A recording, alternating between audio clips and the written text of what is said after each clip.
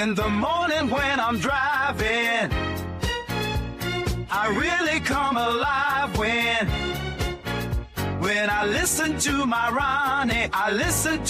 RonyiQ. They are rare and they are few who can compare with RonyiQ. So grab a chair, she's coming through. She's on the air, it's time for RonyiQ.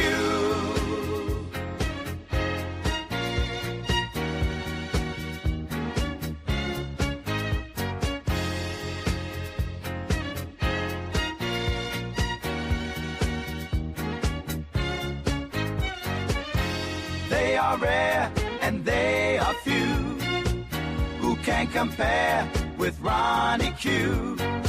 So grab a chair, she's coming through.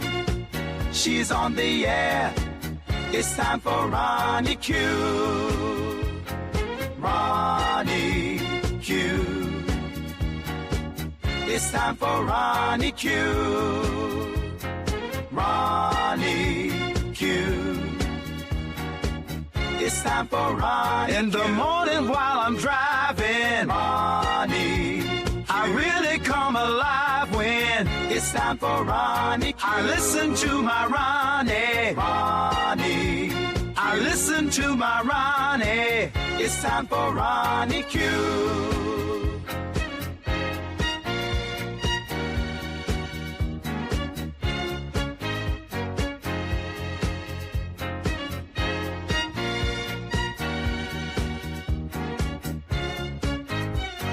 Take a seat and go meet Ronnie. Sweet, sweet, sweet, sweet Ronnie. No day complete without my Ronnie. She can't be beat. Sweet, sweet Ronnie. Grand Rising. Happy Monday. We are in negotiations. Let's get over the hump of these fake negotiations with Iran. Happy Monday. Are the straits open or closed? Open, close, open, close. Red light, green light, go. Red light, stop. Green light, go. Red light, green light, red light. Y'all remember playing that red light, green light when you were kids? That was such a fun game, playing red light, green light. So it seems like that's what Donald Trump thinks that he's doing. He's telling you that he's playing red light, green light, but we are very well aware who is in control of the Strait of Hormuz. Now, the straits were closed after who else? Israel continued to strike in Lebanon. So they closed the straits because, hey, if we have an agreement, the very first thing in the agreement is that they must stop attacking in Lebanon. But no, Israel came out and said, we're not doing that. No, we're going to do what we want. We're going to do what we want to protect ourselves from Hezbollah. Just say the scary name, Hezbollah.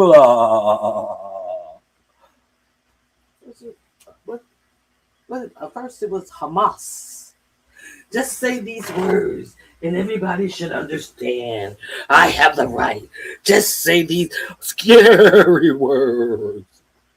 And Israel should always unilaterally have the right to defend themselves. But did they tell you what Hezbollah did to them to have them striking Hezbollah in Lebanon? No, they told you absolutely nothing. What happened was your president, your American president, decided to broker a memorandum of understanding with Iran, and Israel, Benjamin Netanyahu, decided to try to fuck it up. Let's be real clear about what happened. And it isn't fantastic how your news media never tells you that there was nothing that Hezbollah did to have Israel striking them this weekend. When a half an hour after the memorandum of agreement was announced, memorandum of understanding was announced, Hezbollah didn't do anything. Israel unilaterally just struck them because they wanted to blow up any type of peace deal, and they wanted to continue to have us fighting in a war so they can continue to do land grabs over in the Middle East while Americans have to fight and die for it, while Americans have to pay for it. So Donald Trump decided to act like he was going to be tough. He pretended like he was going to be tough with the Israelis, but Donald Trump, in fact, wasn't tough with the Israelis at all. And by yesterday, you had Donald Trump also talking about, well, Hezbollah, they need to do this, and Hezbollah, they need to do that. How How is it that Hezbollah need to do anything when Israel has in, intruded upon Lebanon's land, have millions of them fleeing their own sovereign country? How is it that it is upon the Lebanese to do anything? I'm just curious. I'm really curious how they are trying to turn this into a whole new Palestinian situation. How they are trying to turn this into uh, Israel has the right to defend themselves, but when Israel invades Lebanon's sovereign country, the Lebanese don't have the right to defend themselves. When you bring a tank into my country, into my neighborhood, shelling up and killing people in my neighborhood, I don't have the right to defend myself. When you bring bulldozers, then flattening my neighborhood, my houses, to make sure I can never come back home because I won't have a home to come to. You know, the same shit that they did in Palestine. I would be wrong to try to defend my own homeland. So if I defend my homeland, I'm doing something to you. And then therefore you have the right to defend yourself, but you just flatten my house and you're sitting in my sovereign country, flattening my house. This is what they want you to believe, and you don't hear anyone in our bought media, bought and sold by to Israeli interests, ever question the ignorance that is being spilled out on television. So now you have your president talking about, well, Hezbollah, they need to get in line, and they need to leave Israel alone. But I thought you know why he's saying that today? See, Friday when I left you, if you were with me Friday, your president was saying Friday that Netanyahu, he needs to be more careful when he's going after Hezbollah. He doesn't have to ruin a whole apartment complex. It's a lot of people that live in those apartments, and all of them are not Hezbollah. And I may have to go in, and I may have to get the Syrian leader to go after Hezbollah. But why are you getting in? My question is, why are you getting anybody to go after Hezbollah? What does Hezbollah have to do with you, Donald Trump? He said that he may have to take down Netanyahu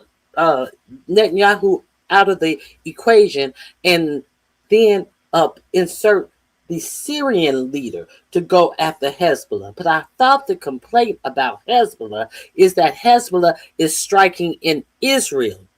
So who is Donald Trump to then change the Syrian government to be the ones to go after Hezbollah? And you know who the Syrian interim president is? A former Al Qaeda leader. Somebody who was formerly fighting against U.S. soldiers. Yeah, a big former Al Qaeda leader who had a meeting in the White House with none other than Donald Trump, since he's the interim Syrian leader, and since the Saudi royal prince vouched for him. He was sitting up in the White House as Pete Kegbreath sits back and talk about all the, fighting that we had to do with the Al Qaeda enemy, and you don't know what it. Pete Kegbreath didn't open his motherfucking mouth. The man who's over the Department of War didn't say a motherfucking word. But this is what's going on. So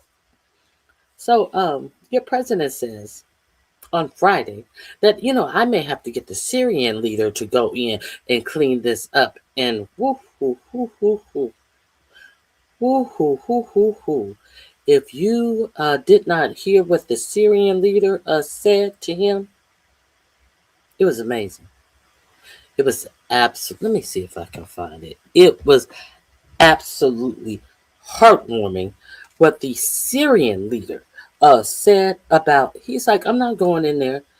He said, we are tired of war in this, because Syria and Hezbollah were fighting previously, and not about anything about Israel, about Syria and Lebanon.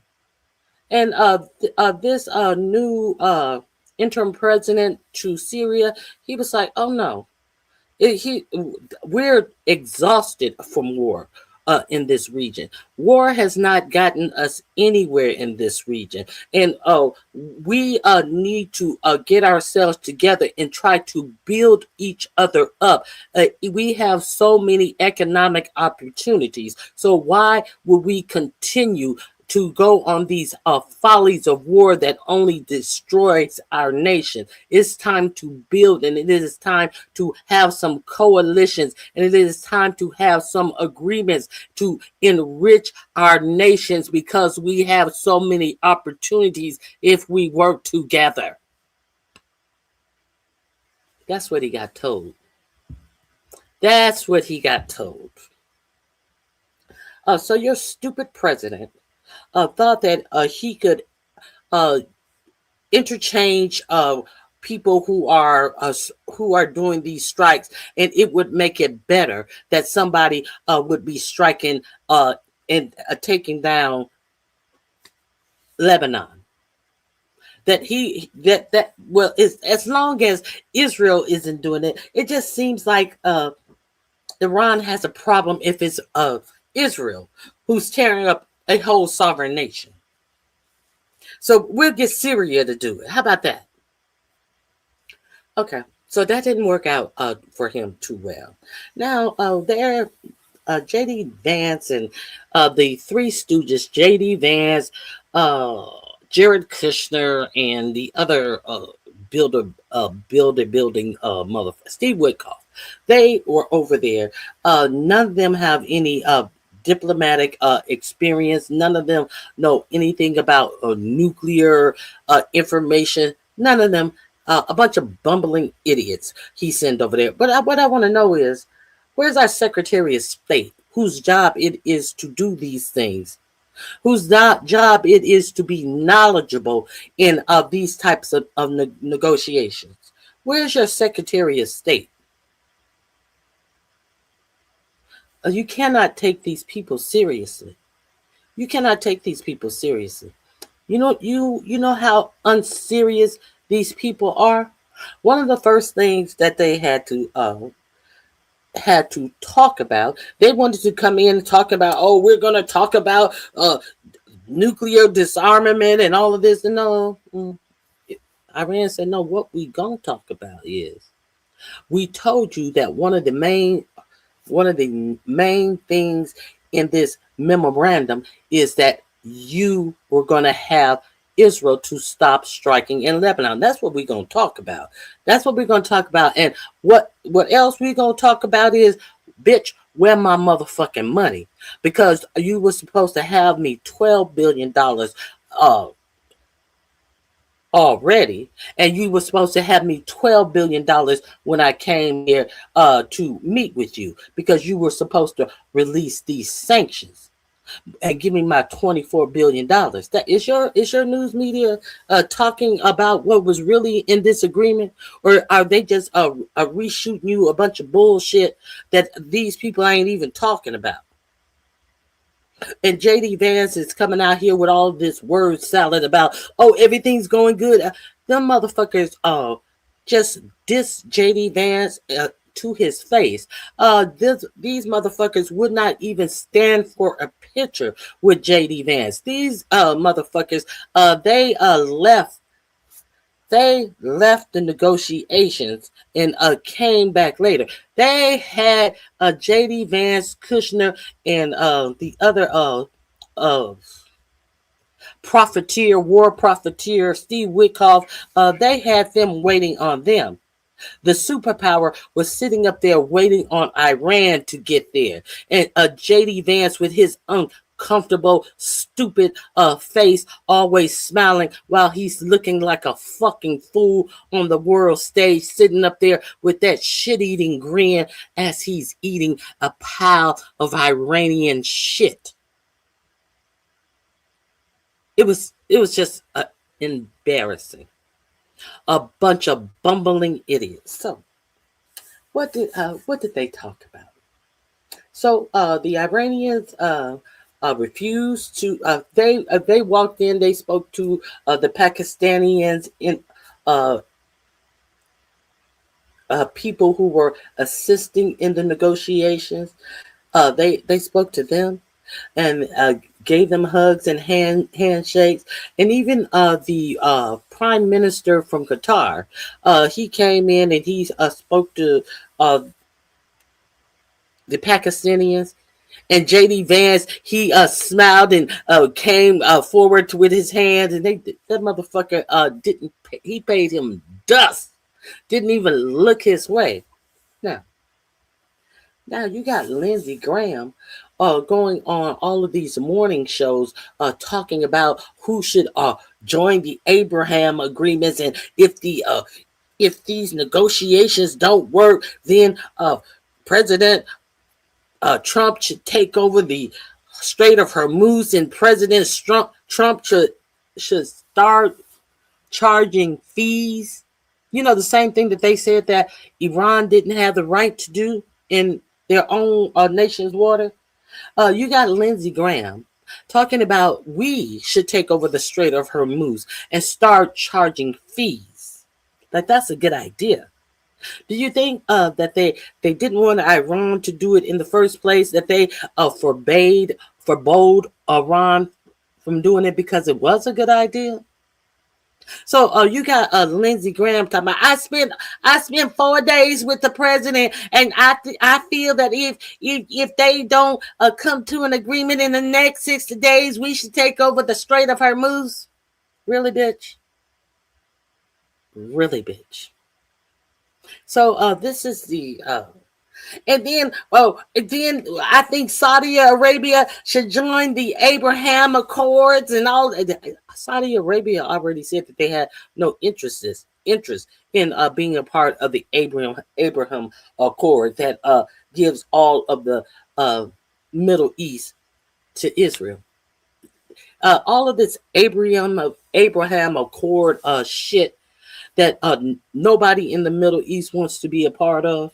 Well, some people, but Saudi Arabia has already said that they're not joining that. Then, what else you had going on over in the Middle East? Then you have Mike Huckabee.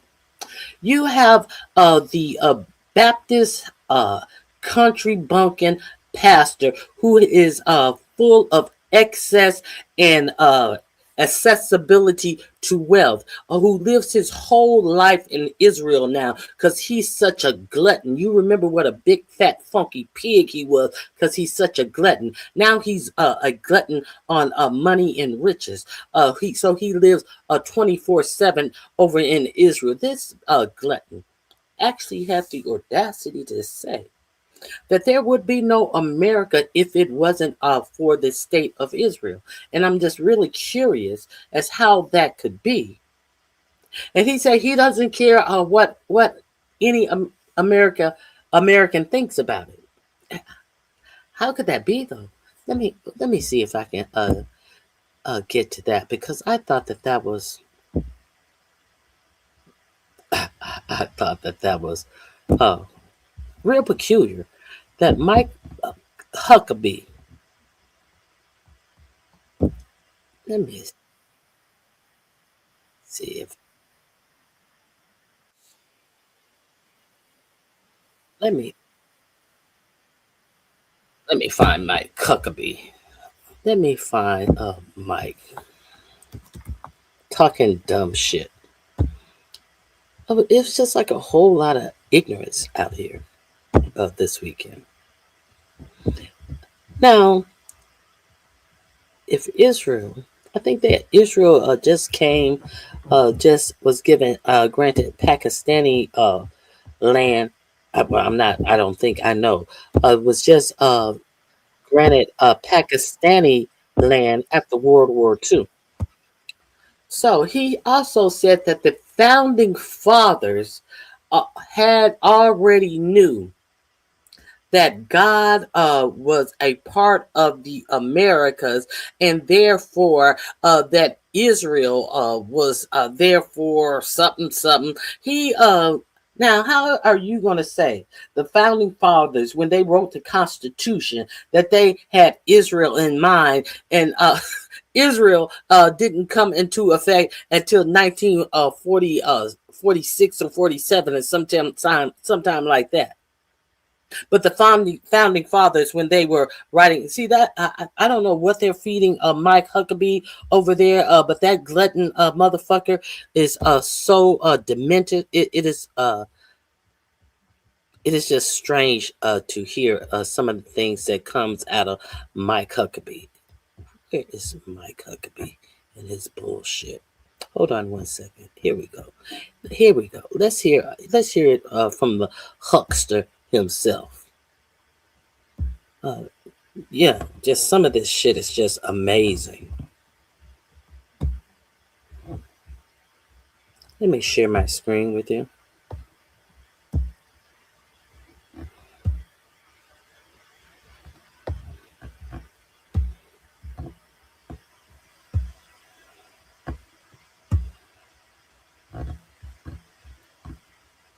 Let me make sure. Here we go. Be blessed. When our founders understood, that's why America exists. Here, let's play this clip. Through you, the world will be blessed. When our founders understood, they understood it in such a way that even in our Declaration of Independence, we made very clear that our rights don't come from government, they come from God. They come from the Creator. And where did they get that notion? They got it all the way back to this very city in Jerusalem. They got it clearly from the time of an unbroken history. Our founding fathers, that they sat down and wrote the Constitution, they understood that our rights didn't come from the government, as they actually wrote what rights the government would have. They understood that they came from God. Let that sink in. He's preaching to you. Of the Jewish people come from government, they come from God. They come from the Creator. And where did they get that notion? They got it all the way back to this very city in Jerusalem. They got it clearly from the time of an unbroken history of the Jewish people having been connected to God and being a light to the world. And I want there to be no misunderstanding. Americans, whether they understand it or not, need to be grateful to God for the Jewish people and the foundation upon which freedom and the sanctity of the individual was founded, because that is what separates our values from the values of totalitarianism and dictatorship. I want no part of that. I like freedom, and the heart, the soul, and the genesis of that came from right here in this land. Let us never be apologetic for it.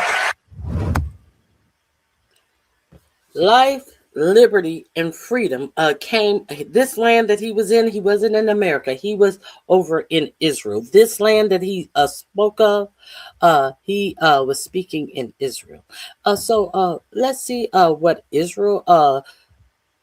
Let's see what Israel has to say about their land and what they plan to do in Syria. Let's see what Israel have to say about that. What does Israel plan to do about Syria as we are trying to make a peace?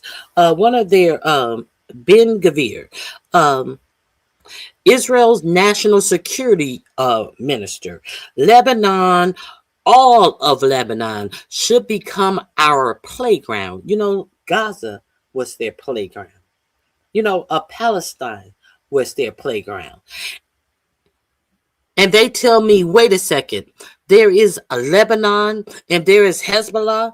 I do not accept this artificial approach. He's saying that there is no sovereign country as Lebanon. There is only Hezbollah. So we should not see the country. We should just see Hezbollah. And we should treat everyone in the country as if they are Hezbollah. Let's be real clear. Now, this is just not anybody who has no power in Israel. He has plenty of power in Israel. Yes. He said all of Lebanon, not just southern Lebanon that they are in now. He said all of Lebanon should be theirs. Okay. So, let me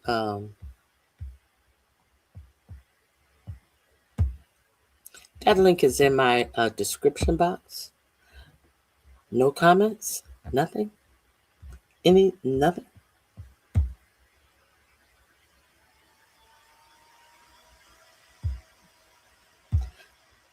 Okay, so let me continue.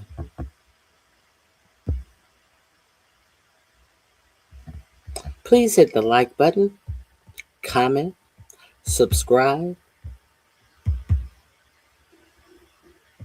If you learned something that you did not know, please feel free to hit the gold button, because my goal today is to give you some information that you may not be familiar with. So if you've learned something new here today, help me reach my goal. Okay, so what else do I want to talk about with you today? Let's see what J.D. Vance feels that he has. Wait a minute. Let's go to what really happened in the Switzerland meetup. Let's talk about that.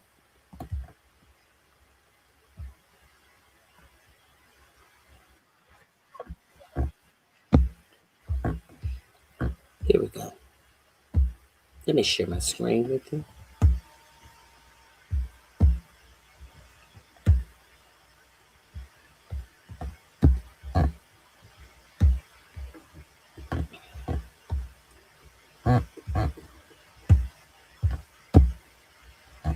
And US delegations came under one roof today. But Iran bluntly snubbed the US Vice President J.D. Vance by refusing to agree for a joint photo op. The deranged occupant of the White House today threatened Iran after the Islamic Republic announced the closure of the Strait of Hormuz. Frustrated by a series of setbacks, this Israeli slave today threatened to occupy both Iran and the Strait of Hormuz. Meanwhile, Israeli terrorists have decided not to commit any more war crimes in Lebanon after Iran threatened to walk out of the ongoing negotiations in Switzerland. This will be the broad focus of my video tonight. Also in this video, Another example of BBC's editorial dishonesty, as one of its presenters makes a desperate attempt to blame Hezbollah for the carnage caused by Israel. So please stay tuned. So Iranian and American delegations came close to meeting face to face in Switzerland today, as both sides began the negotiations to arrive at a peace deal based on the memorandum of understanding that both Iran and the US signed recently. The US side was being led by Trump's deputy, J.D. Vance, while the Iranian delegation was being led by Parliament Speaker Mohammad Baqir Ghalibaf and Foreign Minister Sayyid Abbas Araghchi. The highlight of the event was the Iranian delegation's refusal to share the stage with the American delegation for a joint photo. This was the moment when Araghchi and Ghalibaf entered the room where Vance was hoping to be photographed with the Iranian delegation.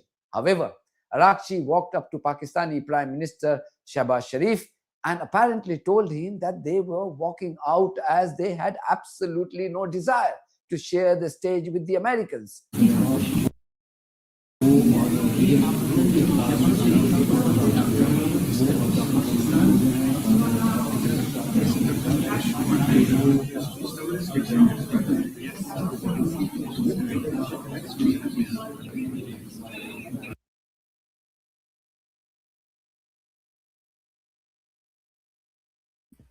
I understand. The reason why they left is because while they are over there trying to get together this peace treaty, you have your president over here telling them they better watch their mouth or he will have them killed in Switzerland, or they will lose their lives and they will not make it back home. Yes, this is what your president was saying this weekend.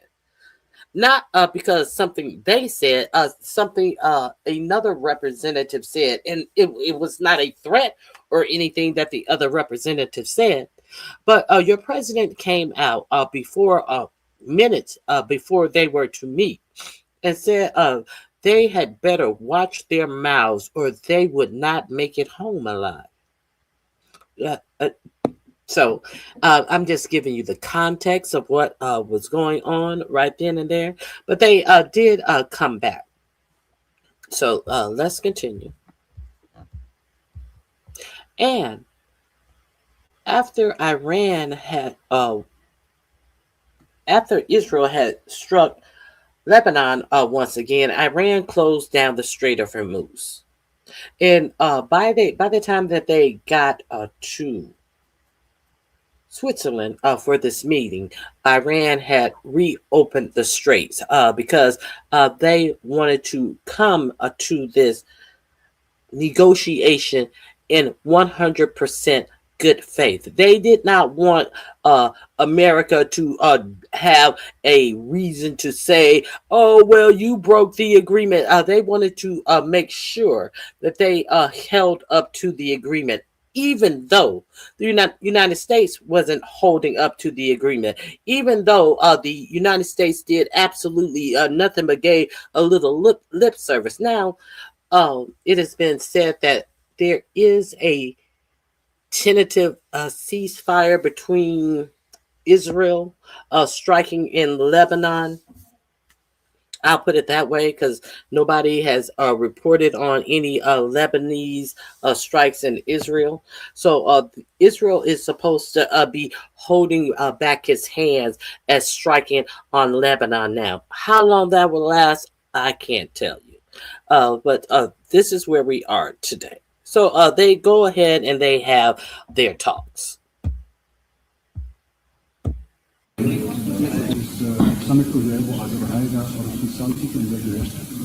So here's J.D. Vance back there. He's in conversations with someone, but he's like they're like a hoe who saw their somebody who they're fawning over, like their secret crush. He's over there chit-chatting with somebody, but he's looking at the Qatar, the Prime Minister of no, that's not the Prime Minister of Qatar. He's looking at the Pakistani emissaries and the Iranian people who have come in, and he's like, hey, what's going on? Where'd they go? Watch JD Vance. He's gonna damn near knock over a woman after the Iranian people leave to try to figure out what happened. How come nobody came to talk to me?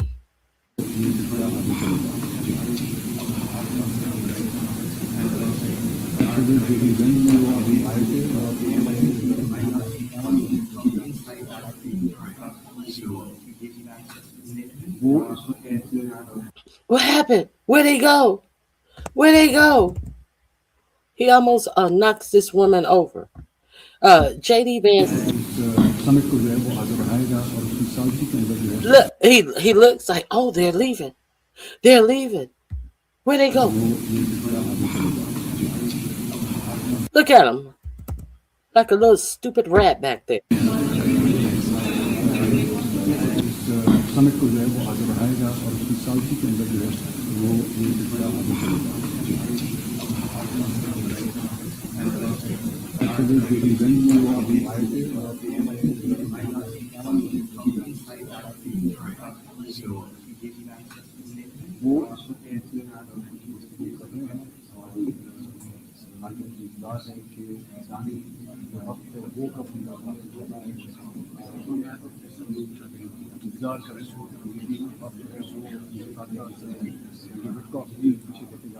This was another video of the Iranian delegation walking out of the venue.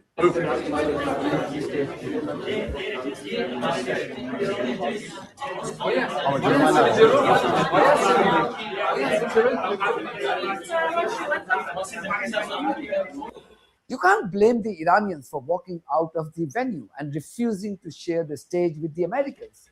While both sides may have signed the MOU, the US has simply failed to rein in its bloodthirsty Israeli masters in Lebanon, where these human devils have slaughtered more than 50 innocent civilians in the last 48 hours alone. But the Israeli lapdog from the White House was today threatening Iran by using insane language, such as he will occupy Iran and capture the Strait of Hormuz and even steal 20% of the oil flow through this waterway. This is what he apparently told Fox News, his favorite TV channel. Yeah, hey guys, good morning. I just spoke with President Trump for more than 20 minutes, and he gave some new insight and reaction about the ongoing talks that are taking place in Switzerland and the threats coming from the Iranian regime. President Trump telling Fox News that the U.S. may take over the strait in the future if they have to and collect tolls. The president described this as the United States being the guardian angel of the Strait of Hormuz and the Middle East. The U.S. may take over the straits and take a toll, and that they're going to be the guardian angels. Listen, if you don't see this for what it is, this is a administration that is lawless. This is an administration that is looking to profiteer off of every fucking thing that they can. Everything that they can. Whom do you think it would benefit if there was a tax on every ship that came out of the Strait of Hormuz? This illegal tactic that he was speaking of. At whose benefit?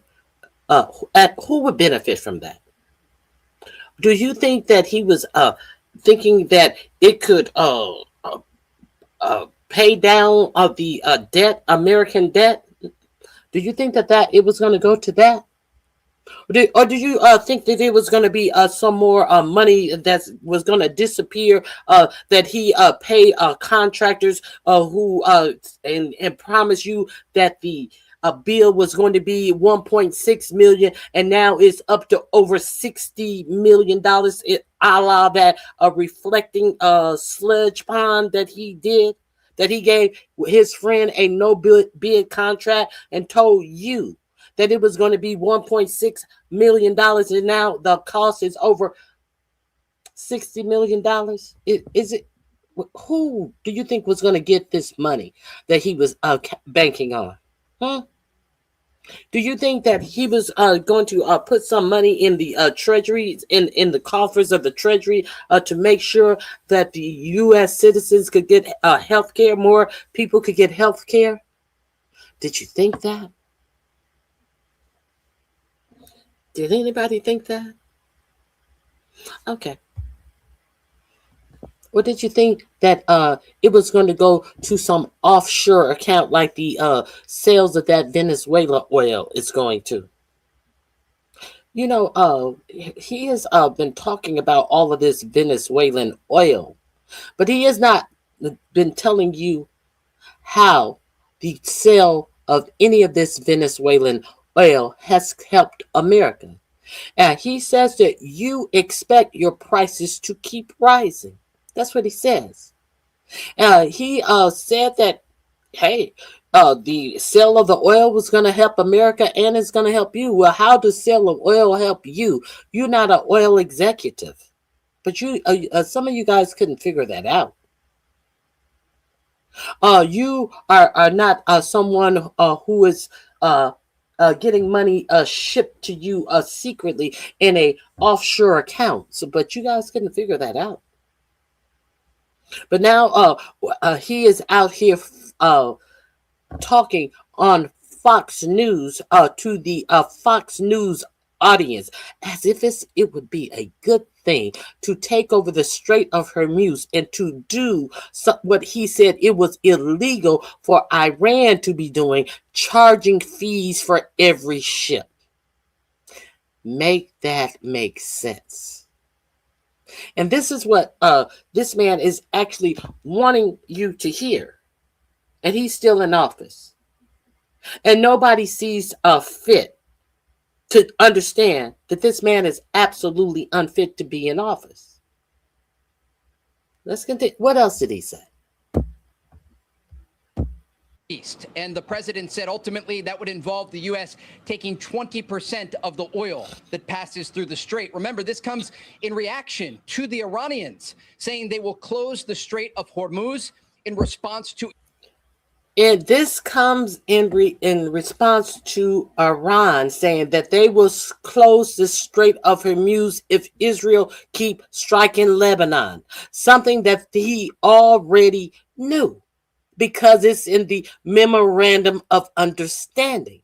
But instead of telling Israel to stop striking in Lebanon, what does he do? He do the same thing that got us in this war in the first place, because Israel told them that they were going to strike Iran instead of telling Israel, no, don't strike Iran because they're going to start striking our interests and it's going to be no. They've said absolutely nothing to Israel. But then he wanted to get tough with Israel. When was that? Friday or Saturday? And says that we pay for 2/3 of the bombs that Israel use, and there wouldn't be no Israel without us. But I can't tell, Donald. If you can come out of your mouth and say that we pay for 2/3 of Israel bombs, why are we still doing it? Why are we still doing it? If if Iran has a well understood, a written out memorandum of understanding, why can't you understand this memorandum? That the first thing is that Israel must stop striking Lebanon. Why is it hard to understand that a sovereign nation should not be obliterated at will behind people invading their sovereign nation, claiming self-defense as they tear down their whole nation, when there's no reports of the same being done to Israel? How is that? I'm very curious, because this is a whole lot of bullshit that your media don't question none of it. Your media always framing it as Israel has the right to defend themselves.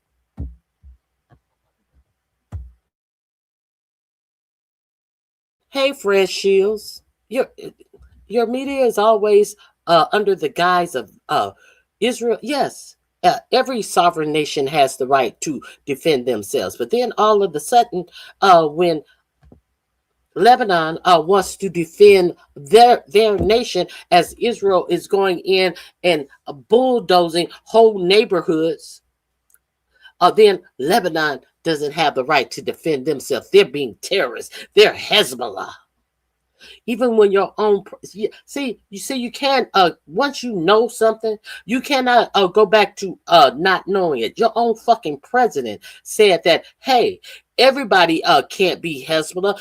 You can't bomb whole apartment buildings because all of those people are in those apartments are not Hezbollah. But up until then, everybody wanted to believe, oh, they hide behind civilians, and they go into populated areas where civilians are. And what do they tell you about the big military installation that Israel have in Tel Aviv? Is that hiding in the population? Is that what that is? But they want to tell you to everybody else, oh, they're doing the unthinkable. They're going into a populated area. So therefore, we can't tell one from the other. So therefore, we have to act as if 3, 6, 9, 1-year-old children are Hezbollah. But your president finally said the true part out loud when he was mad that his peace deal was about to get blown up. He saw his way out of this bullshit that he put himself into, following behind Netanyahu and his they're about to have a nuclear weapon. Then all of the right wing got upset with 45-47.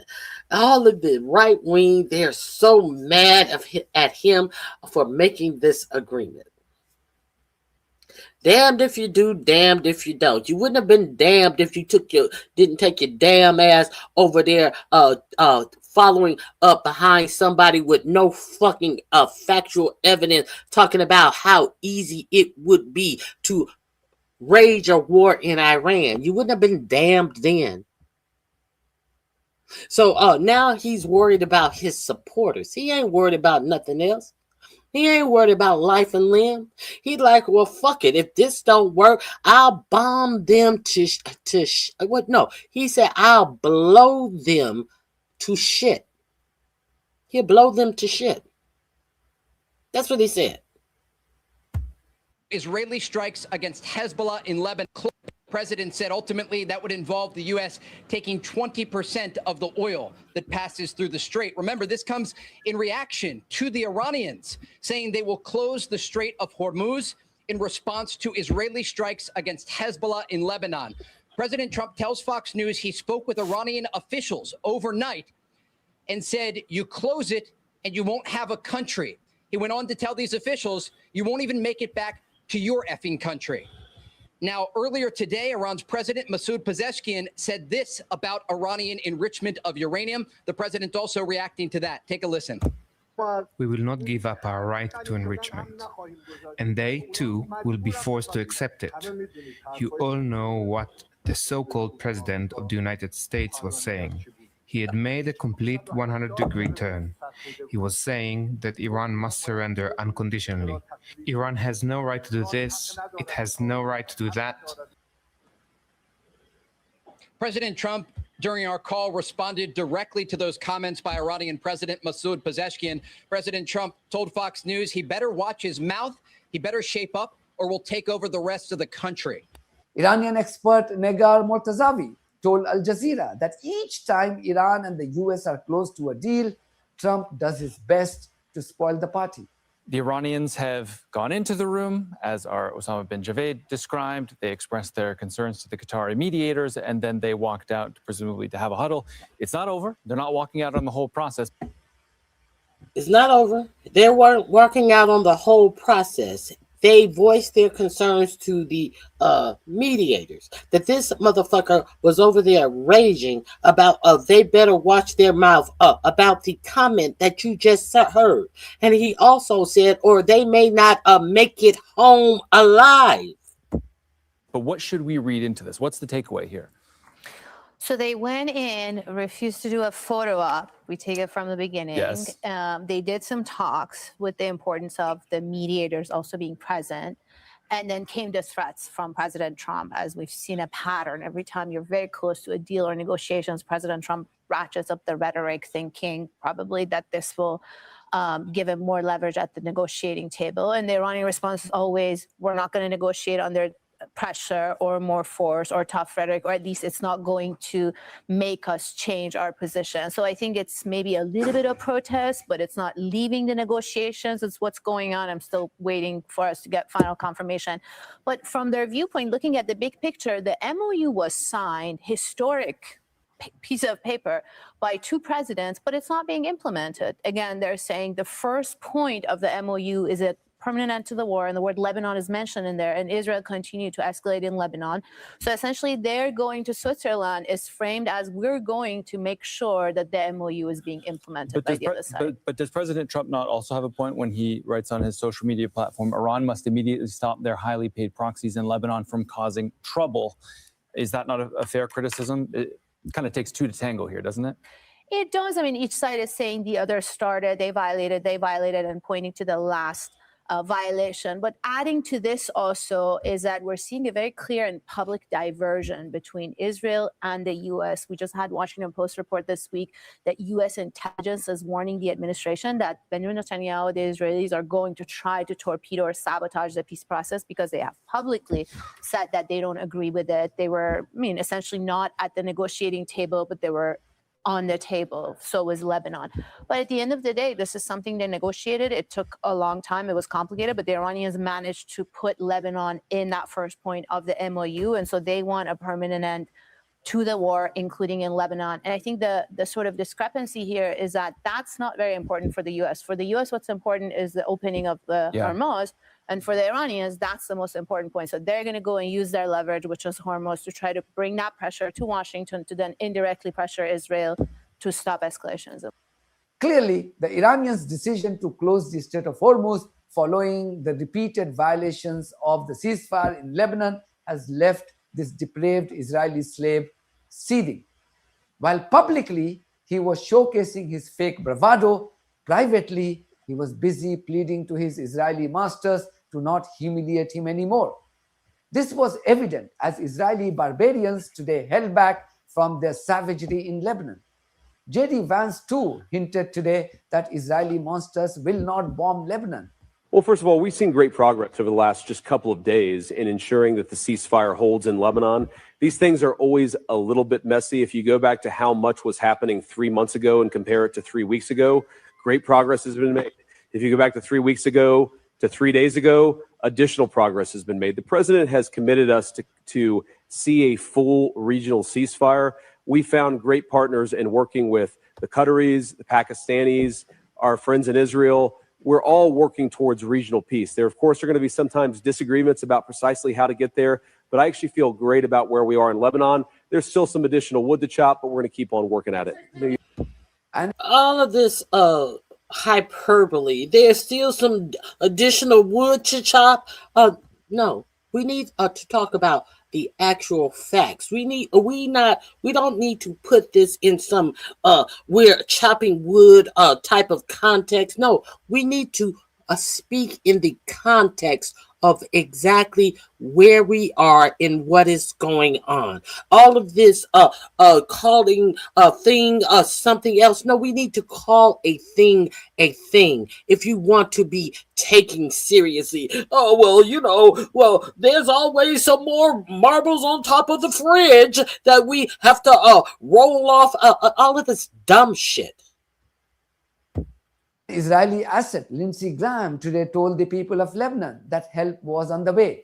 The same way Trump's help arrived for the protesters in Iran in January.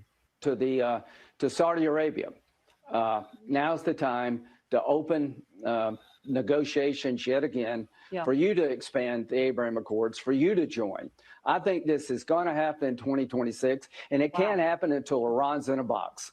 If we get a deal, Iran will be in a box. If we don't get a deal, Iran will be in a box.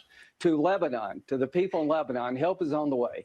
Hezbollah has been terrorizing your country for a long time. That's about to end. Senator, I have other questions. If the US media was driven by... Didn't they tell Iran that help was on the way? And all they did was give a bunch of guns to the Kurds, and don't even know if the Kurds dispersed the guns to the Iranian people, or if the Kurds just kept these guns. Didn't they?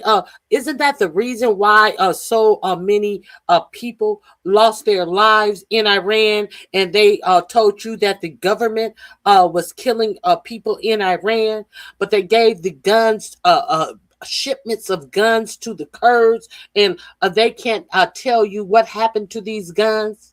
But they want to tell you that the Iranian government killed. First it was 30,000, then it went to 35. Now it's up to 50 or 60,000 of their own people.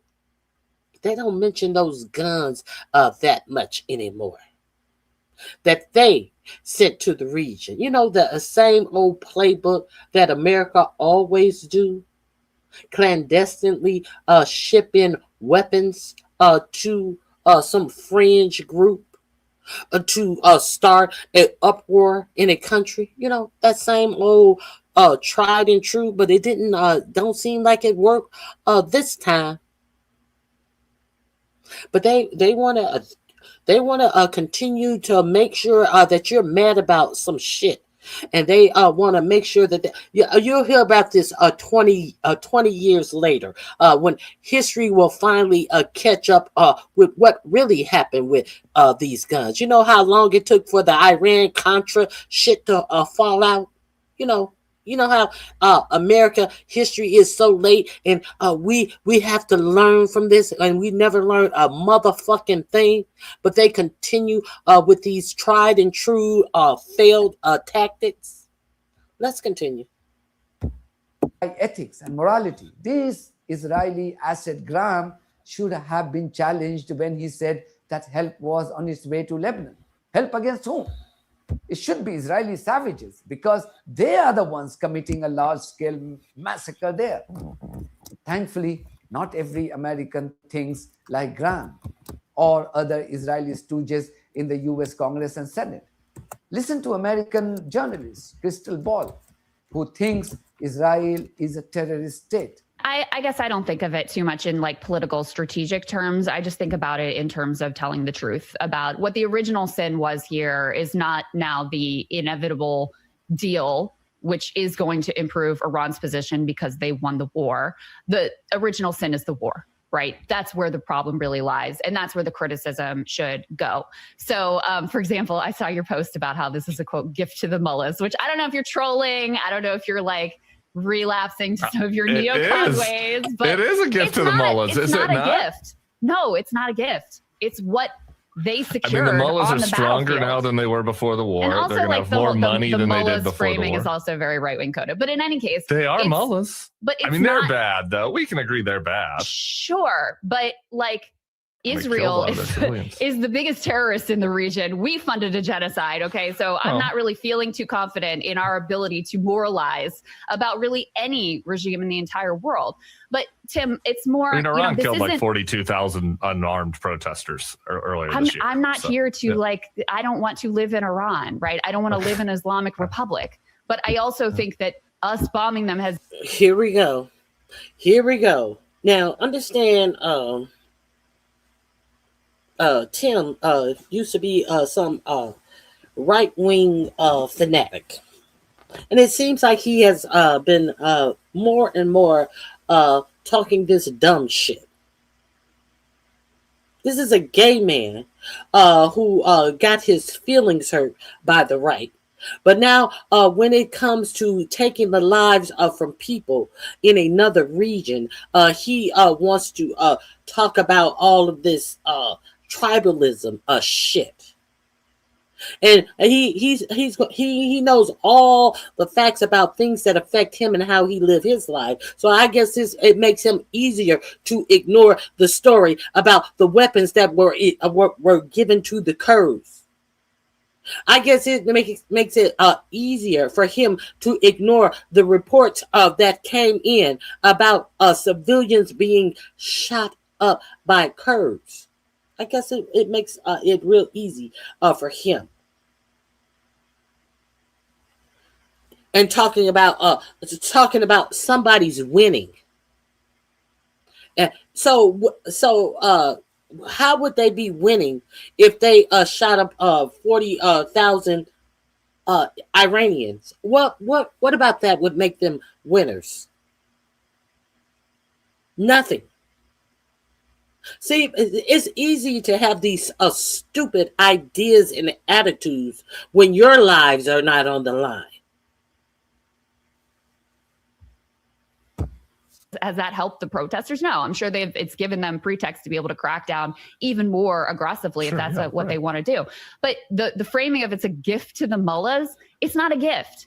They won the war. This is what is going to be required to end the war. Is it a disaster? Of course. But the disaster comes from starting the war in the first place. Really, the disaster comes from getting out of the JCPOA to begin with. The root cause of the insane and wild reactions of Trump and his Israeli boss is their inability to digest the defeat at the hands of the Iranians, both militarily and on diplomatic front. Retired American Colonel Douglas McGregor thinks that the current conflict has led to the rise of two superpowers in the region, namely Iran and Turkey. The two powers that are going to emerge from this war and will dominate the Middle East for decades to come, maybe longer. One is Iran, there's no question about that, and the other is Turkey. They are not the same. They are very different people, very different states with very different histories. And I spent many years of my life visiting Israel back and forth, and I tried to tell them on more than one occasion, you're barking up the wrong tree, as we say. Your existential threat is not Iran. Iran, Persian civilization, the Persian world and Persian culture, those things aren't your enemy. You've got a real problem further north and to the east, and that's called the Turks. They're very different. This is a resolutely martial people of great courage who are innately inclined to fight. These are natural soldiers. I mean, I've seen them, and I had the good fortune to work with the Turks. I think the world of them militarily. They are great people, but you do not want to go to war with them. In Iran, you're dealing with someone who is rational. Whether they like to think so or not in Israel, they are. They will coexist with you. You can talk to them and do business. But if you provoke the Turks, it's a fight to the finish. I don't think President Trump wants to be involved in that. And the frustration is being witnessed everywhere in the American media. Just watch this analyst on the ABC. We give the president all the credit in the world for the June bombing of the nuclear sites. But now we get to February. He tells us this is about regime change, unconditional surrender, eliminate the nuclear threat, and eliminate their missile capability. That's what he tells us. He then does 5 weeks of war, less than what the Pentagon wanted him to do, and then he stops. And he stops and fills the air with a whole bunch of empty threats. I think they should have ballistic missiles. If everybody else around them has missiles. Y'all forgot about that? We have to make sure that they have no ballistic missiles. Y'all remember that? Well, I think that they should be able to enrich a little nuclear energy for energy and things like that. They can have no nuclear weapons for energy or anything else. Y'all remember that?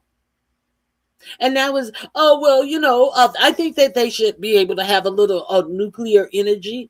We are going to go in and we are going to get all of the nuclear dust. Well, nobody knows where the nuclear dust is. And, no one has the equipment to get it. Maybe China and stuff, but, nobody knows. There's nothing you can do with it now. You notice the before arguments and the after arguments that has come from your president. All of these were quotes from your president as he spent billions of dollars a day in this fool's errand for Netanyahu. About when he's going to restart. Then he gets to the point where the Iranians have him in a corner because of the economic calamity that's caused by something that apparently his geniuses in his national security team didn't anticipate, that they would close the Strait of Hormuz. How they didn't anticipate that, John, I don't know. So now... let's be real clear. They did anticipate it. These 4-star generals, they did anticipate it, and they were quickly fired by a idiot named Pete Kegbreath. Those 4-star generals that lost their careers behind a drunken lick ass fool, Pete Kegbreath. Yes, but the you can't just blame Kegbreath, because who chose him to be over the whole motherfucking military in the first place? You got to blame them all. What they say,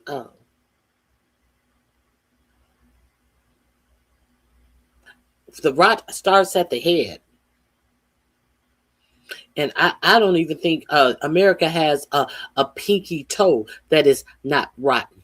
The rot is all the way from the head to all 9 toes. It may be a toenail on the left pinky that has yet to rot when it comes to the rot of America under this administration. In less than 2 years. That's just my opinion. He has to make a deal because he feels the economy in the United States crumbling beneath him. And what's he do? Yes, the economy is most definitely. Now, I have been telling you, if you have been watching me, has been estimated that all of our oil reserves, the extra oil reserves. I hope you have some extra water reserves. I hope you have some extra power reserves. If you're watching on your phone, go over and watch on the regular channel, because I always tag some things that you may need for your survival soon. I just cannot stress to you enough how prepared rich people are for the next coming months. But y'all always, some of you always want to emulate rich people, but you don't want to.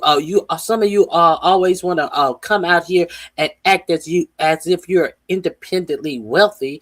But when a certain class of people feel like look at me, look at what I got. I want to brag about it. I don't want to tell you where I got it from, because Lord forbid you get the same thing. That's niggerism. That's some nigga shit. That's some niggerism shit. That's some you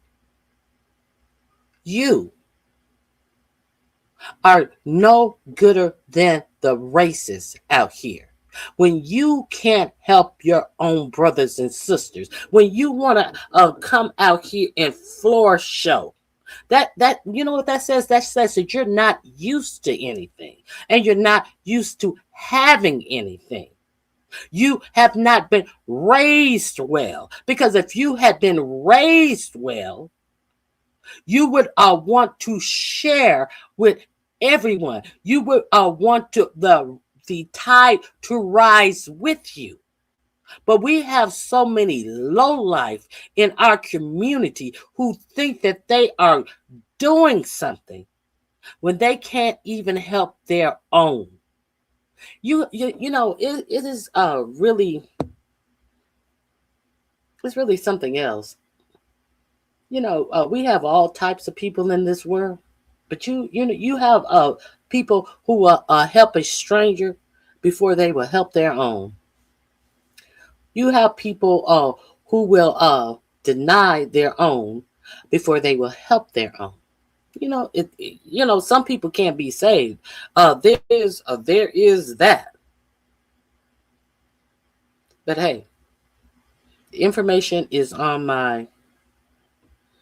I can't put the tags on if you're watching me on my phone, but go over there and please make sure you are preparing for a rainy day. Make sure you are getting you some food supplies, medical supplies, some serious medical supplies, tourniquet, some personal safety supplies, some clean water supplies, some sanitation supplies. It's about to get hectic, in my opinion. And hey, if it's not going to about to get hectic behind that, the way that they have peeled back all the EPA rules and regulations, it's going to get hectic via our weather systems. So you'll always be. If you stay ready, you ain't got to be ready. Stay sugar free. He gives them the option of opening or closing the Strait of Hormuz based upon their interpretation of whether they have to work it out with Oman. Right. Us and Israel are complying. Us and Israel, not a party to the agreement. He gives them a $300 billion bribe offer. He unfreezes all of their assets. He gives them their oil profits back, which is $35 to $50 billion a year. On top of it, he doesn't prevent them from charging service fees to go through the strait, which JP Morgan says could be $60 to $90 billion a year. And now to end where you started, he hands over the negotiations to a naive and inexperienced vice president and two other guys who would be better buying you an office building in Alexandria than negotiating this. And let me say this, he's gone from America first to Iran first. All right. Meanwhile, Turkish foreign minister. And we do know, and we already know, that Jared Kushner is a proven slumlord. Let's continue. Hakan Fidan says that technical issues remaining in the recently signed MOU may not be quickly resolved, and cautioned that the illegal settler colony of Israel could try to derail the process. I will now leave you with a video of a recent BBC broadcast. A BBC presenter was interviewing a former Lebanese diplomat, Tracy Chamoun, on the recent Israeli violations of the ceasefire. This video is another proof of just how rogue the BBC has become. It's no longer a serious news organization. What is horrifying is that this rogue organization is not even pretending to be impartial. The settler colony, the illegal settler colony of Israel, is violating the peace deal in Lebanon by bombing and massacring civilians. But according to this presenter, Hezbollah and Iran are to be blamed. Well done to this extremely eloquent former Lebanese ambassador for destroying this BBC Muppet. You wouldn't regret watching this video. Lebanese ambassador to Jordan and the second woman ever to see Lebanon's presidency, and she's speaking to us from Beirut. I was interested that the statement that came from Iran, Tracy, talked about a flagrant breach of the agreement because Israeli soldiers were 10 miles inside Lebanon. But you could flip that on its head and say that Hezbollah, supported by Iran, was undermining the sovereign government of Lebanon. I wonder what you make of Iran's role in this. Before we go there, I just want to point out, as I'm in Lebanon, that Israel has violated this ceasefire already numerous times. They started at... Okay, let's be real clear. You need to hear the setup of the questions and him never acknowledging that Israel is the aggressor in all of this, and Lebanon is protecting their sovereign land. 408, the ceasefire having gone. I wonder what you make of Iran's role in this. Before we go there, I just want to point out, as I'm in Lebanon, that Israel has violated this ceasefire already numerous times. They started at 408, the ceasefire having gone into effect at 4, and now recently they've also just carried out a series of airstrikes on southern Lebanon, the Nabateeh region. And also they've made it very clear that the military spokesman has said that they're still reserving the right to defend themselves where they see appropriate. Now, this is the clause that got them into the trouble from the start. So I don't know how they're going to abide by this ceasefire if they're reserving for themselves the right to attack and strike at will still. Right. But does Iran have a role in keeping the peace in Lebanon? Well, I think Iran is a deterrent right now. So it's putting pressure on Israel by threatening to strike Israel every time Israel escalates in Lebanon. And it also is, tied into the larger negotiations, which are being held up by Israel's aggression and continued airstrikes and attacks on Lebanon. And I think also, so it's your point of view, is it, that as long as Israeli troops stay in that buffer zone below the Litani River in Lebanon, then it's going to be very difficult to see how this latest version of the ceasefire holds? Okay, let me clarify there as well. They're no longer just below the Litani River. They've taken extensive terrain further north of the Litani River towards Sohmar and the area of Nabatiye. So when they're talking about the security zone and the original 8 kilometers, they're now 20 kilometers inland. And so when they're saying they're going to stay where they are, they're kind of misleading everybody. So are they going to pull back to the original security zone, which has already expanded because they put out a new map yesterday showing the expansion of that security zone? So it's very unclear, and I think it's deliberately unclear. But it is fair to say as well, I take your point on the Israeli role in this, but it's also fair to say that the weapons Hezbollah are using have historically flowed from Tehran. They've historically flowed from Syria, certainly the funding has come from Tehran, but all these armies are funded from somewhere. Israel is funded by America, Hezbollah is funded by Iran. So it's not a road anybody really needs to go down right now. We know who the protagonists are. We know who the players are. And the most important thing now is that they get, serious about applying the ceasefire. And Israel so far has violated it, even before it starts. And then they will blame Hezbollah, and Hezbollah is actually reacting. Let's hope this time that Iran has put enough pressure on Hezbollah that they don't react, and that it becomes, unilateral, and at some point Israel has to stop. We'll see in the coming days here in Switzerland what the ceasefire means to this negotiation, but what does it mean for your separate negotiation with Israel? Because President Aoun would hope that they could advance that and the Lebanese army could move south and take these positions from Hezbollah. How likely is that? Well, I think that if Hezbollah agrees, Hezbollah has always said that if Israel pulls out of Lebanon, then they're willing to sit down with the Lebanese government to negotiate a national defense strategy regarding their arms. In the larger scheme of things, this big deal between Iran and the US was very important to put the spotlight on what was happening in Lebanon, because this fighting has been going for months and nobody has been able to put any brakes on it at all. The secondary negotiations, which the president is going to undertake in Washington, are also important if the Israelis pull back. If they pull back to the border, or at least the security zone, then you have a starting point to negotiate. And also if they abide by the ceasefire, a comprehensive ceasefire. If they don't, then there's nothing to negotiate. Tracy Shamoun, really important detail. Thank you very much indeed for your time this afternoon. We've had correspondents from other networks. The world's media is here in Switzerland coming over saying, what does all this mean? I think there is a lot of confusion at the moment as to what it does mean for the negotiation, but we'll continue to watch. This is BBC News. Oh, he's confused. That's it for me. Thank you very much. He's confused. I think there's a lot of confusion. What you confused about? I think she spoke plain English, but he thinks there's a lot of confusion. If they go back to this alleged buffer zone, why is the buffer zone always inside of another sovereign country's land? How come the buffer zone isn't a buffer into your own land? Why is that never the buffer zone?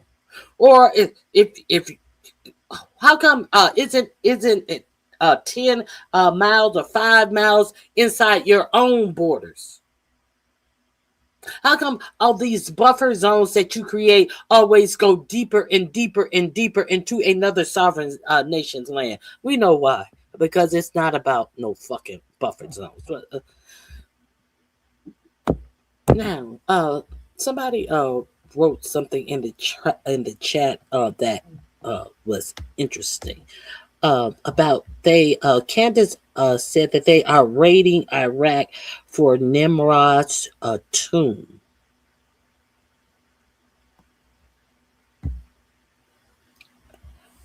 No, I didn't see that. I'm gonna have to check that out.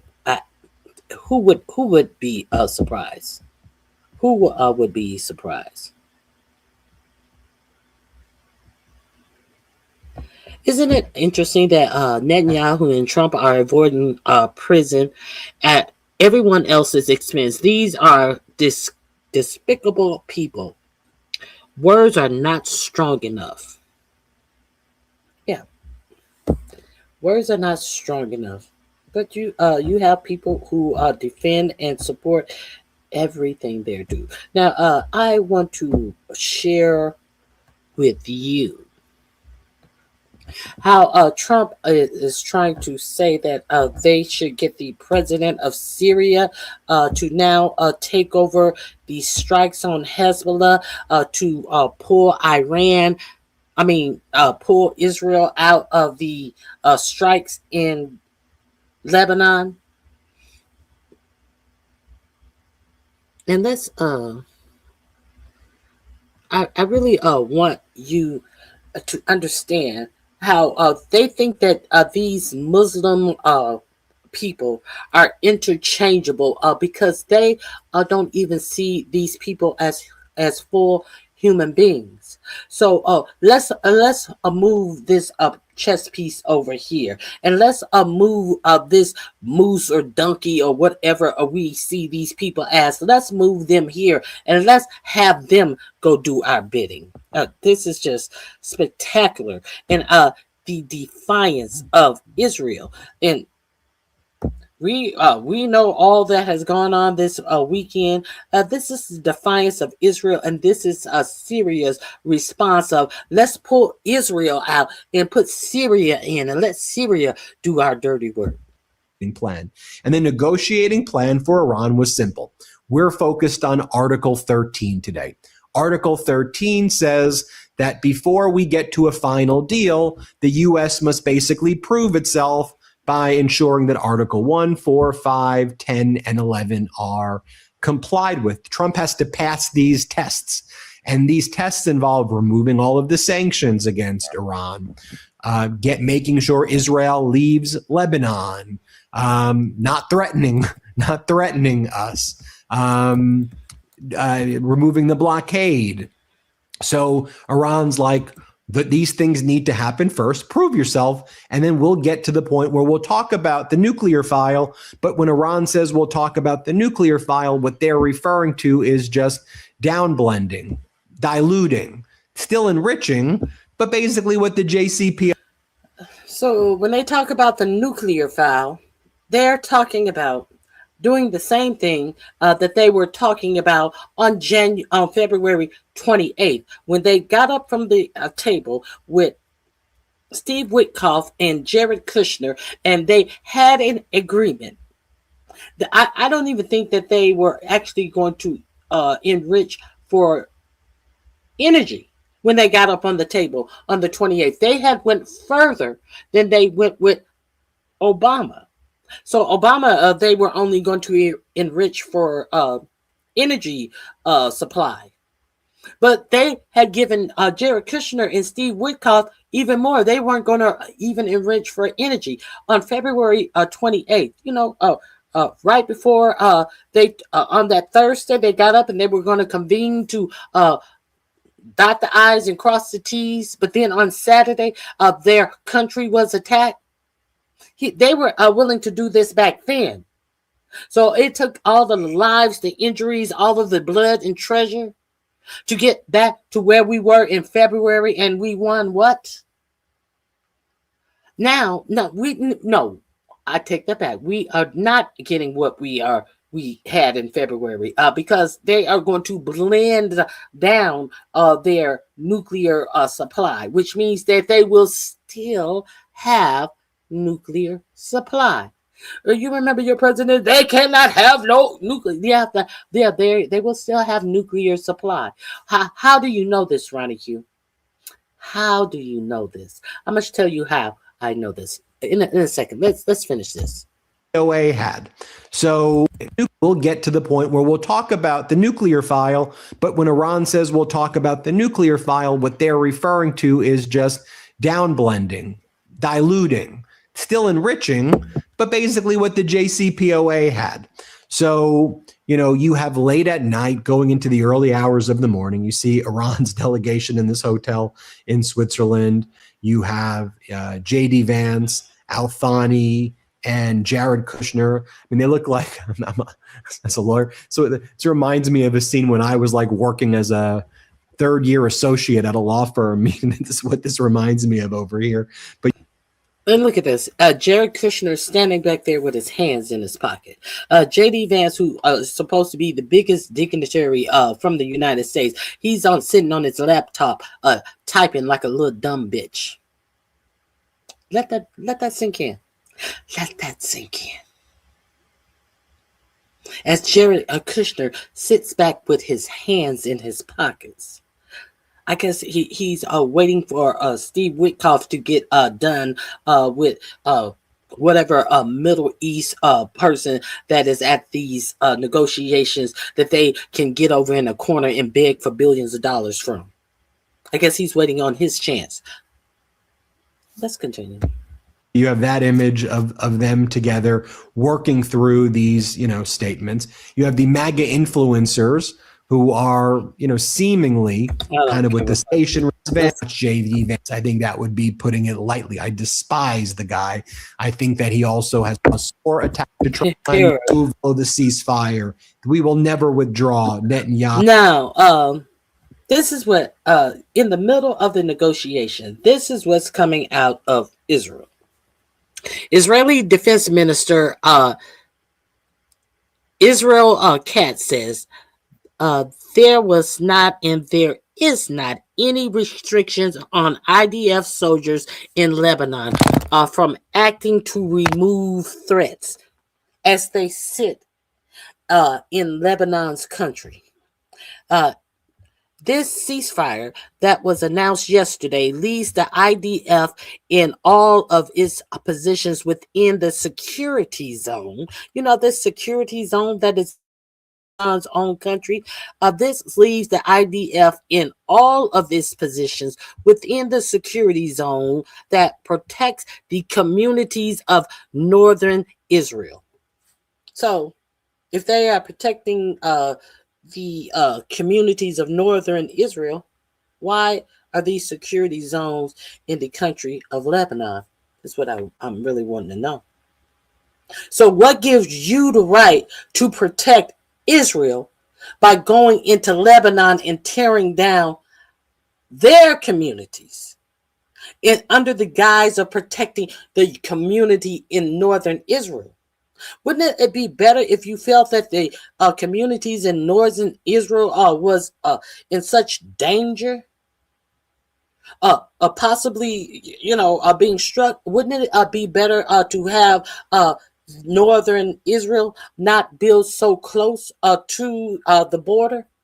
But you're going to go on the other side of the border and tear their community down and say that you're defending northern Israel. This is what the Israeli defense minister says. This is as Netanyahu and I have made clear, Israel will not withdraw from the security zone in Lebanon. Not on the border, in Lebanon. This is what I wanted you to see what they are saying. And I already showed you this Ben revere. Israel national security manager said, Lebanon, all of Lebanon should become our playground. All of Lebanon should be our target. And they tell me, wait a second, there is a Lebanon and there is Hezbollah. I do not accept this artificial approach. He said Lebanon and all of Lebanon should be our playground. He finds this is what turns him on. This is fun for him. This is a joke for him. He wants all of Lebanon. And they want you to always remember the Holocaust. These are the same people who want you to always tear up about what happened in the Holocaust, which is so ironic. This is the shit that is so ironic that they come out and say these things, and their own people are not repelled by the fucking ignorance of these comments that comes out of their mouth, knowing what happened to their own people. But it is estimated a damn near 80% of the Israeli people are in support of what's happening. Okay. Now, here we are. Here is what the Syrian president, Ahmad al-Shara, says about Lebanon. When your president says that we should have him do the strikes in Lebanon. Courage that if we wanted to, he gave a very dignified and responsible interview. I mean, and here's what he said. We have enough courage that if we wanted to enter a conflict of war, we would say so openly in Syria. We intend nothing but good for our people in Lebanon, and we wish them nothing but a happy life. Syria's role is purely a positive one, defined by Lebanese and Syrian interests over the coming years. Many wars that stumble or fail to achieve their full objective and results end with both sides celebrating victory. In my view, all parties lose in futile wars. From the very beginning, this war contained many mistakes, referring to Trump's invasion of Iran. Whether in its objectives or in its foundation and formation, we never encouraged it. On the contrary, we worked to prevent it and to keep negotiations alive because the region has paid a heavy price for wars. Why is Lebanon always forced to choose between civil war and an Israeli war? Why can't there not be a third option? Let us search for a third option and reach an agreement with Lebanon to move beyond the current crisis into a stable environment, especially now that the Syrian situation, which for years was a major pressure on Lebanese politics, has changed completely. I believe that Hezbollah's decision to enter the Syrian conflict was wrong. And I believe that everyone realizes this, including the party's own constituency and even its leaders. Many perceptions can be mistaken and lead people to make wrong decisions, but entire nations end up paying the price. I believe there is a deep Syrian wound that is still alive today. People are still searching for the bones of their sons in the streets, in burial sites, and in mass graves. The party participated in this major crime that occurred in Syria. But we do not want Lebanon to fall into what Syria fell into in the past. The consequence of wars and conflicts are bloody and devastating. The time has come for the region to move beyond wars and conflicts and turn toward development and reconstruction. And we possess the tools to do so. So we're trying to build economic links, not military ones with Lebanon. Historically, Beirut has been a maritime gateway of Damascus, and Tripoli has been the maritime gateway of Homs. Syria is now becoming a strategic regional and international hub linking east and west. The Mediterranean coast has become extremely important for trade, supply chains, logistics, and Lebanon should benefit from this reality. We have already tried the military path and witnessed its disasters and tragedies. Let us try the economic path instead. We have a deep problem with Hezbollah, but we do not want all of Lebanon to die. We want to solve the problem of Hezbollah while keeping Lebanon alive. If the need arises for us to sit with Hezbollah, I believe in dialogue, yes. Even between opposing parties, dialogue should remain open and continue even during war and conflict, because the alternative is war. Today, the situation in Lebanon requires joint solutions, and it is entirely possible to rely on Syria in the search for security path toward a solution. But this does not mean war, nor does it mean a return to the previous image of Syrian tutelage during the former regime era in Lebanon. Rather, it means supporting the Lebanese state, strengthening its institutions, and building channels of communications among the political parties and active forces in Lebanon, including Hezbollah, in search of a security solution that everyone can accept. It's really smart language right there from Syria. And while he was saying that, pay attention to what was going on yesterday as well, where there was a meeting in Cairo, Egypt, where you had Egypt, Turkey, Saudi Arabia, and Pakistani foreign ministers meeting together, calling for the rapid conclusion to the next phases of negotiations in Iran, while stressing that regional concerns must be taken into account. As Babak Fahad, who's a great reporter, says, the message is subtle but significant.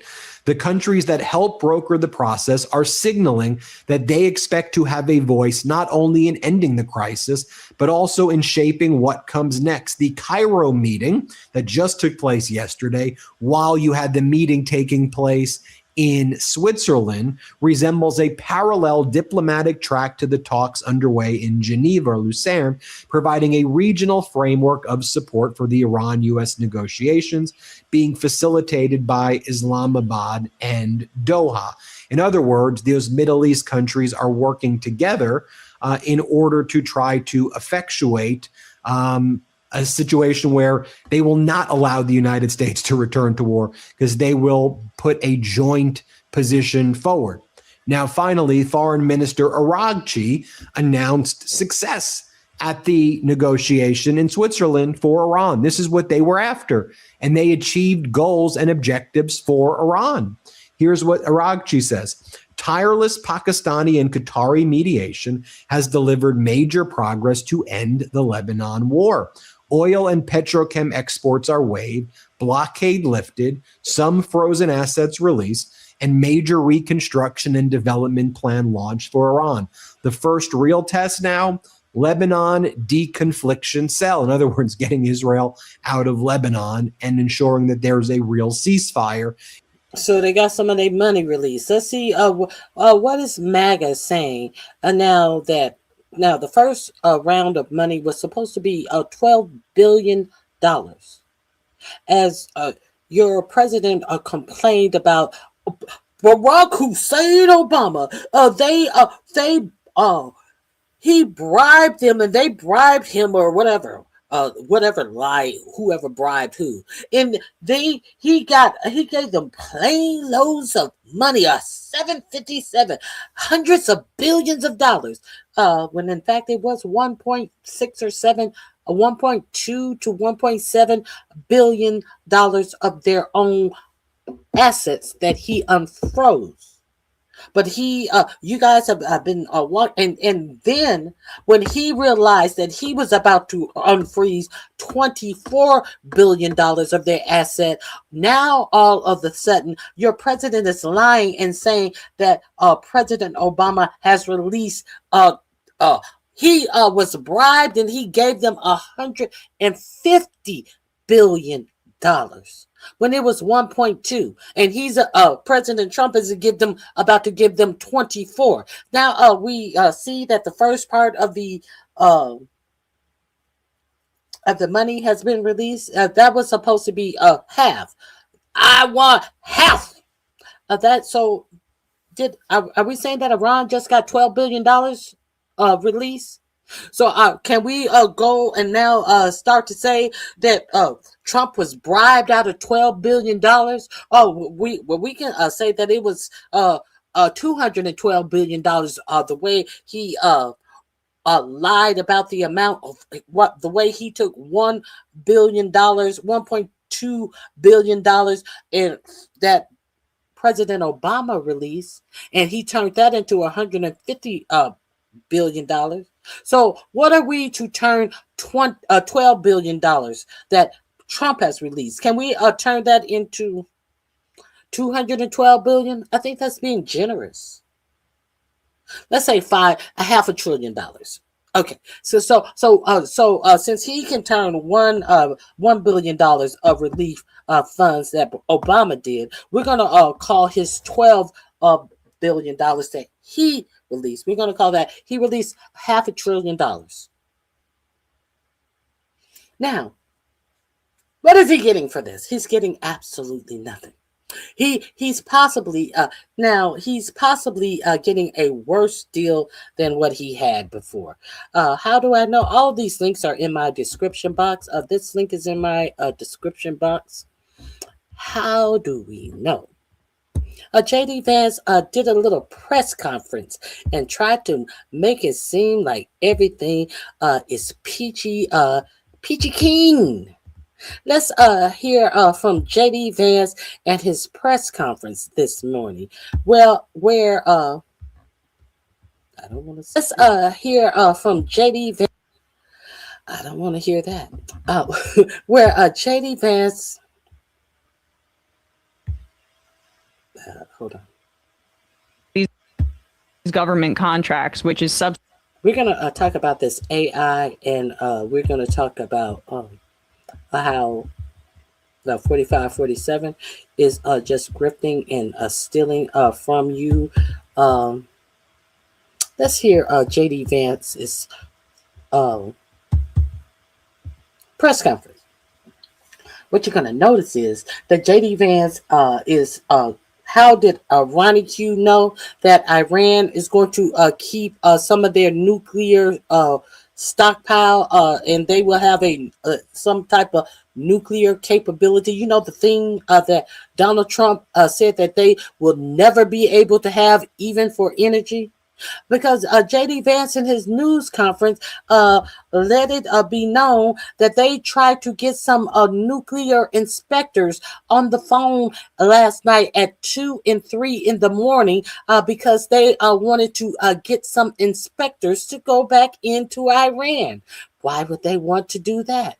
Because Iran had already told them that, hey, no, we're going to continue to produce our nuclear energy for actual energy. You know, the same thing that they were doing before President Trump tore up the JCPOA in his first term, where they were enriching nuclear energy and had the inspectors coming in.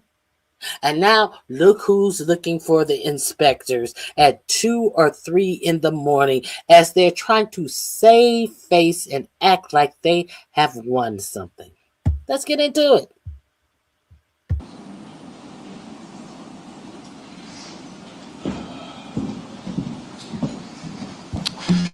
Hello, everybody, and good morning to everybody back in the United States. That's the walk and the pose of a winner and the head of an Ozempic taker. I guess good afternoon to the folks assembled. So look, yesterday was a very, very good day. We made a lot of good progress. We did exactly what we wanted to do, which is accomplish 4 things for the American people. First, we wanted to build a mechanism for keeping the Strait of Hormuz open. It is open. We've seen, of course, gas prices and oil prices come down, millions and millions of barrels of crude and natural gas flowing through the Strait of Hormuz that weren't flowing before. But we also wanted to make sure that we actually set up the coordination mechanism so that we could demine the Straits of Hormuz, so that when there are the conflicts that inevitably come up, we can make sure we work through them rather than that leading to escalation. And that is exactly what we did yesterday. Number 2, we also wanted to build a mechanism, a similar mechanism for deconfliction for the regional ceasefire. As the President of the United States has himself said, sometimes these ceasefires just mean you're... Now, we're not going to pretend like we've seen oil prices go down. JD Vance was on Fox one morning show, and he said that the straits were open. And an hour, 50 minutes later, Iran had reclosed the straits. But he comes out here today like all of that never happened. And we have been seeing all of this oil transferring through the straits. I hear about 19 ships of Iranian ships have gotten through the straits, but there are still far few ships still passing through the straits. But now all of the gas prices have gone down, and everything is hunky-dory. JD Vance is trying to ignore the embarrassment that we're trying to maneuver a way to keep the straits open 100%. Well, tell Israel to fucking stop striking in Lebanon. But he's not going to say one bad thing about Israel fucking up this deal. Shooting a little bit less, but we wanted to make sure for deconfliction for the regional ceasefire. As the President of the United States has himself said, sometimes these ceasefires just mean you're shooting a little bit less, but we wanted to make sure that we had the proper coordination set up so that if there is shooting, if Hezbollah fires at Israel or if Israel responds, if there are other conflicts that arise in the region, we're actually talking to each other and figuring out how to stop the shooting, how to make the region safer, our allies and everybody else. We set that up as well. Number three, and this is probably what we're most excited about as Americans, the Iranians have agreed to invite IAEA inspectors. How did you set that up? Give us how would you have set any of that up? What you set up? Stop the shooting, how to make the region safer, our allies and everybody else. We set that up as well. Number three. You set up a way to stop the shooting and make the region safer. Are you saying that you have set up a way to have Israel stop shooting in Lebanon? Just say it in plain English, because you're being very vague and we don't know what the fuck you're talking about right here. But here comes the good part.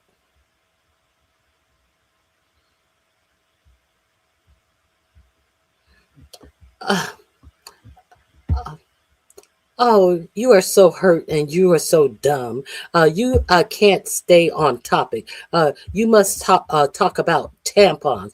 Stick one up your ass. Maybe that's why they have them in men's bathroom. So a bleedy bitch like you can shove one up your ass because you can't stay on topic because you're so butthurt that you're supporting clowns and fools that is raiding the U.S. Treasury. Let's continue. Three, and this is probably what we're most excited about as Americans, the Iranians have agreed to invite IAEA inspectors back into their country.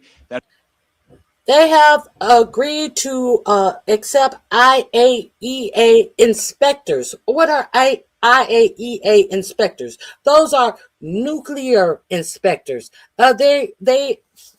They agreed to accept them where? Back into their country. Why are they inviting them back into? Because when 4547 was in his first term, he tore up the JCPOA deal that had the nuclear inspectors coming in their country and inspecting their nuclear arsenal that they were using for energy. So now you want a round of applause for unfucking up some shit you fucked up in the first place? Is that what we're doing? Is that where we are? Is that where we are with it? You are sitting up here announcing that you have finally. I thought y'all didn't want them to have. Anyway, I ain't gonna repeat myself. It is a major milestone for the American people and the first step in. That's a major milestone for the American people. Y'all felt that milestone? How is that a major milestone for us?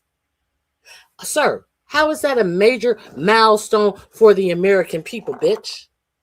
Really, bitch? How is that a major milestone for us?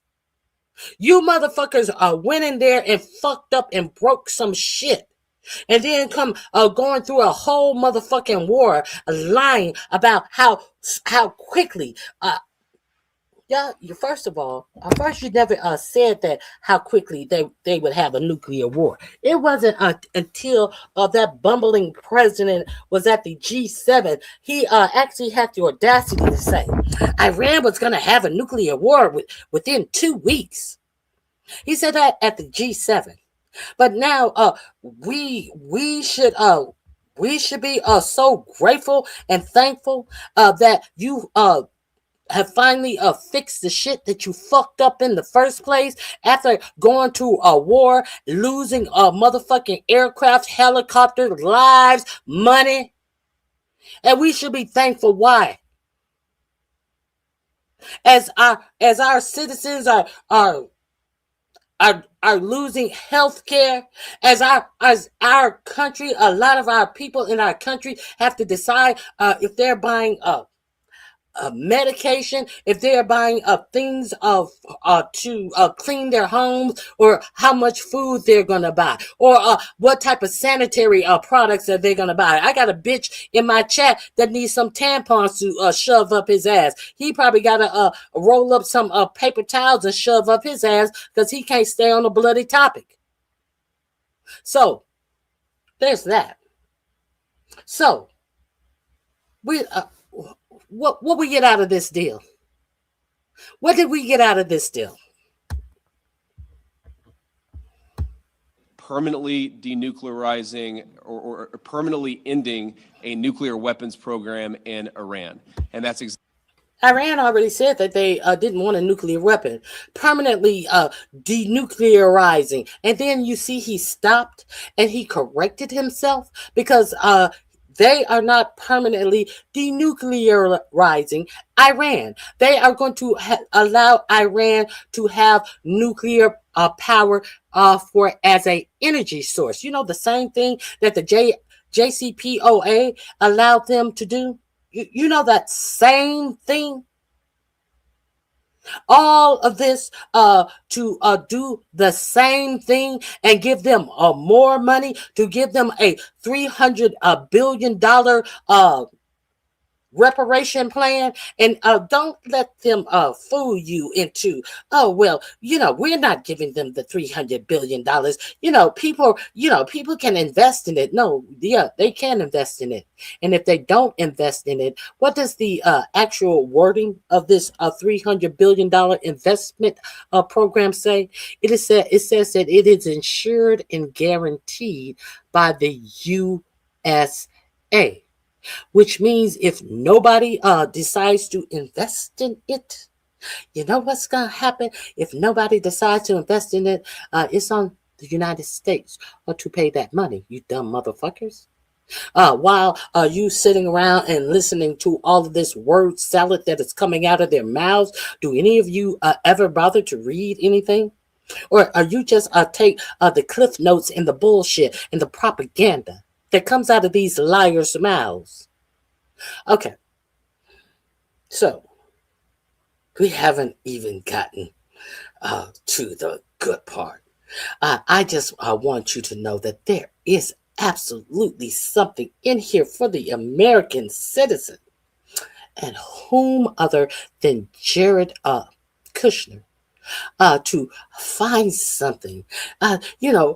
Nobody ever thought about this, and this is going to help some group of people so much. It seems like Jared Kushner, while he's over there begging the Saudis for $5 billion, he could have found a way to think of something to help this group of people before then. Because Jared Kushner and Steve Witkoff and Donald Trump are so busy trying to enrich their own personal coffers that nobody can have a second thought about what it's going to help the American people. As your president tells you, he don't give a fuck about inflation. He loves inflation. He don't think about the cost of things to you. Okay. Jared Kushner got something special in this deal for a segment of the American population. I want you to tell me how you feel about this. Exactly what we wanted to do. That's exactly what we asked to happen. We made a lot of great progress on other nuclear talks, And that leads me to the final thing that we wanted to accomplish, which is actually set up the process for the technical negotiations that will follow. Our teams working with the Iranians, the Qataris, and the Pakistanis made great progress yesterday. They will continue to work at the technical level with the teams here in Bergenstock. And then those technical negotiations are going to continue over the weeks and days to come. We wanted to set up a structure for that so that you could have proper political oversight. But obviously, as much as this place is very beautiful, I can't stay here for the next 60 days. I'm about to go back home to the United States, but the technical teams are going to be working with proper oversight to make sure that we're accomplishing the objectives that matter for everybody. So those are the things that we wanted to accomplish. We came here, we did exactly that. The way that I think about it is very simple. We laid a very good foundation. In other words, we don't have the Department of State. I don't have the mind set or the breadth of knowledge. And God knows that Witkoff and Kushner don't know a goddamn thing about any of this. So we're going to have to send real people over here to talk about real issues. We are the pomp and circumstance of an agreement that to better position Steve Witkoff and Jared Kushner to get Saudi money and Middle Eastern money for their private businesses after this administration. Or we don't even have to wait until after this administration. We're wholeheartedly giving them all of this access to money during this administration. Yeah. For a successful final deal. The final deal is the house. We set the foundation. We haven't built the house, but we've laid a successful foundation to get to a good place for the American people.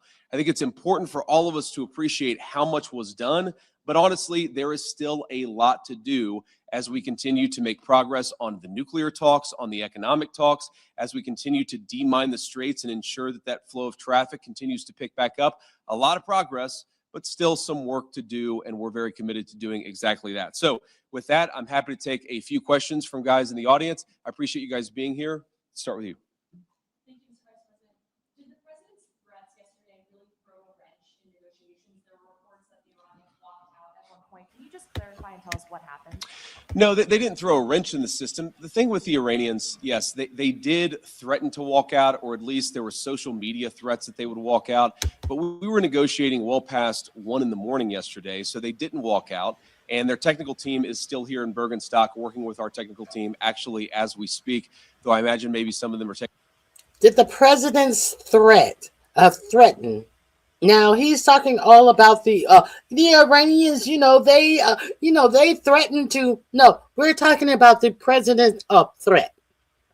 The president threat that they may not live to go get back home. Bitch, did you hear what she said? She said that the president's threat throw a monkey wrench in the plans, because it wasn't until he made that threat that they walked out. Now, are you serious, JD Vance? He's serious. That's why you cannot take this clown seriously. Taking a break to watch this news conference. But look, what we told the Iranians yesterday is when you guys engage in what us millennials might call trash talk, you can't expect the president of the United States not to respond and not to correct the record. So when they say things that aren't true, the president is going to respond to it. I'm going to respond to it. Americans are going to respond to it. When they make threats that aren't rooted in reality, they have to accept that the president of the United States is actually going to set the record straight. That's all that happened. So yes, there was a little bit of threatening, there was a little bit of whining, but at the end of the day, the talks continued and we made great progress. Nuclear inspectors, when do you expect them to be welcomed into Iran? Is there a time frame that you guys are looking at? And also in terms of when we could see this entire conflict end, do you think this can end by the midterm elections? Well, look, right now the conflict is in a ceasefire, and certainly our hope is that we get to the final deal and a permanent settlement. But right now, I think we've made great progress, and we should all celebrate that. In terms of when the nuclear inspectors are going to start, it's funny, we were trying to call some of the inspectors last night around 2 a.m. As you can expect, not many people are answering their phone at 2 a.m. I expect that will happen at the minimum this week. But we think even some of those conversations with the inspectors and with the IAEA could happen as soon as today. But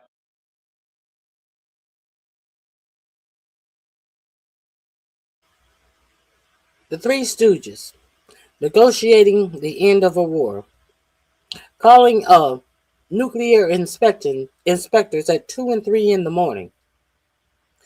Why would a nuclear inspector be on hold, thinking they are going to get a phone call from anybody in this negotiations when the hard line was Iran cannot enrich nuclear power ever for anything? So you thought that there were going to be nuclear inspectors hanging by the line. I will be hanging downtown just in case. JD Vance, give me a call about nuclear waste. I'll be hanging downtown. Nobody was waiting on you to call, JD Vance. What are you doing? Are you serious? I think you're serious. See, that's the scary part. He's serious. He's very serious about this. We were calling at 2 or 3 in the morning, and that's why you're going home. And that's why you're going home. And the serious people are about to come in and finish up these negotiations. But the scary part is, you can't take anyone serious in this administration, so God knows who we'll get next. Let's continue. I haven't checked in with our team since we made that 2 a.m. phone call to some of those inspectors. Sorry. Mr. Vice President. Thank you, Mr. Vice President. Did you going in expect the Iranians to make Lebanon as much of a linchpin as they ended up doing? And how would you describe the... Just one second. Bitch, don't get it fucked up. I do no drugs and I do no alcohol, bitch.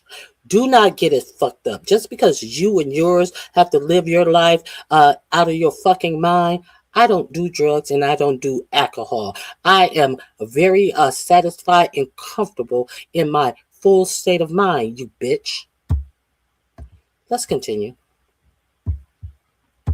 Progress on Lebanon. I know Mr. Arachi said it was very good progress, but what's your characterization of it? Yeah, I would describe it as very good progress, too. I mean, look, we want a regional ceasefire, right? We want Hezbollah to stop firing at our friends in Israel. We want Israelis to be able to live in peace.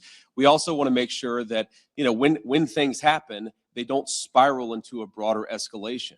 And so we've been, I think, very good at setting up what we're calling a deconfliction mechanism. But what it really is to say that when things happen, the sides are actually talking to one another. Sometimes, you know, you got a bit of a chicken and egg problem, that you've got a junior guy who fires a drone that didn't have approval from the high command.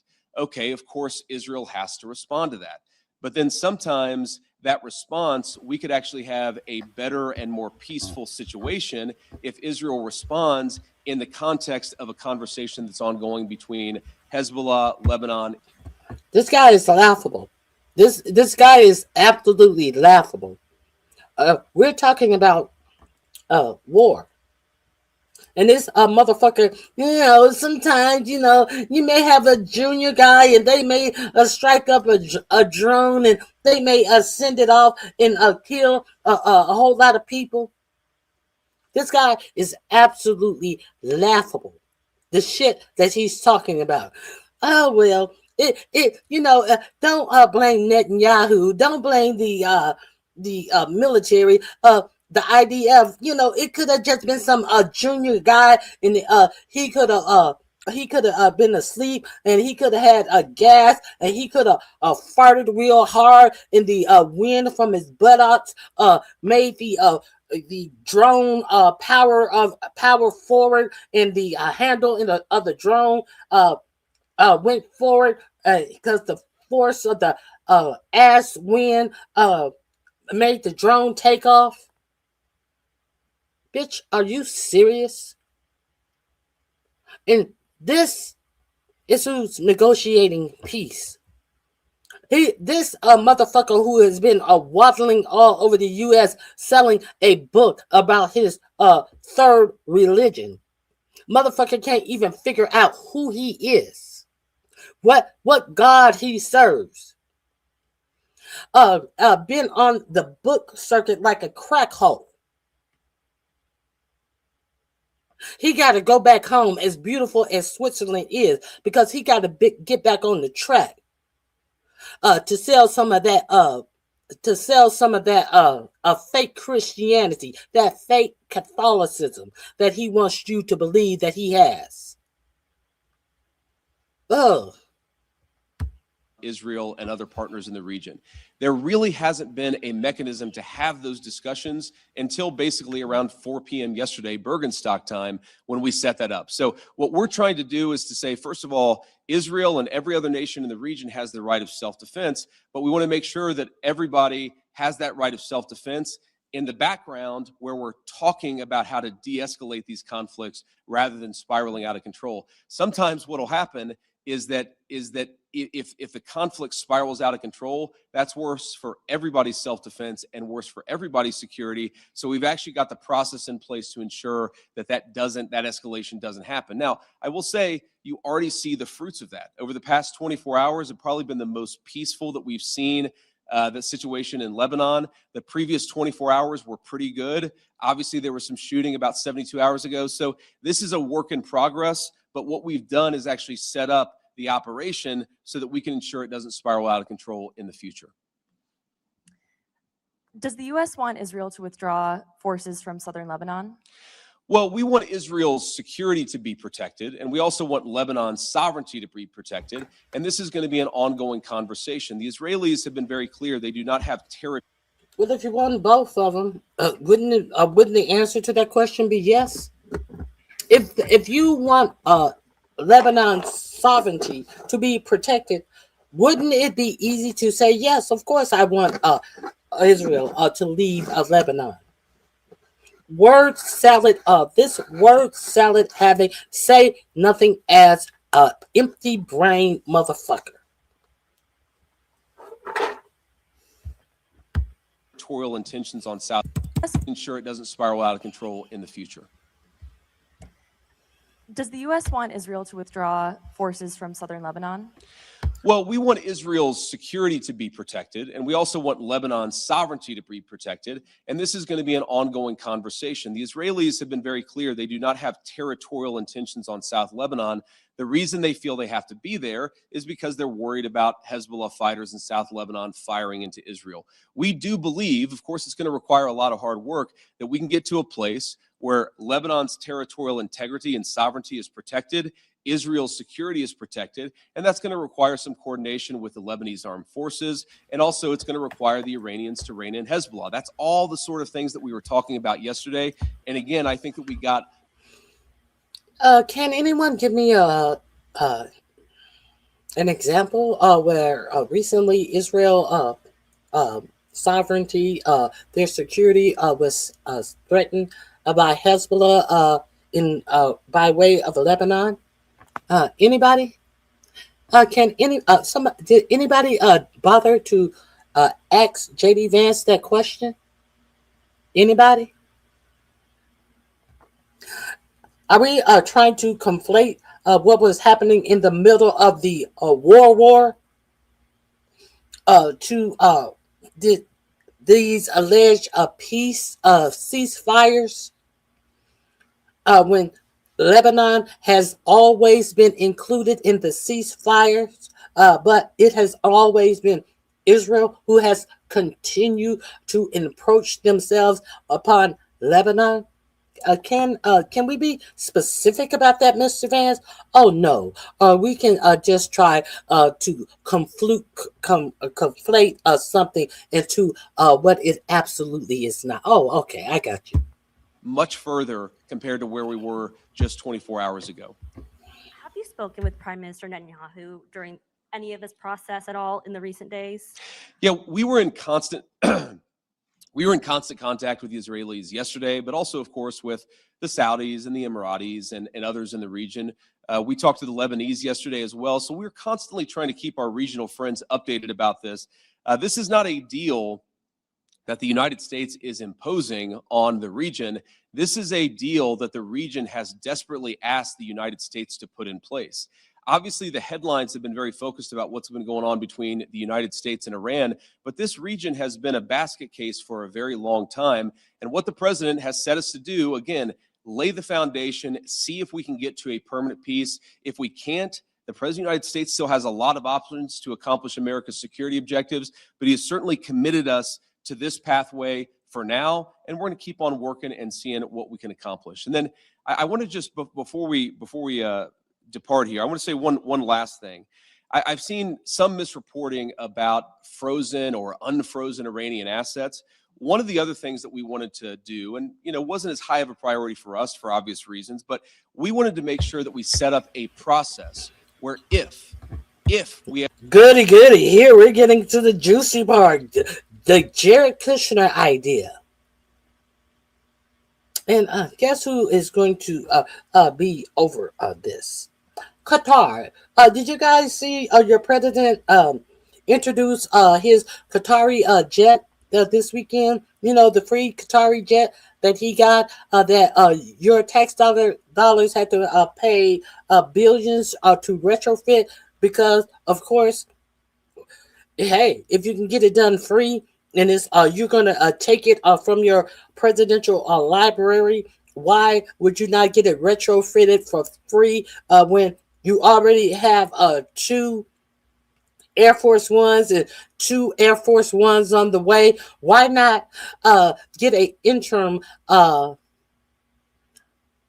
Air Force One jet and say that the ones that you have been flying safely on all of this time are inadequate and not up to snuff, when you can get this free luxury Qatari jet retrofitted by the taxpayers? Did y'all see that introduction of the new Qatari jet in the middle of a war where there was many much more important things to talk about?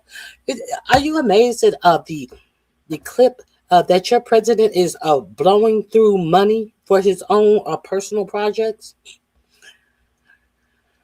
Okay, let's see what Jared. Speaking of that, Bob, that made me think of that when he this Jared Kushner idea. I think Qatari has given Jared Kushner $2.5 billion. Don't quote me. I think it's Qatar. $2.5 billion for his personal business as well. Let's go. Ever unfreeze Iranian assets, we can ensure that that money, that Iranian money, goes to help the people of Iran and not to fund terrorism. So Jared Kushner actually came up with a very interesting solution with the Qataris, where basically, again, if there is any frozen Iranian assets that are unfrozen. The Qatar said they already got their first installment. Now, you notice that J.D. Vance always has to lie and try to make it believe that there are all of these hoops and levers that Iran is going to have to jump through to get that first written down in the memorandum of understanding money. If it's understood, we don't need you to try to explain something that is in a memorandum of understanding. We understand what it is. So now all of a sudden that they have to go through hoops and ladders to get this. So who better than to think of a hoop and ladder to go through to get something than the nipple baby Jared Kushner, who has never had to go through any hoop and ladder to get anything in his whole entire life. Frozen, then we have approval over that process. The Qataris have approval over. We came up with a very interesting solution with the Qataris, where basically, again, if there is any frozen Iranian assets that are unfrozen, then we have approval over that process. The Qataris have approval over that process.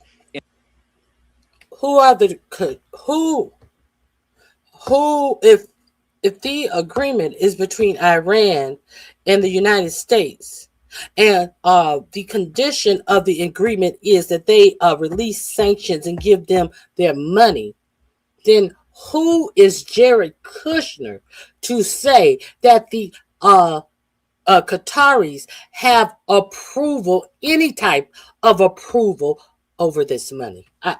I'm waiting. Somebody tell me how that makes sense. This is your stupid vice president that told you this, and you're supposed to be, okay, that makes sense. How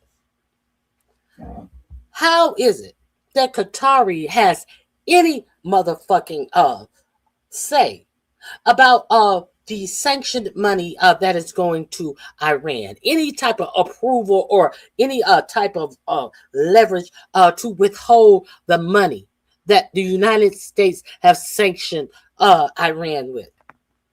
Do they really want this to be a successful deal or not? Did I get any answers? Let me look in the chat.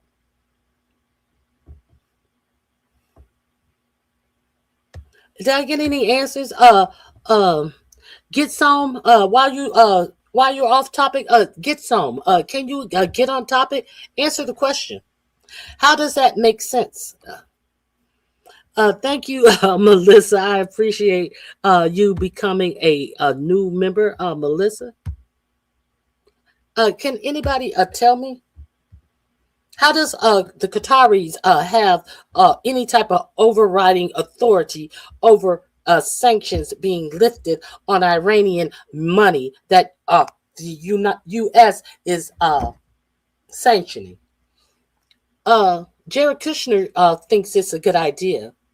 Do you think that Jared Kushner is getting a kickback from the Qataris?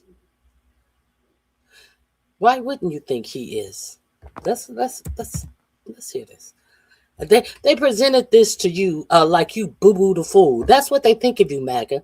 They know you boo-boo the fool. There's any frozen that money, that Iranian, one of this reporting about frozen or unfrozen Iranian assets.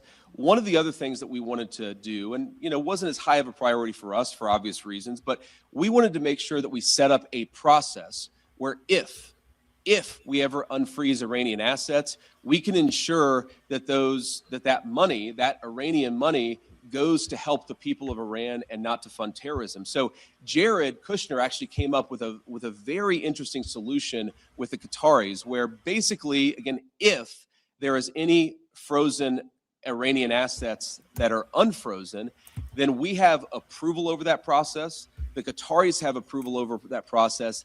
And then the money would actually go to buy American soy, American corn, and American wheat for the benefit of the Iranian people. And as much as I see some of the press misreporting on this, and of course, buttressed by what the Iranians are saying, or not all Iranians, I want to be clear. There are a lot of Iranians who help the farmers yesterday, but you see some social media reporting that gets this wrong.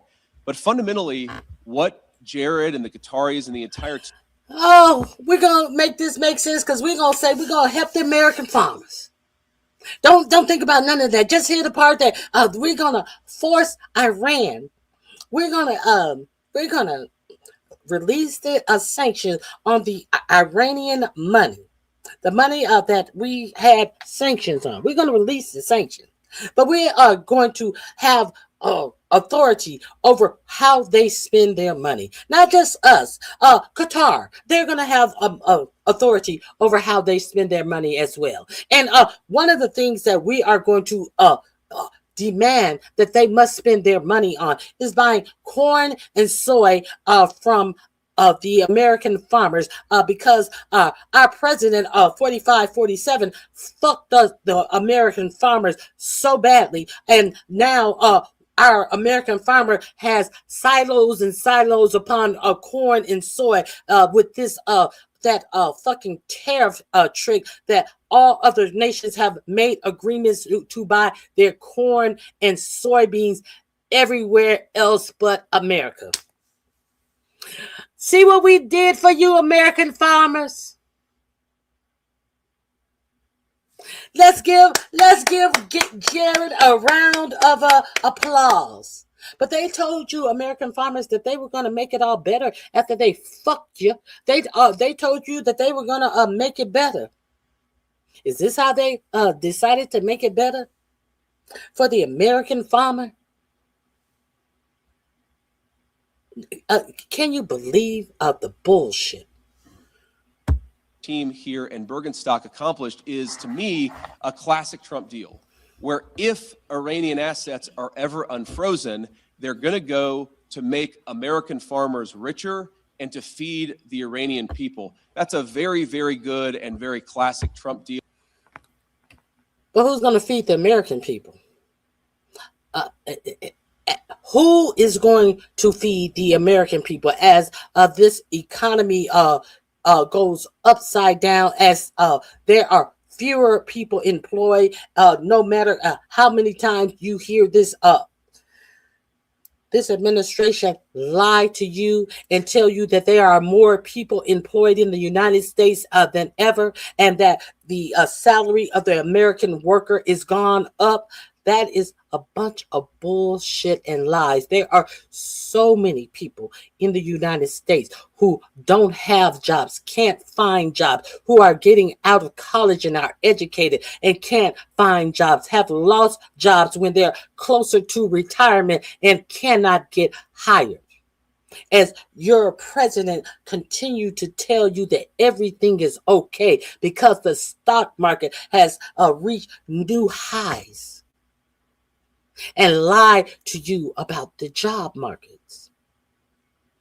But farmers, everything gonna be okay because half of y'all killed yourselves off and lost your farms while I was having my thumb up my ass and telling you, oh, I can't make a deal with the farmers while the Democrats have the government closed because they want to secure, make sure that the American people don't lose their Medicaid health insurance.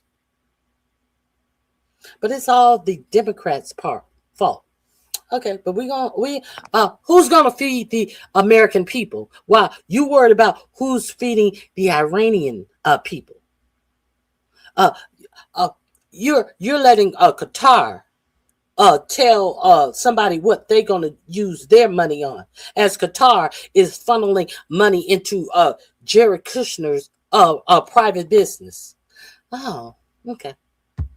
That's great for our people, great for the people of Iran, and fundamentally, again, will contribute to this regional security architecture that we've built and that we're going to work very hard to ensure that it endures. So from Switzerland, thank you all for being here. I appreciate the questions and I appreciate the engagement. I'm looking forward to going back home, and we'll certainly keep everybody updated on what happens in the days and weeks to come. Thank you all.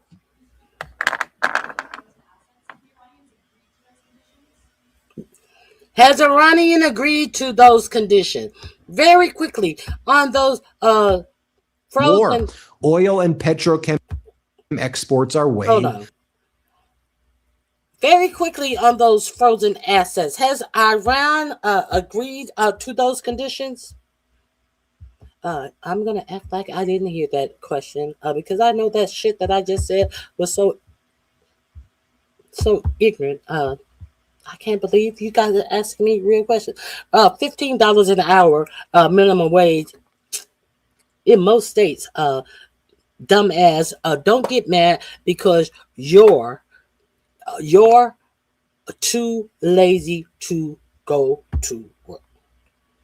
No, I'm not gonna get mad because I'm too lazy to go to work because that is not a story of my life. But what I am gonna get too mad about is you coming in my chat being disrespectful and ignorant at the same time. But I am gonna get mad at you coming in my chat and acting as if $15 an hour is $15 an hour is under the poverty level. So what am I supposed to jump up and down about a $15 an hour minimum wage if in most states? Or how many states have? What is most states?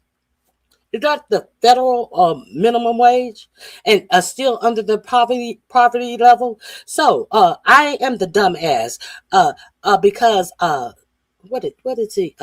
In most states, dumbass, don't get mad because Y-O-U-R. Your. Because your. Is it your or your? Is it your or your? Who's the dumbass? I think because you're my possession, you're my what? My what? Y-O-U-R as in a possession? Y-O-U-R as in your purse, your bag, your coat, your glasses? Y-O-U-R what? Or is it your? Are you trying to say that I am as in Y-O-U apostrophe R-E as in you are? But who's the dumbass? Because you're Y-O-U apostrophe R-E too lazy to go to work. Now let's see who's too able to understand how to use and spell the letter of the word to correctly in it meaning three different things, because you can spell two, T-W-O, that's the number two.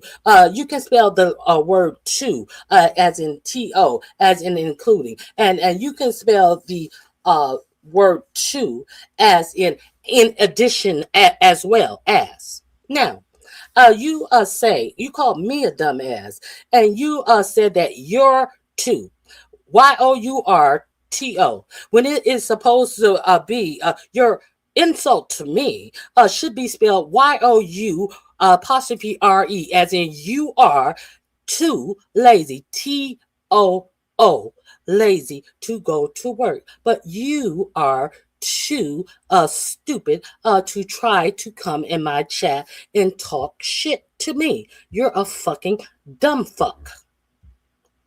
Now, you wanted my attention? Are you glad you got my attention?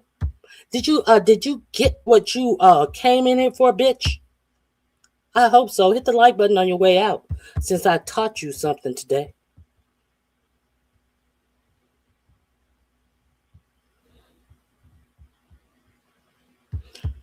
Hello, everyone. Welcome to the chat. Daycare is $20 an hour. Girl, these people are $15 an hour. What do they call that? Working poor? What do they call that? The working poor? And there are no jobs. Yeah, you know it's just amazing. Now let's get into who's gonna feed the who is going to feed the American people. Let me share this with you, because I was gonna talk about this today anyway.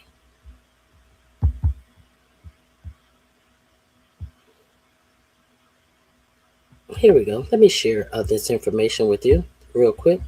Let's talk about things that really matter to you and how you live your life. I understand that some people don't care about how what is really going on in America. While all of this pomp and circumstance and bullshit and self-dealing and your government officials enriching themselves, this is what's going on in the real America. You know, as your president tell you that he don't care about affordability, and affordability is a hoax, and affordability is something that was made up, and then JD Vance comes out there. He did not say that. He never said that affordability was a made up thing, and then he comes out there a day later and tell you that affordability once again was a made up thing. More than seven, let me make sure you guys can feed me. This will be in my description box under Hungry Americans.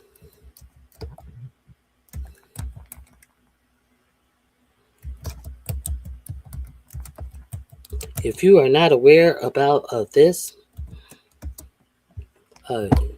this is what your government has been up to. Let me drop this in the link. All the stuff I'm sharing with you, I am dropping in my description box. If you want to come up and chit chat with me, You are more than welcome as well. My link is in the description box. Hit the link and come on up, and if you would like to. If you don't see the link, let me know. It should be in the description box. Now, let me share this with you.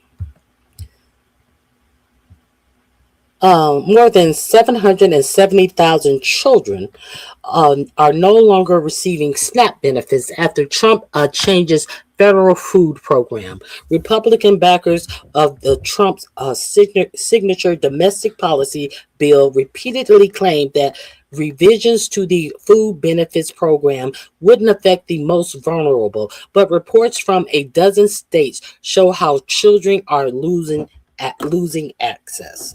Hold on. Okay. If you did you guys know that? Are you guys aware of that? ProPublica, this is a story from ProPublica. As a House committee debated President Donald Trump's signature domestic policy bill last year, Republican backers repeatedly emphasized that its changes to the SNAP program, also known as food stamps, wouldn't affect vulnerable people. SNAP reforms would restore integrity to the program and ensure it works for the most vulnerable among us, including the children, said Republican Glenn Thompson, a Pennsylvania Republican and chair of the House Agriculture Committee. Passing the bill would be a historic accomplishment that will ensure that those in need that can continue to receive the assistance they need, said Representative Rose, a Republican from Tennessee, and Representative Dusty Johnson, a South Dakota Republican, said the bill would focus resources on the neediest Americans. If you're a pregnant woman, your benefits are unaffected. If you have young children at home, your benefits are unaffected by this bill. If you are disabled, your benefits are unaffected by this bill. But nearly a year after the measure was signed into law, the number of children receiving food assistance has plummeted by at least 7,600 according to ProPublica's analysts. At least, 776,000. Yes, 100,000. According to ProPublica's analysts.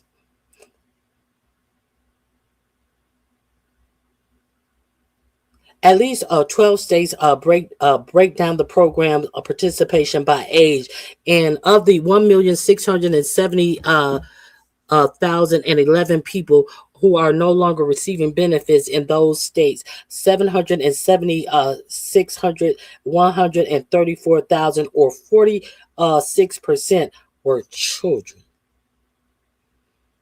So over 776,000 children have lost food assistance. Another analyst reached the same conclusion just last month. The Nonpartisan Center on Budget and Policy Priorities found that there were 700,000 fewer children receiving food assistance. Arizona has seen the nation's largest percentage decline in SNAP participants. 205,223 children are no longer receiving the benefits since July 2025, a 55% drop. Louisiana had the second largest percent decline. Now, among children, a 22% drop in Poas, one of the poorest states in the country, Louisiana, 22% decline in children getting food assistance. The U.S. Department of Agriculture, which oversees SNAP, hasn't detailed the impact on children aided by the program. But initial figures show that compared to February of 2025, 4.3 million fewer people received SNAP nationwide in February of 2026, leaving 37.8 million participants. Now, the average amount that a food stamp on average is what's it? I think 178, somewhere between 178 and $200 a month on average. Although children weren't the intended targets of the legislative changes. Wait a minute, let me see. Although children weren't the intended target of legislation's changes, they are increasingly collateral damage, said Katie Burrow, a senior policy analyst at the Center on Budget and Policy Priorities. If states are trying to comply with the law's changes to SNAP, they're not likely focusing on making the program accessible, Burrow said. And other experts said that people may be pushed off the program because of increased paperwork requirements to remain eligible. States are requiring to impose work requirements for most adult recipients while preparing for two major cost shifts. In October, states will begin covering 75% of the program's administrative costs. States have been paying 50% of those costs. So the states are going to have to pay an additional 25% of their own costs. And so the administration who wanted to get rid of bureaucracy and have fired a overwhelmingly amount of jobs. The few jobs that they have left, they want to load down with more bureaucracy when it comes to paying out food stamps. They're going to take 25% more of the money that would go to the people who used to food stamps to pay the bureaucracy. Instead of the money going to the people, it's going to go to the bureaucracy. But this is an administration that hates the bureaucracy. Isn't that interesting? It was put in the bill to give hungry people less money. The states are going to have to pay for their own bureaucracy. Where do you think they're going to get the money from? Do you not think that they're going to get the money from the Department of Agriculture that is paying for the food stamps? What we doing here? What we doing here?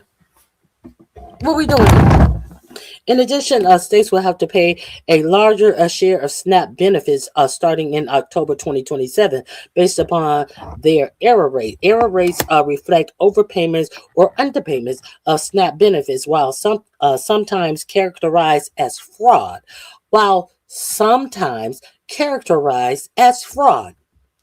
Now, they know that sometimes this can be overpayment. They know sometimes this can be underpayments. But we know 100% of the time that Brooke Rollins will bring her ass up on TV and tell you how many cases of fraud that they have found in the SNAP program. And we know that Brooke Rollins recently told you, I think it was like, there are 4 million fewer people who have left the food assistance program, and hopefully they left because they have found a good paying job and they have pulled themselves up by the bootstrap. But we understand that Brooke Rollins know that a vast number of people who are on food stamp are already working. How would this even make sense?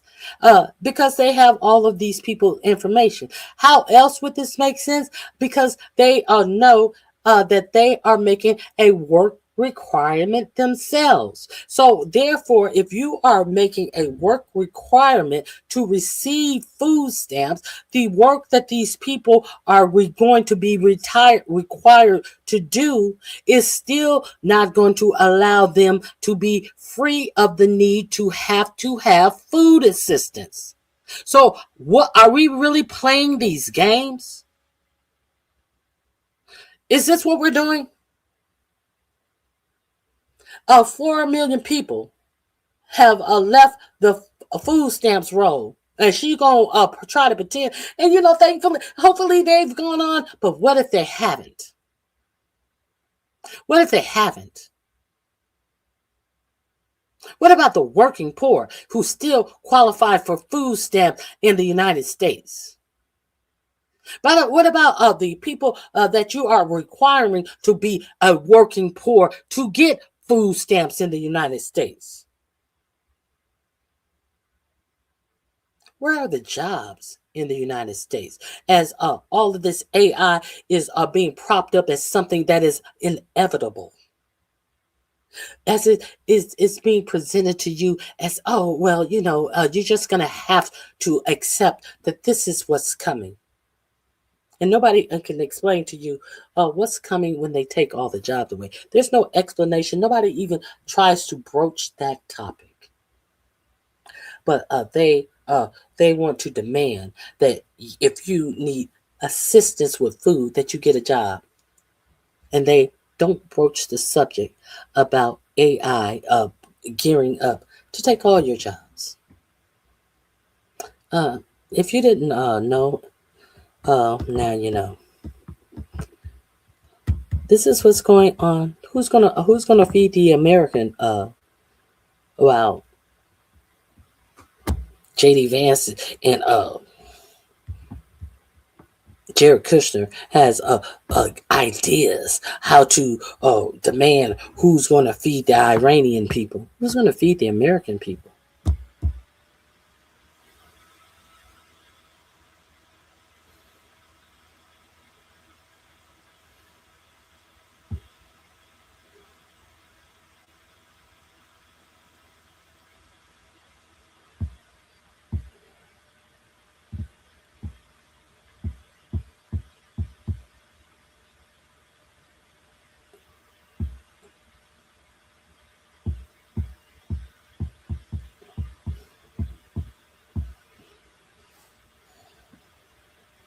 Okay, let's see what you guys are talking about.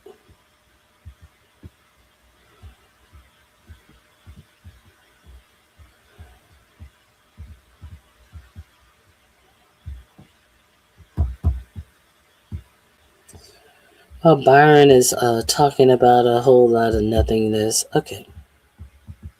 What about what I just said?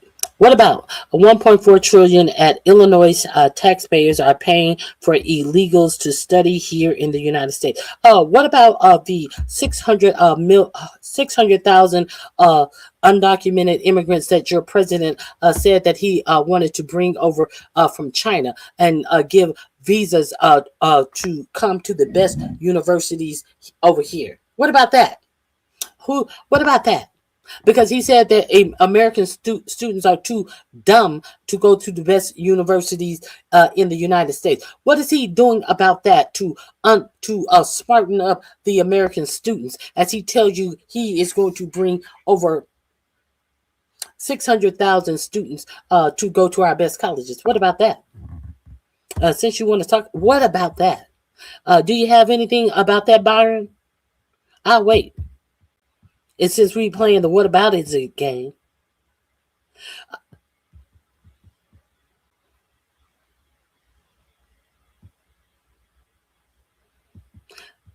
What about that, Byron? Well, good for you, Byron.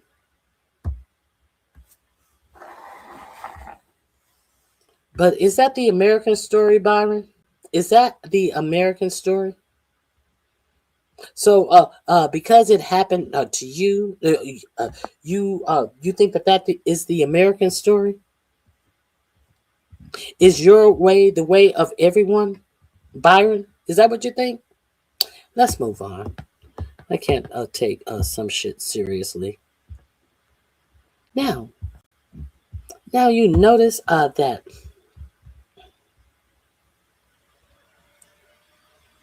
on Friday, your president. Now, if the reflecting pool came out so horribly. I talked to you about the reflecting pool. I think it was on Wednesday. That the reflecting pool was already green and tarnished. And then on Friday, they were pouring peroxide in that reflecting pool. Then all of a sudden, on yesterday, your president came out with some announcement that there were going to be more arrests. Now, I had not heard of not one arrest. But do you know that right now, that as of last night, there have been 10 arrests surrounding this reflecting pool that he gave as a no bid contract to one of his buddies. 10 people, and of course the lush Janine Pirro is talking about pushing the charges up as high as she can, and you know, some people may be facing federal charges. You know, the dumb bitch who tried to give somebody a federal charge for throwing a Subway sandwich at an ICE agent that went nowhere. Okay, Trump blaming alleged vandal, saying Washington reflecting pool needs repair. Now, this is on June 20th. Now, here we are, the morning of June 22nd. Now, there have been 10 people arrested for your president's expected failure in hiring someone to do a vanity project that was supposed to cost $1 million now is in the excess of over $60 million. And there's a lot of hoopla about a dead duck that has been found in the pool. He's now killing wildlife.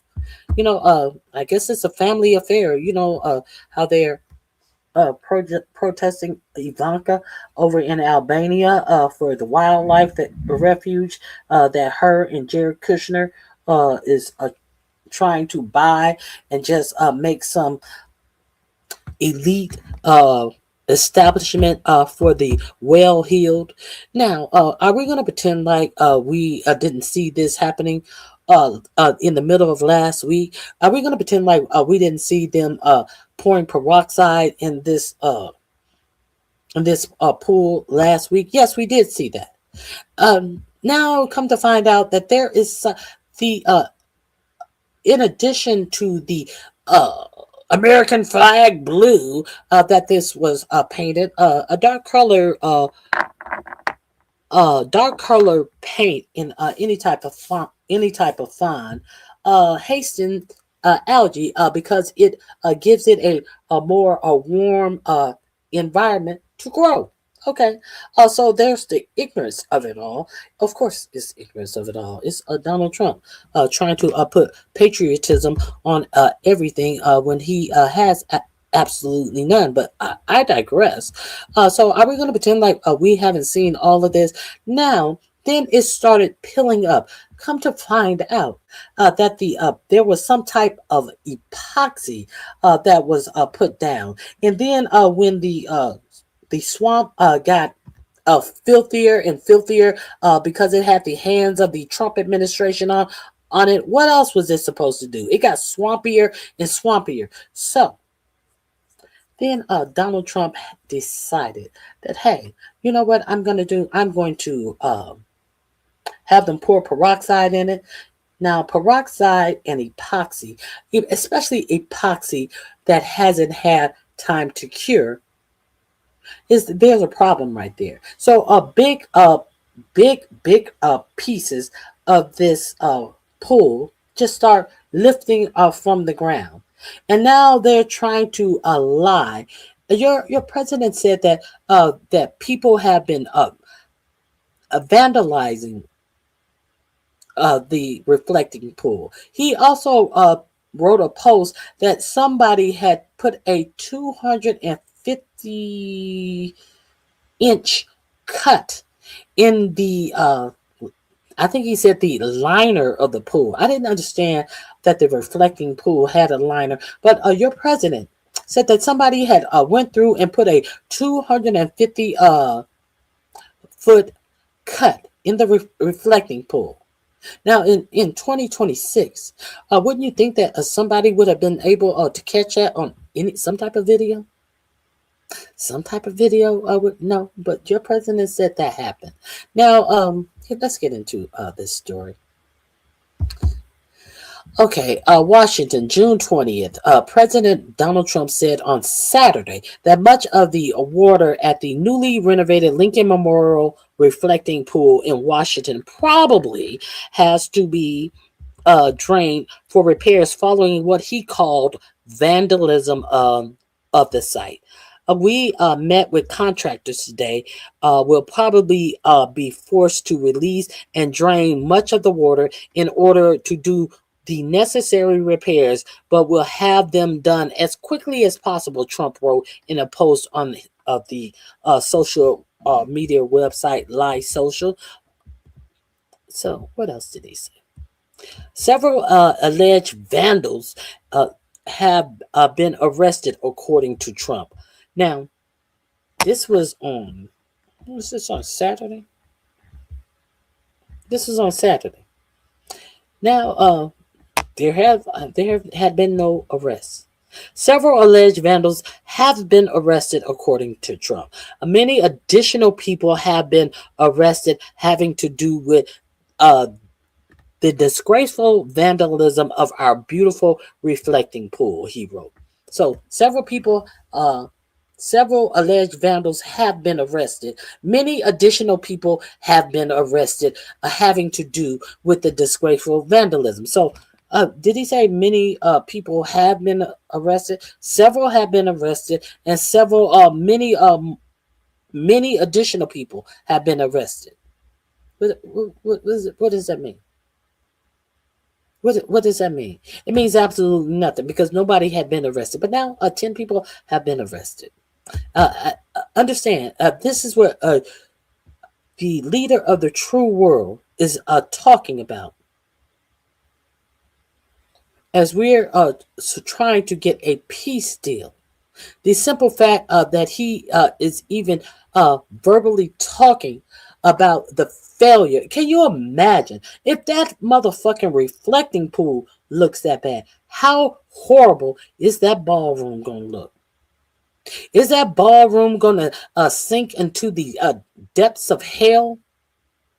What is this ballroom going to look like? His little project that he wants to impress you with, as he get unqualified workers with no bid contracts. How is that worked out? And how does that improve you and how you live your life? Trump did not provide evidence to support his allegation of vandalism. Of course he hasn't, which he said included someone pouring corrosive chemicals into the pool. Now, if somebody had poured corrosive chemicals in the pool, wouldn't we have seen that? You know, much like we saw boxes and boxes of 1 gallon side peroxide being poured into the pool. Is that the corrosive that he speaks of? That he had his why is this parks people now putting peroxide in the pool?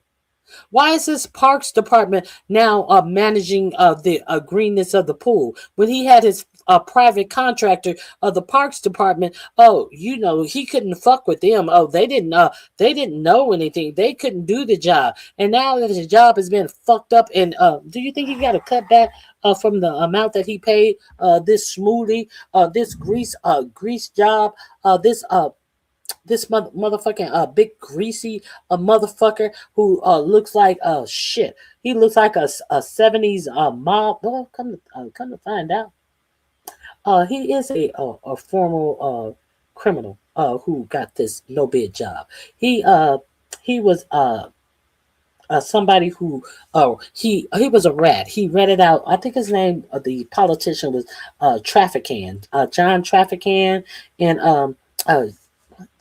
a whole moolie.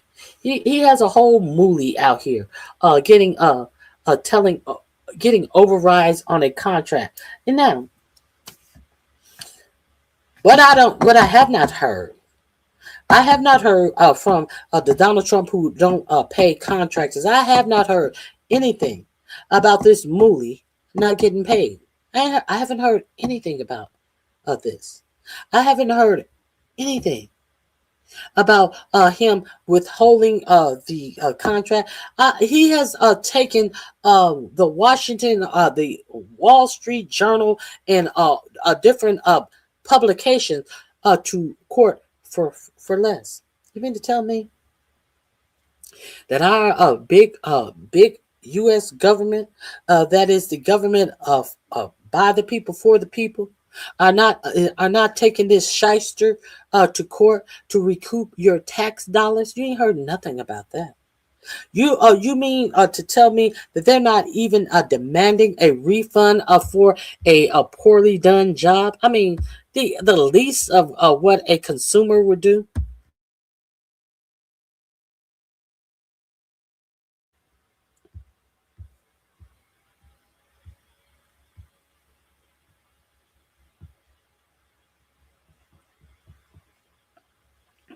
At least.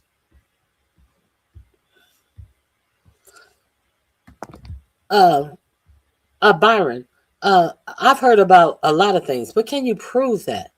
Where did cite your source, Byron? Cite your source. How about that? I heard. Cite your source. I'm showing you my source. This is what we do here, Byron. This is what we do over here.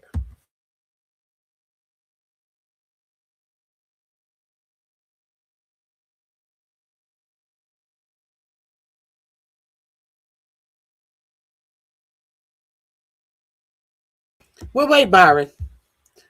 See, you think you have a point when you have none. Well, wait, Byron.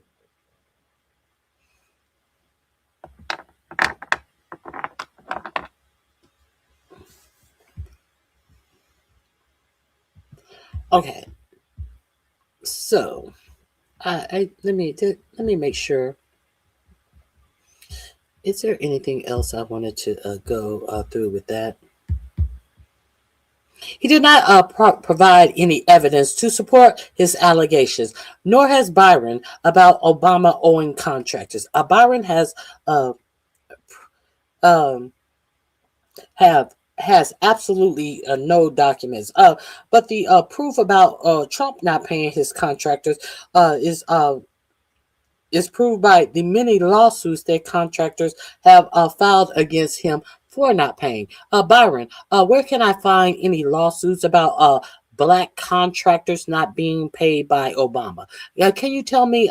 Can you direct me to a case number? I'll wait. Trump did not provide evidence or support of them pouring corrosive chemicals into the pool. The U.S. Park Police and the Interior Department and the U.S. Attorney's Office for the District of Columbia did not immediately respond to requests for comment, but they are talking now. They've arrested 10 people. Trump announced on June 6th that the work was completed. On June 6th, on a $14.7 million renovation project for the pool. Soon after, workers started pouring hydrogen peroxide in the pool to combat an algae bloom that had turned it green instead of the expected dark blue. Earlier this week, the print on the reflecting pool was peeling away from the bottom and into the algae tinted water. The pool renovations is part of Trump's sweeping plans to make U.S. capital city, remake U.S. capital city, which includes tearing down the east wing of the White House to make space for a new ballroom and building a massive arch near our Arlington National Cemetery, where the U.S. honors its national war dead and other prominent Americans. Don't stand under that arch. Do not stand under that arch is all I can tell you. Now, there is, I have Aaron Paranis has been talking about He's been talking about Donald Trump's algae ridden pool. Let me share this with you.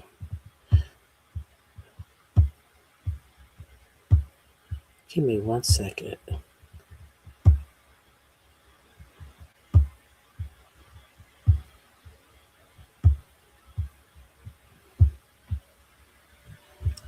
Okay, here we go.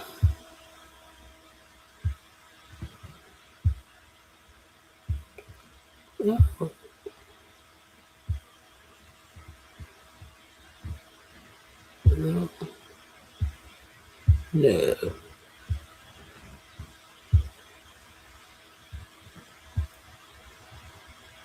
Hold on 1 second.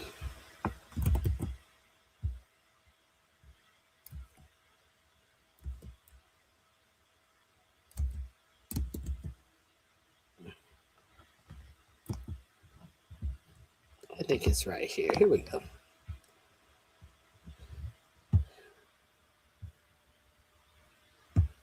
Let me share this with you.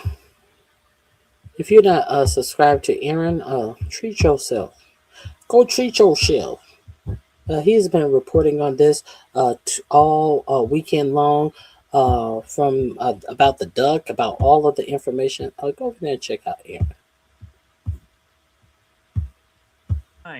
5 more morning. It's going to be a busy week, and we already have some big news this morning. In the United Kingdom, Keir Starmer has resigned after a tumultuous 2-year term. Pretty stunning, given the fact that Starmer was elected in a landslide in the United Keir Starmer is resigning after bowing and doing everything Israel has told him to do after arresting a senior citizen for supporting Palestine, after forbidding people to come into his country. Now, I don't support everything that, what's that, Cenk Uyghur's nephew, Hakeem Piker.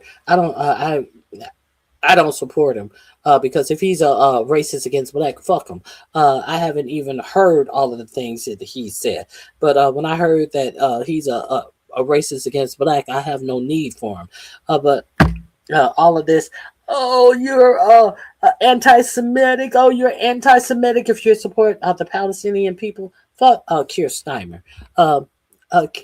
Why is he is the same one who wanted to have the ambassador to the United States, one of the Epstein class people. He knew that he was in the Epstein files, and he knew this man piled around with Epstein before and after his first case, and he had this man in a high position, and this man wound up arrested. Fuck Keir Starmer. Kingdom 2 years ago, and just 2 years later, good big news this morning in the United Kingdom. Keir Starmer has resigned down from his role as prime minister. At the same time, 5 more arrests have been made at the reflecting pool. The National Guard this morning continues to patrol around the reflecting pool. 5 other people received citations. Some around the White House even called for my arrest for touching the water to show where the algae is. The president is calling for 10-year sentences for, quote, vandals, suggesting that 10-year sentences for vandals, suggesting that your president is calling for 10-year sentences for vandalism, as he suggests, he doesn't prove, he suggests that in this big open area, an area as he himself has shown you that is higher than most, even the World Trade Center, the Sears Tower, a whole open area, that it was vandalized with chemicals and cutting that no one caught on any camera whatsoever. And he suggesting 10 years, but he is pardoned all of these white nationalists that attacked the Capitol business and had a noose up to hang his former vice president, and was saying singing "Hang Mike Pence" and was shitting and pissing and rubbing their shit and piss all through the Capitol building. But these are the people who got pardoned. But he was talking about 10 years behind him hiring a unqualified contractor and not having the balls to admit it. This man will have someone in jail for 10 years. This is a dangerous man. Very, very dangerous. And people sit around and act like and make excuses for the foolishness that comes out of this man's mouth. Can never say I made a wrong decision. That I should have gotten someone different to do the job. And then you have motherfucking idiots out here arresting people because they dare to touch the water. Are there signs saying that you're not allowed to touch the water? They dared to touch the water. Now they're arrested. Chemicals were poured in the reflecting pool. With water to show where the algae is, the president is calling for 10-year sentences for, quote, vandals, suggesting that chemicals were poured in the reflecting pool. We're learning more about the attempted takeover of Greenland. One of the reasons behind the Trump administration's efforts to take over Greenland stemmed from their goal of bringing back all-you-can-eat shrimp at Red Lobster. And negotiations over the Iran deal have progressed in Switzerland after a tumultuous day yesterday. Lots to cover. Like, comment, share. And as always, if you can, subscribe to my Substack link below to support my work. Thank you to all of those who sent me Father's Day messages, who subscribed, who are building this our first full-time.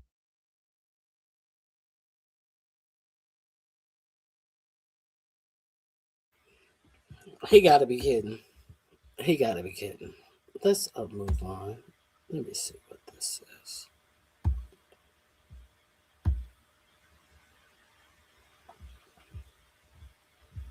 Let's watch this as I look for what I really wanted to show you. That isn't the one I wanted to show you. It was on Instagram. We have a new candidate in the race. Did you guys know that he was running? I didn't know he was running. It should be interesting. Kennedy Center. Sorry about that. But the only thing your name is going to be left on when I'm done with you is the orange jumpsuit you're going to have to wear in prison. And you see that building back there?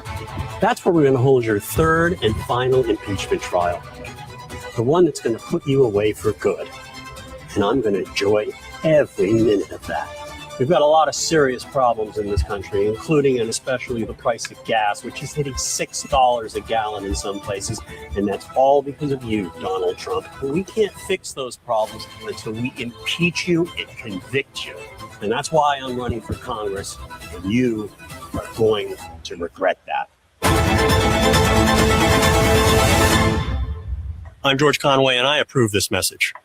Hi, Donald. It's me, George Conway. I cost you $88 million, and I've only just gotten started. I know you like putting your name on everything, from your plane to the Kennedy Center. Sorry about that. But the only thing your name is going to be left on when I'm done with you is the orange jumpsuit you're going to have to wear in prison. And you see that building back there?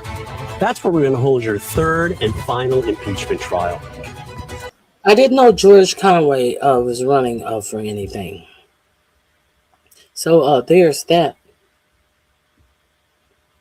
So let me share. Let me find what I really wanted to share with you. Excuse me for 1 second. Here we go.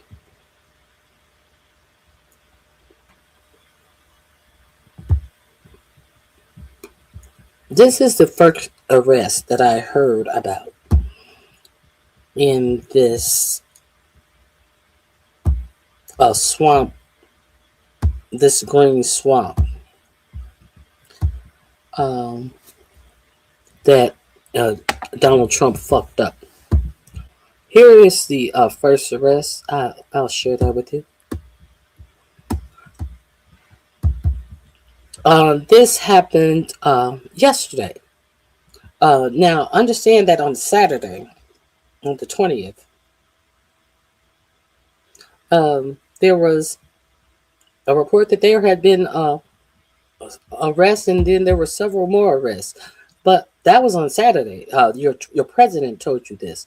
This is the first arrest that I heard of, and this arrest happened on. This was reported on yesterday. The man accused of intentionally vandalizing Washington, D.C.'s reflecting pool, which has become a bit of a pet project for President Trump, has been identified by government authorities. He is an athlete. David Hearn, 67, who represented the United States in the Summer Olympics, has been accused of intentionally vandalizing the reflecting pool, which sits on the National Mall in Washington, D.C. The U.S. Summer Olympian was seen reaching into the reflecting pool. However, he denied vandalizing it. I'm a curious citizen, Hearn told the Associated Press. I reached down to see what it felt like. It was a very rubbery. Hearn has previously faced accusations. Now he has a date to appear in court next month, Fox News reported. Hearn was previously arrested by the U.S. Parks Police nearly 30 years ago and ended up being beating the charges. Washington Post has more details on his arrest. The Washington Post had more details on what happened. David Hearn had just finished a loop around the Haynes Park on Friday as part of a 52-mile bike ride when he swam by the Lincoln Memorial to see the refurbished reflecting pool for himself, the outlet reported. Noticing a piece of the new American flag blue liner that was partially detached from the pool bottom, Hearn said he reached into the water to see what it felt like. Moments later, as the Bethesda man prepared to leave, U.S. Park Police officers arrested him on a misdemeanor charge of destruction of government property. He is scheduled to appear in D.C. Superior Court on July 9th. There's the Washington Post post right there. Okay. Let me see what they're talking about right here. Let me skip this ad. Let me see. What is she talking about?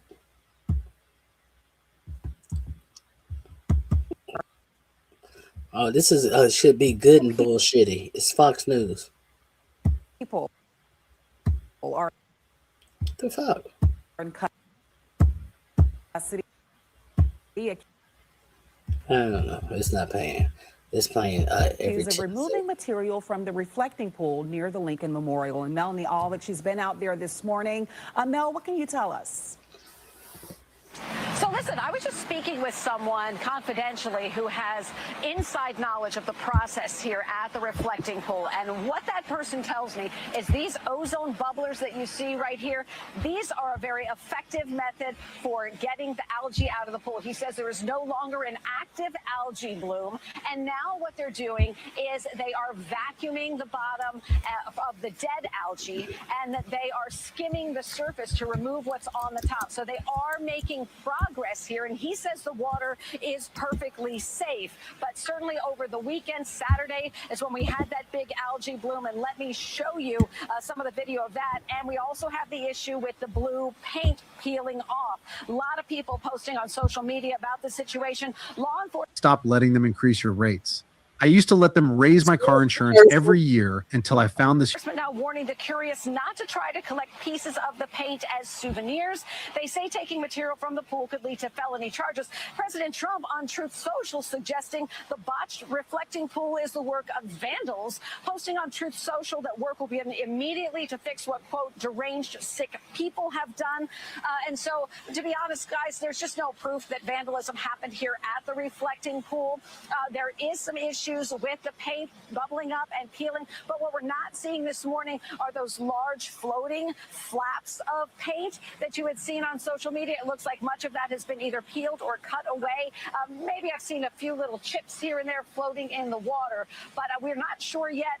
President Trump had talked perhaps about possibly having to drain the pool again to fix it. We don't know yet what the steps are going to be, but you can see you're still seeing a reflection here in the surface. It certainly smells like an old duck pond, sort of, but kind of that's what the reflecting pool has been for a long time. So they're doing the best they can, but there's still a lot of questions about people that were allegedly arrested over the weekend for removing some of those pieces of paint. We've asked the National Park Service for documentation of that. How many people were arrested? What were they charged with?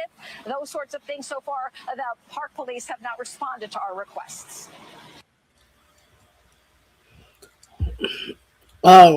Welcome to Communist America.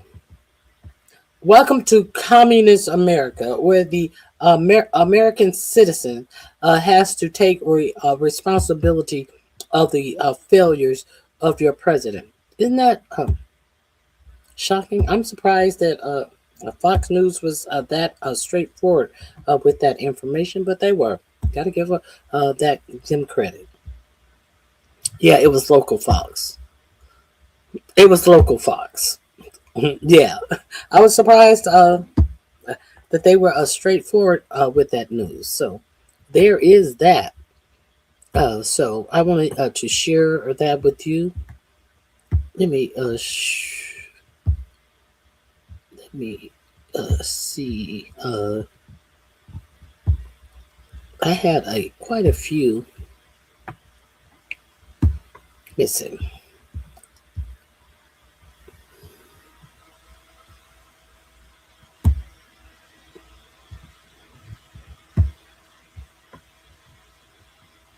Here we go.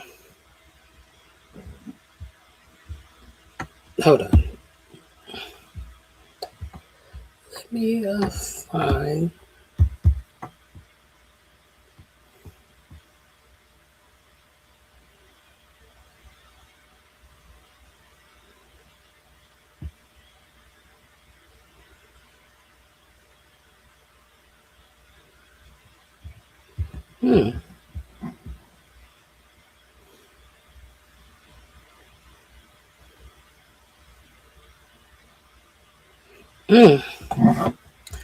Wow.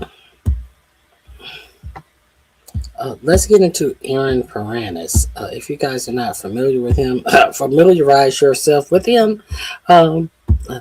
Some very interesting things he is reporting on. This one, Trump to withhold funds used to stop terrorist attack if states don't implement Trump's approved election changes. So he will give you no money to fight against terrorist attacks. Now, we do know that Bill Pulte, the unqualified Bill Pulte, who he put over HUD, Bill Pulte, Pulte Homes that got ousted from his own family's Pulte home building monopoly.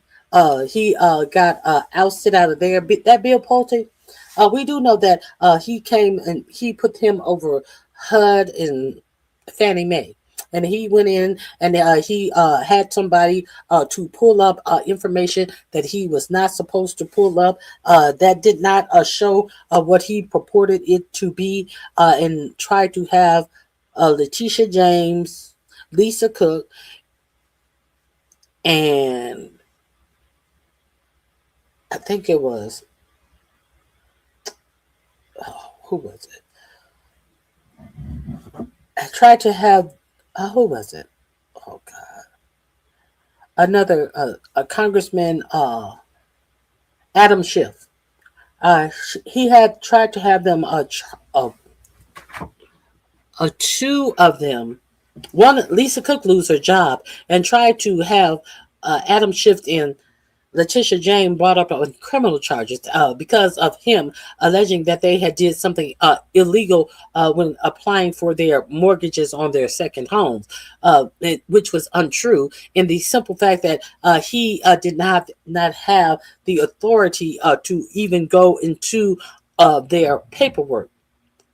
So he had a underling go into their paperwork. So your president to put him over in Tulsi Gabbard's position. Now Bill Pulte, who when he had a position in government, he decided to have somebody break the law and go into look into someone's personal mortgage paper so he could kowtow to Donald Trump and try to get Letitia James put in jail. Try to get Elisa Cook to lose her job. They actually did fire Elisa Cook from her job. Now, this guy is over the DNI, which oversees all 18 intelligence department in the United States. The same Bill Pulte. Yes, this is who's over the DNI. And what did your president say? They said, "Oh no, we're not approving him." He said, "Oh well, I don't want him to be the full-time DNI inspector. I'm just going to have him to be the interim DNI inspector." I don't know why the Dems. It's not the Dems. It's all of the senators and the Congress people are in an uproar about somebody who doesn't even have a security clearance himself, being over all 18 of the U.S. Security apparatuses, the security departments, all 18. Somebody who don't even have his own security clearance. This is your Trump administration. This makes sense to the Trump administration. Now, he said, well, we'll just leave him in there for a little while. Maybe he can go and maybe he'll see something about the fraud in the election or something. So, now, let's get back to this story that I'm telling you about right here. That Aaron Paranis is new Trump to withhold funds used to stop terrorist attacks if states don't implement Trump's approved election changes. Do you get where I'm going with this? Is this shit not transparent enough for you? What election? The midterm election. What election? Maybe he can go in and do something. Let's hear it. Millions of dollars from state and local governments, money that is used to prevent terrorist attacks and respond to major disasters like hurricanes during hurricane season, unless the states impose Trump-approved election changes. According to CNN, these election changes include phasing out certain electronic ballots and also running state voter rolls through a controversial system that is supposed to verify citizenship run by DHS. Right now, DHS provides millions of dollars to state and local governments, grants that are designed to prevent terrorist attacks, designed to help with infrastructure, designed to help with responsiveness after a major disaster, like after a hurricane hits, for example, Louisiana or Florida. Well, now states may no longer receive that money and ultimately could create major problems down the road for people living in the states unless they do these Trump-approved election changes. I'll have more updates for you soon. As always, follow along to stay up to date on all the news you need to know about. The Department of Homeland Security is now threatening to withhold millions of dollars from state and local governments, money that is used to prevent terrorist attacks and respond to major disasters like hurricanes during hurricane season, unless the states impose Trump-approved election changes, according to CNN. Okay. Who's over DHS? Mark Wayne Mullins. Let's see what Tesla's been up to. A 76-year-old woman has died after a driver using Tesla on autopilot flew into her home in Katy, Texas. This video that you're watching, I'm going to show it to you again, literally shows the Tesla, which is being driven on autopilot, not stopping, escalating, and hitting a curb and flying into the home of a 76-year-old woman in Katy, Texas. Investigators and authorities are now investigating how this could have happened. It's a very serious and very tragic situation. I'll have more updates for you soon. A 76-year-old woman has died after a driver used... These links are in my description box, so go over and check out Aaron Paranis, a brand new father, a great content creator.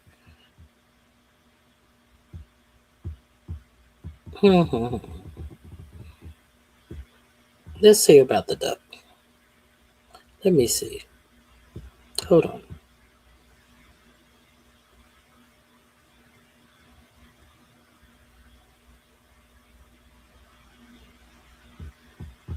Hold on 1 second. Here's the duck. Poor ducky. I have some really sad news to share with you this afternoon. A follower of mine went to the reflecting pool in Washington, D.C., shared this image with me of what appears to now be a dead duckling inside the reflecting pool, surrounded by green algae that has yet to be cleaned up. We have seen hydrogen peroxide be poured in the pools. We've seen the Trump administration try to re-renovate the pool. We obviously don't know what the cause of death is, but this is just a very sad image right now.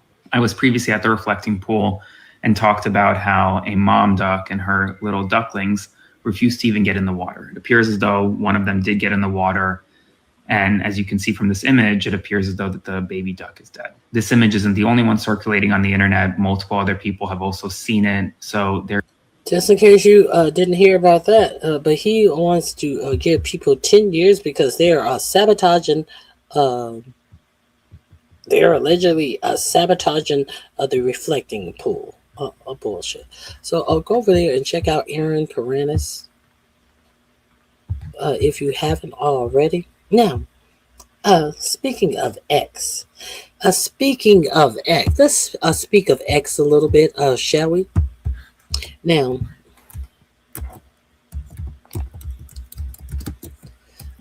this is in my description box under speaking of X, that car crash. Elon Musk has promised you the world. What has Elon Musk done to the world? Has Elon Musk's inventions been successful? Yeah, they've been successful at going to our government and getting more of our tax dollars as subsidies. Elon Musk, the welfare queen, the American welfare queen. So let's get into this AI bubble. That link with the car crashing, it is definitely in my description box. Let me find it right quick.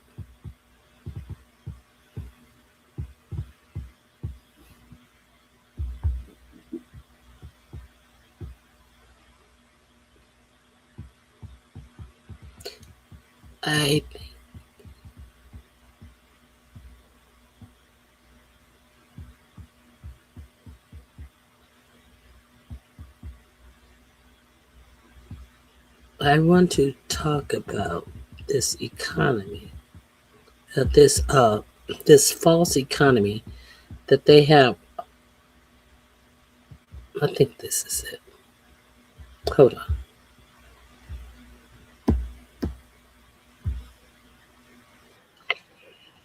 Here, yes, I haven't. Max, I have been missing Max, the economist on Midas Touch. I'm like, where you been, Max?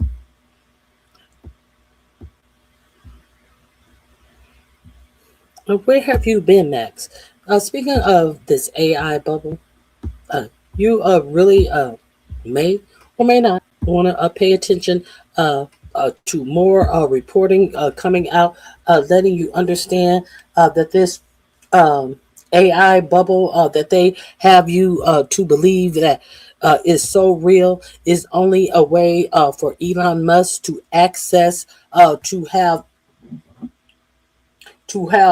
anyone who is selling regular stocks to these safe stocks, these what's this?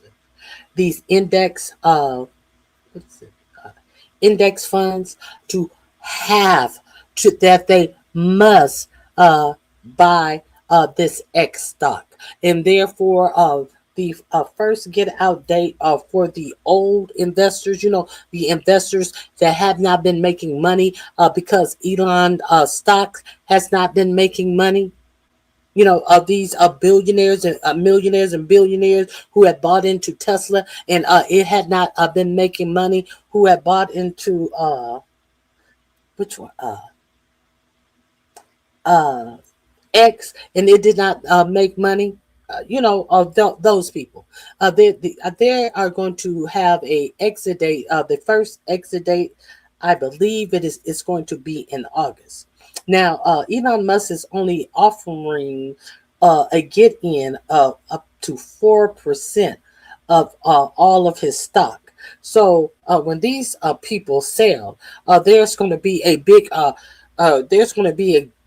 race to the stock because people are dumb, because people don't know, this is all smoke and mirrors. Some people don't know. Some people don't even are not even inquisitive to know enough to know that this is all smoke and mirrors. Some people don't pay attention to the fact that they have set it up easy for you to lose your retirement and your 401k fund because all of these index funds are going to have to buy this X stocks. And when all of these millionaires and billionaires who have been holding on to this worthless stock get out, and all the dummies get in, and then the value of the stock is going to go down and down and down because it's just going to be a bunch of common folks in there and a bunch of hedge funds people who don't give a fuck about the everyday man who done worked 30-40 years of his life and thought that he was going to put something aside for his retirement so he can live a decent life, and these are greedy motherfuckers then ate you up in the fees where they trading on some worthless ass Elon Musk stock. See, people are telling you that the writing is on the wall for this bullshit. Why do you think the SEC changed their rules? That there is no longer a seasoning period where you as a passive buyer cannot buy into this stock for 1 year. Why did it go from 1 year to 3 months to 15 days? Because they need your money. They need your money. So while all these millionaires and billionaires are talking about what you are not to them, you're everything to them.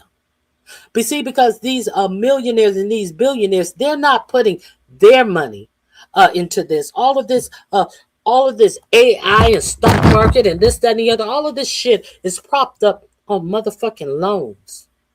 All of this is propped up on investment promises of investments. But what they cannot do, they cannot create motherfucking real dividends. They cannot create real money. And they certainly cannot create real American money when China and all other big countries, China, who buys most of U.S. bonds, who holds most of the U.S. debt, is not buying up our bonds anymore. Who was that? When France, I think it was France. Who was that? When some country wanted to cash in all of their gold, get all of their gold out of the United States, the U.S. didn't even have the real amount of gold. They did not even have the real gold I think it was France. Don't hate me if I'm wrong. They didn't even have the real amount of gold. They had to go out to another country and buy the gold to give this country their gold. What do you think that the BRICS have been stockpiling? They have been stockpiling gold when they used to. The American bond used to be safe. now they're wiping their asses with the American bond because they know the American economy has been allowed to be fluffed up on a bunch of bullshit because millionaires and billionaires want the common man to pay their way for their businesses.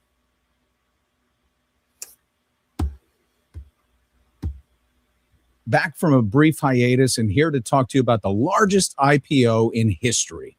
SpaceX just hit the NASDAQ at a $2 trillion plus valuation, and it's only grown in size since it listed, making it one of the most valuable companies in the world. So I think we need to unpack this word value, which has apparently lost all meaning. We also need to address what this company actually is, because it is not what it's being sold as. And most importantly, we need to acknowledge that we just handed an immigrant from South Africa an unlimited war chest to continue destroying the very government that made him the wealthiest person on the planet by a mile. All right, so let's talk about value. What does that word even mean? But he's a white immigrant. So, hey, we can stomach that. He may be an immigrant, but he's a white immigrant. We want all the immigrants out of the United States. But what did he say? 17,000 immigrants have been allowed to come in? Oh, but they're white Afrikaners. Oh, well, that's okay. Before we get into the mechanics of this preposterous IPO, one that broke every rule of public offerings just to enrich Elon Musk and his cadre of early investors, many of whom are also hell-bent on the destruction of U.S. democracy and the rule of law, let's talk about value. SpaceX opened at $135 a share on June 12th, but its current valuation already puts it way above $2 trillion, which makes it more valuable than Amazon. So SpaceX had $18 billion in revenue last year, but it lost $5 billion. Amazon posted net operating income of around $80 billion on more than $700 billion in revenue. And SpaceX is more valuable than Amazon. Makes total sense, right? So let's move on. Wall Street has a long tradition of twisting itself in knots to justify these fantastical valuations. And in SpaceX's case, the logic is fundamentally flawed and built on lies. But the value proposition, right, in spite of those lies, comes down to two things: upside potential and fear. The fear of betting against somebody who's done it before. But has he? See, when Tesla went public, it quickly gained a valuation that topped every major American automaker combined, despite being a fraction of their size and also losing money. It became an investment juggernaut. So for a lot of people on Wall Street, this is a case of once bitten, twice shy. They missed the Tesla rocket ship, or maybe they didn't, and they're not missing this one. But the bigger upside isn't rockets, it's AI. Elon has promised to transform SpaceX into the leading AI company in the world. But here's the thing. SpaceX is currently dead last in this AI race, because Grok, its flagship AI product, ranks 4th behind ChatGPT, Gemini, and Claude. And Grok's primary claim to fame, per a Common Sense Media study, is generating nearly 6,700 sexually deviant image requests per hour by design. And yet somehow people think Elon is at the cutting edge of... And everybody ignored this. Everybody ignored the fact that Grok was making explicit images of children in suggestive or lingerie or lack thereof in adult situations. Everybody ignored this. Nobody sees this happening, and this is the best thing that their AI is known for, and people are buying into this. Okay. Artificial intelligence. Here's the thing. He wasn't even in the game until relatively late. According to Ronan Farrow's piece in The New Yorker, Musk had to be convinced by the others who were already well along the path that AI was the only path to computing power that would be necessary to someday leave the planet. That's what brought him in, not a genius insight or something, some divine inspiration, just a conversation with people that are like, hey, Elon, if you want to go to Mars someday, it's going to take AI. And he's like, oh, okay, I'll do it. But nobody's talking about any of this when they're buying SpaceX at a $2 trillion valuation. So let's look at what SpaceX says it's worth and where it says they're going, because the math here is fascinating. And by fascinating, I mean impossible. In its prospectus, SpaceX.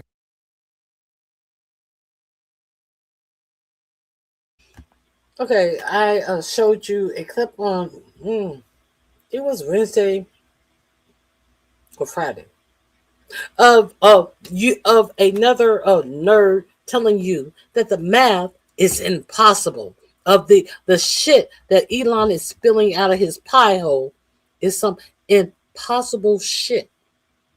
But no one's asking any questions, so okay. Claims a total addressable market, its TAM, of $28 trillion. And they literally described it as the largest actionable total addressable market in human history. So for reference, that's the GDP of the United States. Like literally. So SpaceX is telling you that it intends to capture a market that's roughly the size of the entire US economy. Okay. Here's how they break it down. The SpaceX segment of the TAM is $370 billion. Connectivity, which is Starlink, is $1.6 trillion. But then AI, which is the really big enchilada, is $26 trillion. That's 93% of their total projected market. And we just established they're really bad at it. And they're last. So we did a deep dive into all these numbers over at UNFTR. I'll link it in the description if you want to learn more. But when you look at the actual revenue picture, it gets even more illuminating.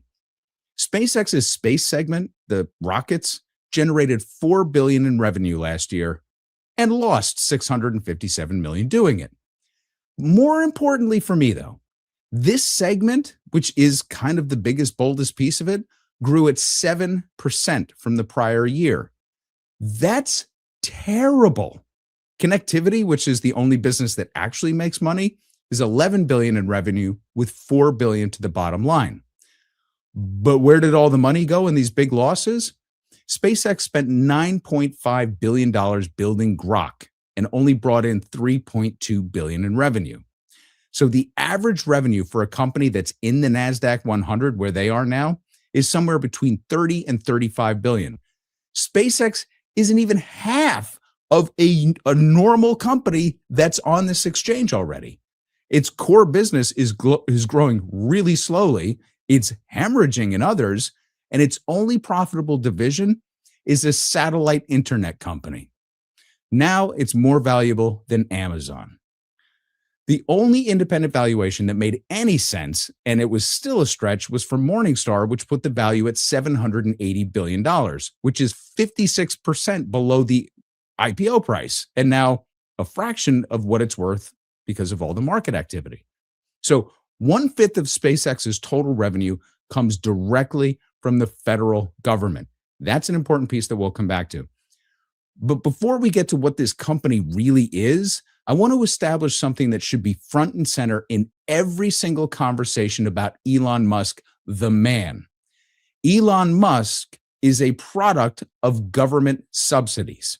So according to the Washington Post investigation, Musk and his companies have received at least $38 billion in government contracts, in loans, subsidies, and tax credits over 2 decades.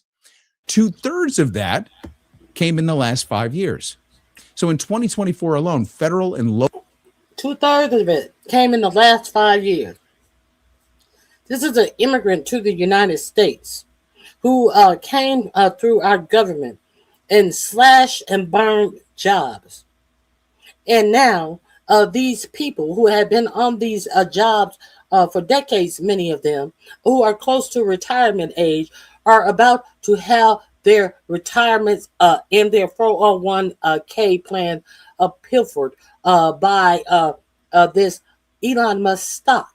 Isn't that ironic? Not ironic. These are people who may have been close to retirement age, but not ready to retire. Are those people? who thought that, well, I'll go out there and I will get me something else, a consulting job or some other job, can't find the job. Isn't that ironic? Isn't that interesting? Probably having to go into their 401k plan to survive in this Trump economy.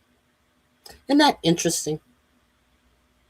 But all of their retirement funds are going to be sucked off by Elon Musk, and in the laws and the rules that protected the consumer. Well, shit, the Consumer Financial Protection Bureau was eliminated by Elon Musk.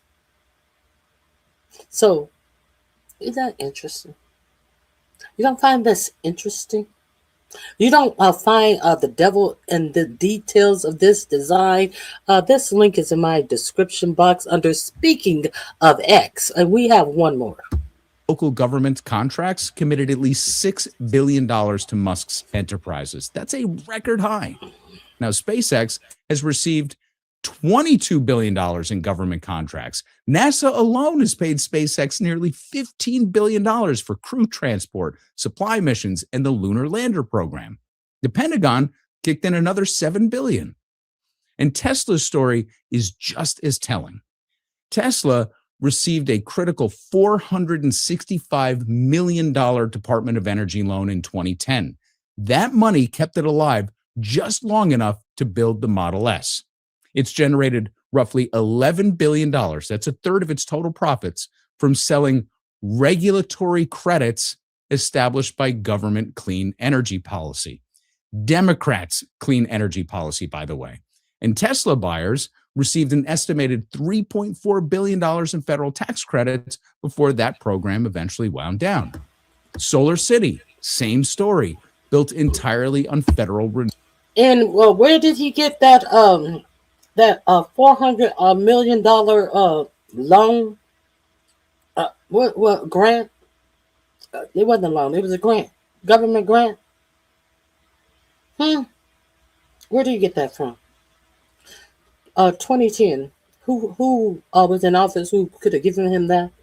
Barack Obama, and all of the billions of dollars that he made on clean energy subsidies, and then this motherfucker turns around and put a Nazi salute up on Inauguration Day after he paid to get 45, 47 back in office and support all of this overt racism against black people on his platform of Twitter. Let that really sink in. Because had not they got this subsidy from Obama, there would have been no more Tesla. And this is the gratitude. This is the gratitude. Let's continue. Renewable energy credits. And then there's Doge. Elon didn't just benefit from the government. He created new grant opportunities for himself while he was dismantling the agencies that he was supposed to be auditing. The prospectus literally lists the U.S. government as one of the largest drivers of SpaceX revenue. So when he says that he wants to cut government spending, what he means is he wants to cut your government spending to make room for him to get more.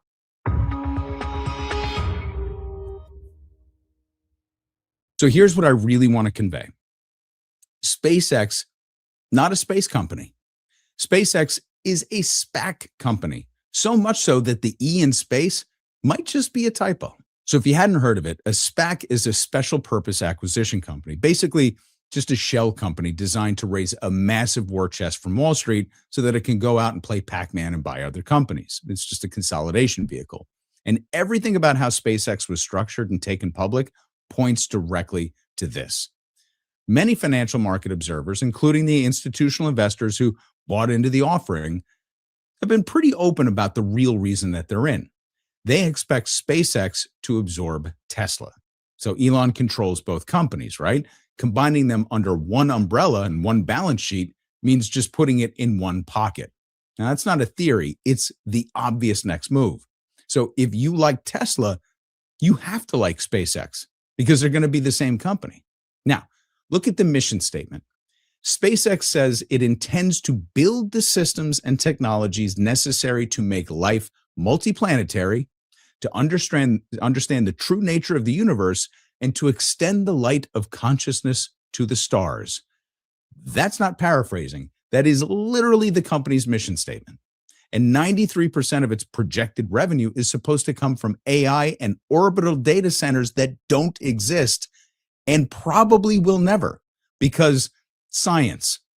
So their own prospectus says, and I'm going to read this directly here, quote, several of our anticipated market opportunities, including certain AI, orbital, lunar, and interplanetary transportation and industrial activities, are still emerging and evolving or do not currently exist. And such markets may not develop as we expect or at all. I mean, such markets don't exist and they might never. But here's where it gets criminal, at least in spirit, if not law. This IPO would never have gotten off the ground under normal regulatory conditions because the SEC, under the leadership of the administration that Elon helped install, just looked the other way while two sets of rules were quietly rewritten. Let's talk about this. I have been talking about this since they have been trying to tell you about, yeah, we're about to have a new trillionaire. We're going to have a new Elon, the new trillionaire. And what effect would that have on you and how you live your life? You thought it wasn't going to have an effect on you and how you live your life? Well, it actually is. The first one, the NASDAQ changed its bylaws. So conveniently timed for the SpaceX June listing, in May, NASDAQ enacted what it calls a fast entry rule. So under the old rules, a company had to season for at least 3 months before joining the NASDAQ 100. Most cases, it was up to a year, and it needed a minimum 10% public float, meaning 10% of the shares had to be available to the public. Under the new rules, top 40 companies by market cap can just enter the index in 15 trading days, and that float minimum totally eliminated. So SpaceX floated about 5% of its total shares, which was an artificially very thin slice designed to create scarcity to drive up the price. Now, under the old rules, it could never have entered any major index. So NASDAQ literally rewrote the rules so SpaceX could get in, and this is hugely important. See, Musk made early NASDAQ 100 inclusion a condition of his listing there, so they had to do it, and they complied. They didn't have to do it, they just complied. Okay, so you might be thinking, this is just Wall Street nonsense. Why is this important to me? I'll tell you. It means that every ETF, every index mutual fund, every passively managed retirement portfolio that tracks the NASDAQ 100 is now required to hold SpaceX. Is now what? It is now required. Not some of them, not most, not many, every. Did you hear what he said? Every index mutual fund, every. Okay, so you might be thinking, this is just Wall Street nonsense. Why is this important to me? I'll tell you. It means that every ETF, every index mutual fund, every passively managed retirement portfolio that tracks the NASDAQ 100 is now required to hold SpaceX without choice. So if you have a 401k that includes an index fund with any exposure to the NASDAQ, congrats. You are an investor in SpaceX, whether you know it or not or want to be. Passive flows into the deal were estimated to be nearly $50 billion. Now, the second issue is the lockup period. Standard IPO lockups keep insiders from selling for at least 180 days. The idea being that executives and early investors have to live by the company's performance instead of cashing out as soon as they go public. SpaceX used a staggered lockup schedule. So most early investors, like sovereign. So these early investors, these people who've been hanging on as Elon Musk has not been making any money. He has been combining his companies, using stock from one company to buy up the next company, and not creating any profit from these billionaires who's been holding his stock for all this years. It's time to ching. These people are about to ching out on whose money? On whose money? Your money. Wealth funds from the Middle East, members of the so-called PayPal mafia, can begin selling 20% of their stakes at the first quarterly earnings call, which is right around the corner. Now, Elon's August, I believe, is one. There's another one in August, November, August, October, and December, I believe. Somewhere like that. They're going to have 3. lockup is just this year alone. Longer. But early investor exit liquidity was essentially baked in from day one. They changed the rules, and the SEC allowed it because this is Trump's SEC. Now, let's talk about what we've actually done. The SEC allowed rich people to be able to get their money out of a stock as dummies. Think that, hey, I'm going to get rich. What? The Trump administration allowed, SEC allowed that? Why? Probably, let's go here, because beyond the IPO mechanics, beyond the accounting tricks and the rule changes and this bizarre mission statement about extending the light of consciousness to the stars, we've handed one guy an unlimited war chest. And look what he did the last time he had a pretty sizable one. He contributed $200 million more to the 2024 election. And analysts have subsequently determined that it was about roughly 115,000 votes in key swing states that determined that outcome. So did his money make a difference? You tell me. But here's the scale. 200 million today represents 0.02% of his net worth. What are we doing?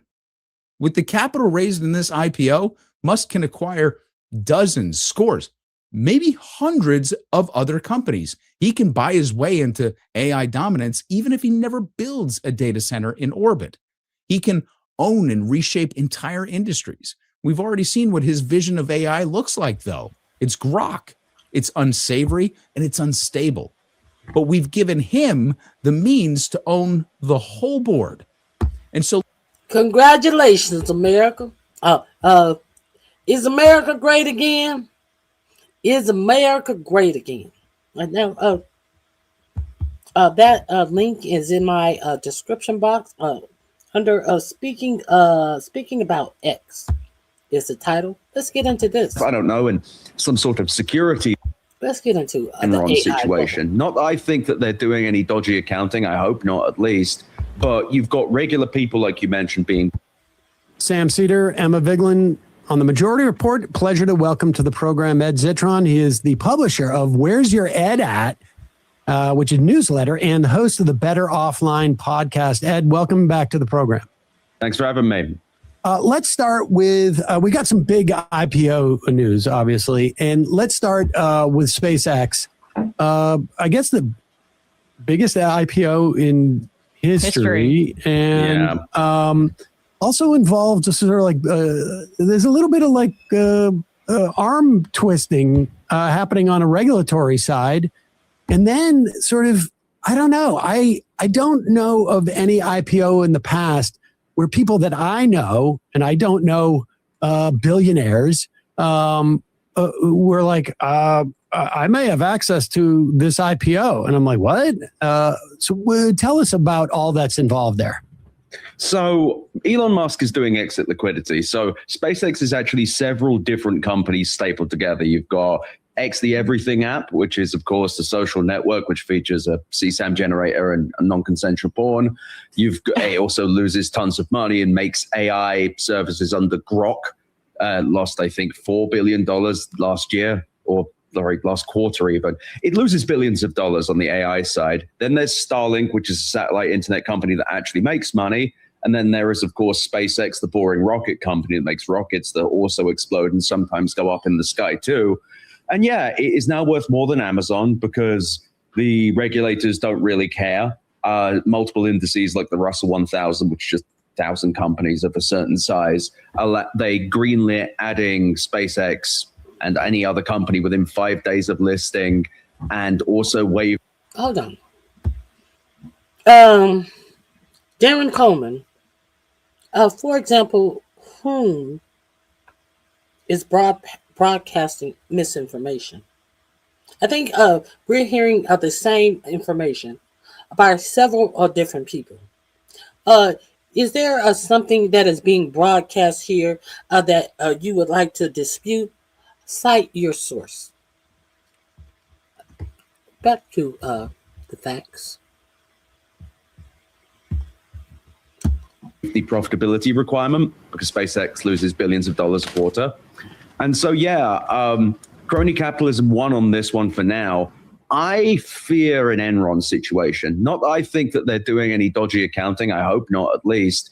But you've got regular people, like you mentioned, buying into this IPO. Now it's popping again. Well, now everyone's going to buy into it. And I fear that the underlying economics do not make SpaceX work. And he's going to try and merge Tesla into it. He's going to try and merge a company called Cursor into it. This is just Elon Musk's attempt to escape the kind of collapse of Tesla. Tesla selling less cars every year. Their largest purchaser of Cybertrucks is SpaceX. It's all part of the big, giant Elon Musk circular financing jerk-off session. And I'm deeply tired of watching. I don't think the public should be witness to this. It's horrible. But yeah, regulatory authorities, I don't know. I thought they were meant to stop garbage IPOs, but I guess inflating them is what this administration does. Well, actually, that is what a regulatory authority is supposed to do. But we are in the administration of no regulation, deregulation. So in this a big push for deregulation, this is what you get. You get a bunch of dumb motherfuckers talking about what is so cumbersome to them about having billionaires to pay for everything that involves their fucking business instead of pushing it off on the regular consumer. When have you ever heard a small business having the consumer to let's say pay their dumpster bill? But you have these big oil executives, and we're going to talk about this today too. These big oil executives in Oklahoma having the oil leaching out all of this goo into the pipes of the people who vote overwhelmingly for Republicans. Make that make sense. But hey, isn't that what government for? They want small government. So I guess they want gas byproducts oozing into their water. I don't know. Well, I mean, the value of SpaceX too. You mentioned those three planks. You have the private Twitter. Twitter being folded into this /X, which you had a lot of wealthy people take private, including Andreessen Horowitz, including, I believe, a Saudi prince, among others, including one of MGX as well, who's I think they were involved. Yeah. You mentioned in the first part that Twitter and Grok and that whole, it's losing money hand over fist. So those investors, those really important investors that took Twitter private need to make their money back. So Elon has folded Twitter into SpaceX, and that's why this IPO is such a behemoth. But what's also alarming, and on the regulatory side, if you could talk about this, Ed, how right now one of the major indexes, I'm forgetting if it's S&P or I have it written down here actually. It's the Russell 1000. Okay, gotcha. One of the major indexes is saying that they're indicating that they're going to loosen their rules to allow SpaceX to be a part of the index, which would really harm, if it is to pop, the retirement funds of so many people who invest in indexes, which are supposed to be a very safe vehicle for your investment. Can you talk about that part of it? Yeah, that's kind of what I was previously mentioning with the Russell 1000. So they already agreed to that. I think they did in the NASDAQ.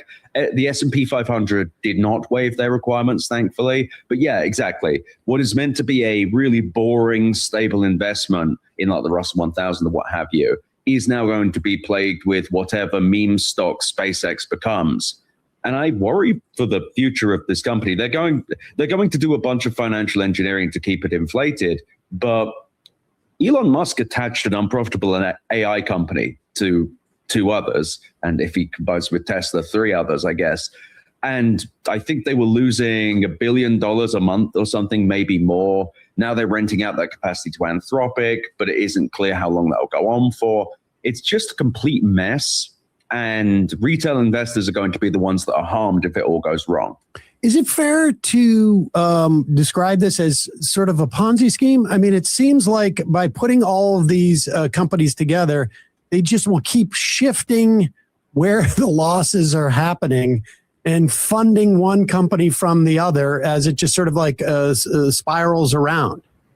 I think Ponzi scheme is a little bit far because technically this is all legal. It's all under generally accepted accounting principles. So it's technically legal, but it is a lot of moving money around and moving documents around in a way that we should have, I don't know, in some sort of securities commission that could potentially look into. But because of how this administration is, but quite frankly, I don't know if the Democrats would have done much either, because everyone's kind of drinking the neoliberal juice at the moment, and they think that growth is all. He hasn't. He's never lied. What was there was I saw someone interviewing Sheldon Whitehouse, and I forget who it was. He asked him, "Isn't there something that the Congress can do to regulate all of these AI centers?" Was it Sheldon Whitehouse? I think it was Sheldon Whitehouse. And he basically threw his hands up and said, "Oh no, well, they're here now, and there could be something we can do." He basically said, "No, there's nothing we can do to prevent these AI centers popping up all over our country." I'll try to find it. I don't want to misspeak about him, but. That's why we need to pay attention to the people we are voting for and what they are saying and how receptive they are to their constituents.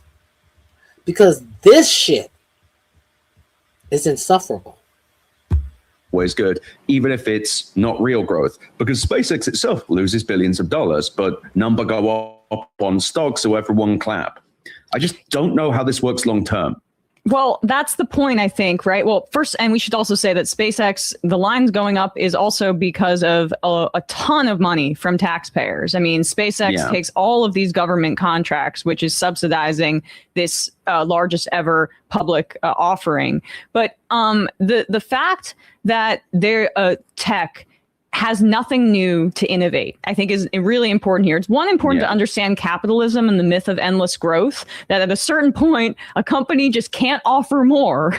And we're getting iPhones 16, 17, 18, whatever. The smartphone's a thing. They have these computer chips. Yes, they're innovating on that front, but that's a whole separate thing. It's not going to be what they're promising in terms of AI being this transformational technology, but they have to sell it as such because tech has gotten so large that how else can they grow from this point when everybody on the planet is using social media, everybody on the planet has a smartphone? What's the next thing to justify endless growth? And there isn't. It's a theory I've had for years called the .com bubble, which is the reason we're doing AI, this thing where trillions of dollars, over $1 trillion has been invested in data centers and AI companies so far, and they want to spend another $1 trillion next year in CapEx between 4 companies, Amazon, Meta, Google and Microsoft. But they're doing this because they don't have another thing. There are no big ideas. We're out of hypergrowth ideas. We haven't had a new iPhone. We haven't had a new cloud computing or app store or anything like that.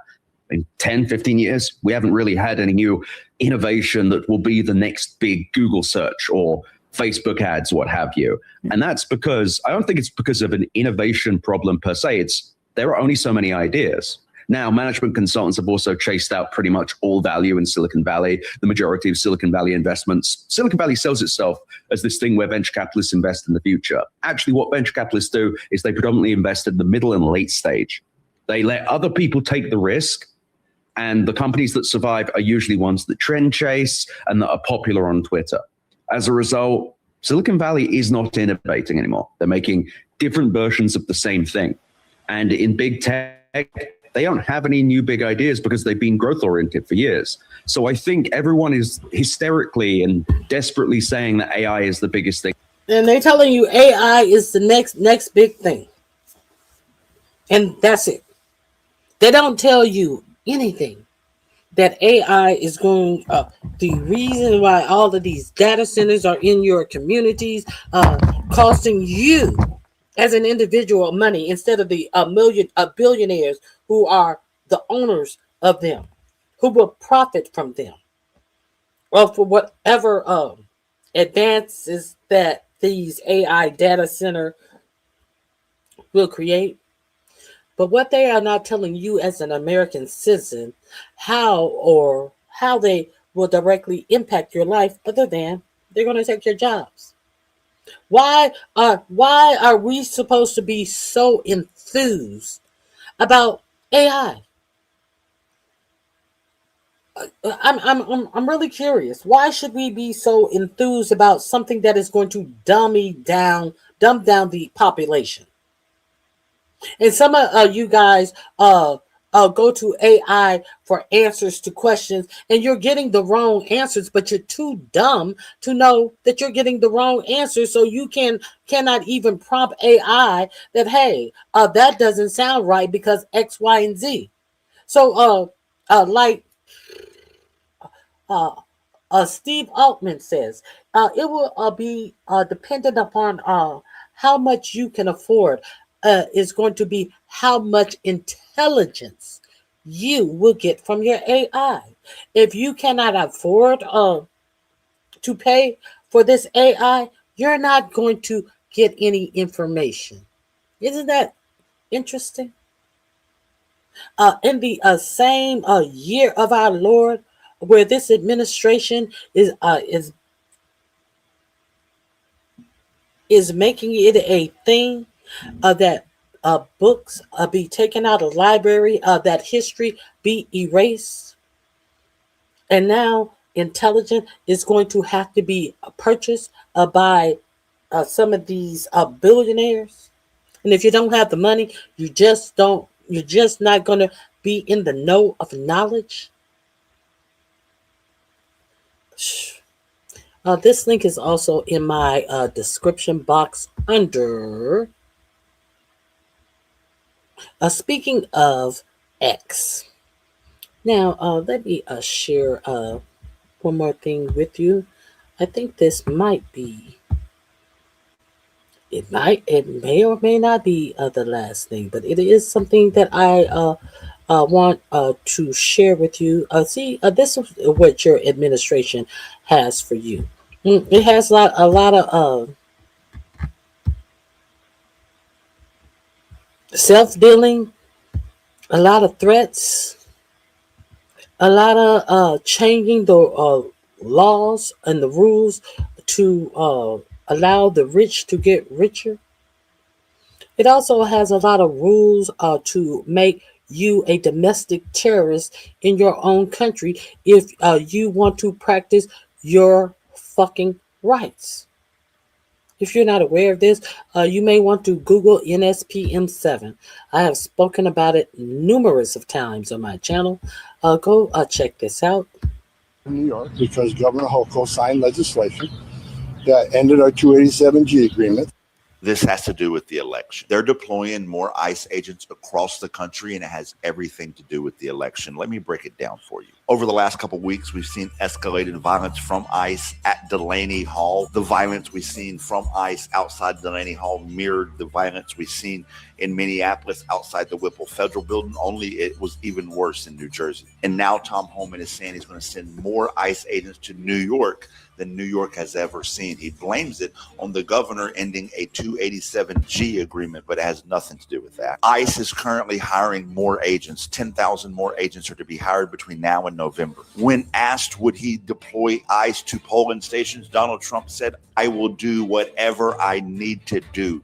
And when he says whatever I need to do, he means whatever he needs to do to win the election. Listen, I'm not here to tell you that voting alone will save us. I know it won't, but that does not mean that we don't vote. And that does not mean that we sit by quietly while they plan exactly how they are going to take over this election and rob it from us. And let me tell you why it's so important. If Donald Trump can win the 2026 midterms, we are cooked. They know that if they lose the majority, that there is accountability around the corner. They would not be going through all these elaborate steps of doing these unconstitutional things and plotting things that have never happened in American history if this vote wasn't that important. They would not be gerrymandering the black vote out of existence if it didn't matter. They would not be gutting the Voting Rights Act if it didn't matter. They would not be trying to rob us of our vote and voice if it didn't matter. As soon as the gubernatorial election was over in California, they called it rigged and said that mail-in ballot was a fraud. The fact is, though, that study after study shows mail-in voting is secure. Our elections are safe and secure. But he's spinning the slide to prepare everybody for what he's going to do in the midterms, and that's to deploy ICE to intimidate voters, to stop mail-in voting altogether if he can. He's already trying. So I need everybody to wake the fuck up, get the fuck up, and get involved. I need you to volunteer to work at your polling stations. I need you to vote early. I need you to organize in your communities and speak up when he attacks voting officials and judges and polling stations in Georgia. I need us to act and to act together. The power has always been in the people. And if we don't wake up now, get involved now, and start countering what he has planned, November will be too late. You can expect more ICE agents to go to New York because Governor Hochul signed legislation that ended our 287G agreement. This has to do with the election. They're deploying more ICE agents across the country, and it has everything to do with the election. Let me break it.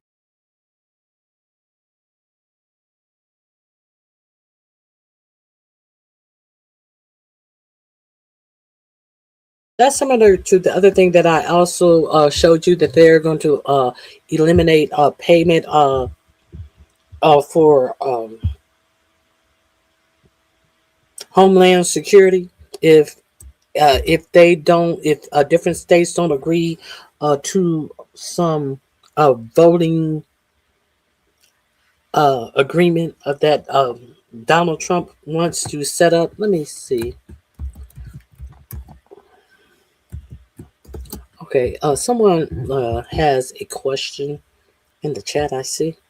That one that I just played you is called Vote. Is in my description box under Vote, the Jolly Green Ginger, I believe his name is now. Adam Weatherall. Do your own research. I will put the information in there for you. You mean to tell me you are unaware that this administration has a list of a banned book? Are you serious? Are you really serious, Adam? Tracking the Trump administration attacks on libraries. Are you here, Adam? Or you thought that you were going to show me something, Adam? Huh? Huh? What we doing? What we doing? Okay.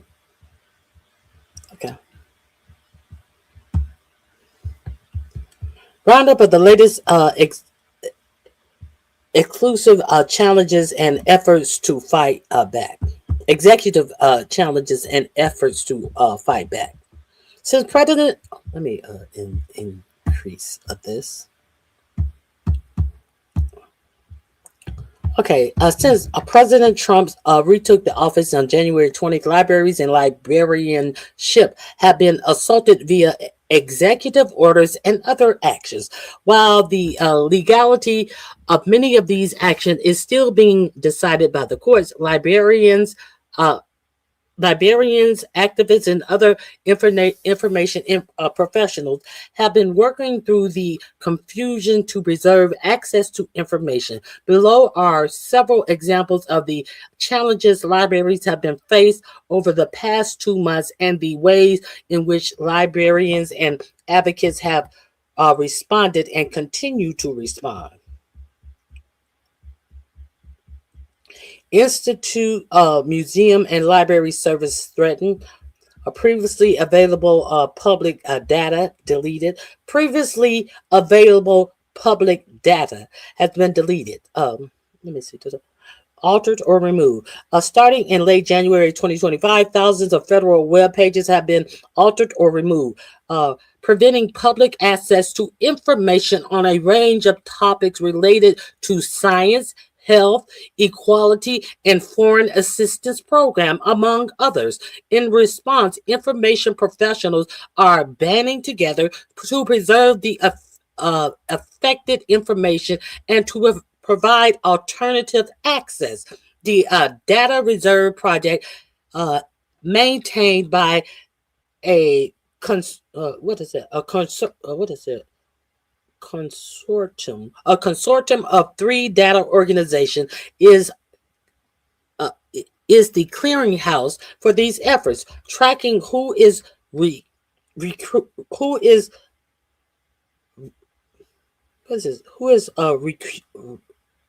rescuing which data and where it can be found now. The project's website also highlights libraries across the country, provoking patrons with information on how to access federal data and help preserve it. Employees fired from federal libraries and National Archives is another. National Archives. Why would you fire somebody from a National Archive? So you can destroy the National Archives. At the National Archives and Records Administration, Colleen Strong, a former activist of the Archivist of the United States and position that oversees government records, was fired February 7th by President Trump. Deputy Archivist William J. Subsequently chose to retire. ALA signed a joint letter to the White House on February 11th outlining the threats that these staffing changes pose to collective memory of the country and America's ability to access their history. The Society of American Archivists also issued a statement condemning the firing at NARA and employees at other cultural institutions. I understand that some people have no culture other than the culture that they steal from others, but there are other entities that actually have a distinct culture, and they want it preserved. Books removed from school libraries on military bases. So, are you unaware? Where's that person? Adam Withal, you said that the administration is banning books, plural. Name one of these books, plural. Name one of these books. Let's name one of these books. Is a Department of Defense a part of this administration? Huh? As a result of executive orders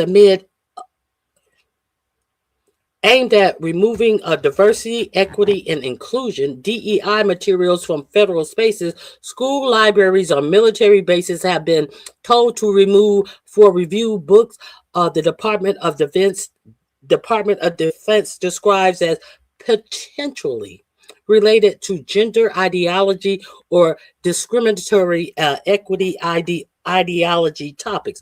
Books flagged for review include, you got a pencil? Include No Truth Without Ruth. Are you ready? A biographical picture book about Justice Ruth Bader Ginsburg. You want another one? Written by Kathleen Curl and illustrated by Nancy Zong and Freckle Face Strawberry. Oh no, Freckle Face Strawberry is a second book. Is a picture book by actor Julianne Moore, and a hillbilly elegy, a memoir of a family and culture in crisis by Vice President J.D. Vance. Well, you know they put that trash back on the shelf. On February 2nd, ALA and American Association of School Library released a statement calling the order a censorship of legitimate views and opinions that violate the First Amendment rights of those who serve our nation with their families. On March 6, hundreds of students on the Defense Department campuses in Europe and Asia staged a coordinated protest of the removal of library books and other material. Let's see what the Guardian said about this. Let's read the article. I hope it's still available.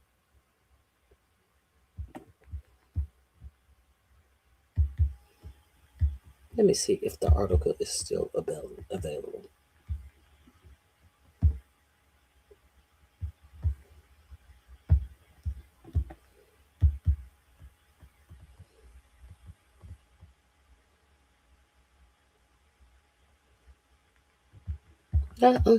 Since you asked, let's give you the information. Since you asked, since you want to act as if you have never heard of this, since you want to pretend like you're not the dumb motherfucker, you think you want to pretend like I don't know what I'm talking about, and you don't know what the fuck you're talking about, you stupid bitch. Okay, Pentagon schools suspend library books for compliance review under Trump's order. Under whose order? Under Trump's order. Where at? In the military. The military that does what? That fights for this country, bitch. Okay, Defense Department sends a memo that it is reviewing books related to gender or discriminatory equity ideology topics. Okay, so here we are. Tens of thousands of American children studying in Pentagon schools serving U.S. military family have had all access to library books suspended for a week while officials conduct a compliance review under Donald Trump's crackdown on DEI and gender equality. Okay. The Department of Defense circulated a memo to parents on Monday. You wanted to censor the censorship of library books in the Defense Department schools provoked a furious response from Jamie Raskin, the ranking Democrat in the House Judiciary Committee. He slammed the practice as a naked content and viewpoint censorship of books. Okay. Raskin invited other members of the Congress to join him in denouncing the purge of books and stripping of books from the Department of Defense libraries or any other public libraries in America. The purge of library books will affect up to 67,000 children being taught in the Pentagon schools worldwide. The Guardian understands that in all 160 schools located in 7 U.S. states and 11 countries are subject to the censorship. The Guardian has obtained a list of books that have been caught up in the blanket evaluation. No Truth About Ruth. Let me see.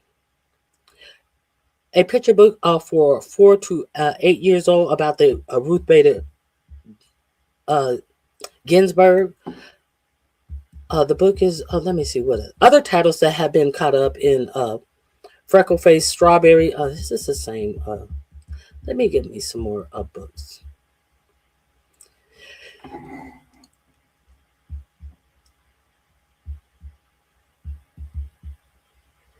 Let me see. More books.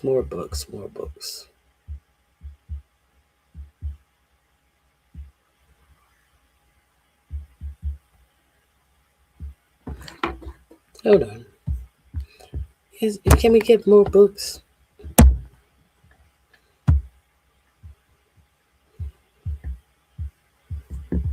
Let's see.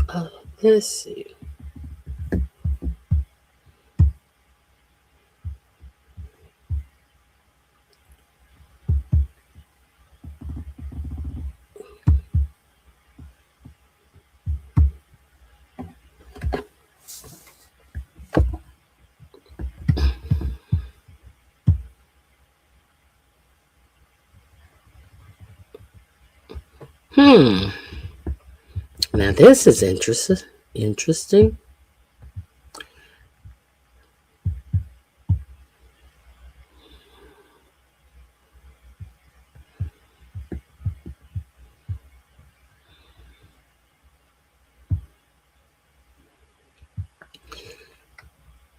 How to Be an Anarchist by Ibrahim X. Kendall. Uncomfortable Conversations with a Black Man by Emmanuel Ocho. Why didn't we riot? A Black Man in Trump Land by Isaac Bailey.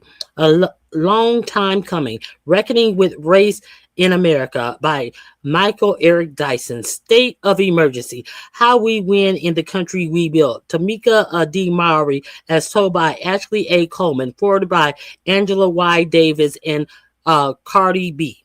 How we win race in a history changing the money game that's rigged by Kimberly Jones.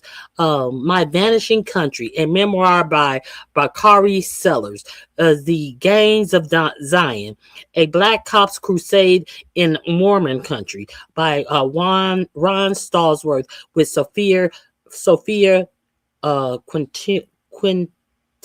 Quintero. America Hates, Survivors Speak Out, edited by Araj. I can't mangle their name. The Rage of the Innocents, How America Criminals Black Youth by How America Criminalizes Black Youth. You want some more? Go look it up. If you really wanted this information, you could have found the information your own fucking self, bitch. But you wanted to pretend like the information was non-existent, hoe. So get the fuck out of my face with your dumb ass and your bullshit, bitch. Here's the second link to all of the books that have been taken out of American libraries. While this bitch sitting up here thinking she's playing in somebody's face with this dumb shit. All this off-topic bullshit.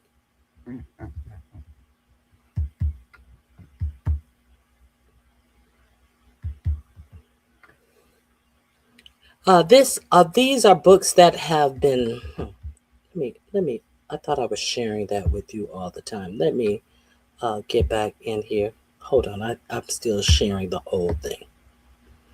Let me share this new screen. I hate a dumb fuck who think that they are talking to somebody who's just talking to hear themselves speak. No, that's not me, ho.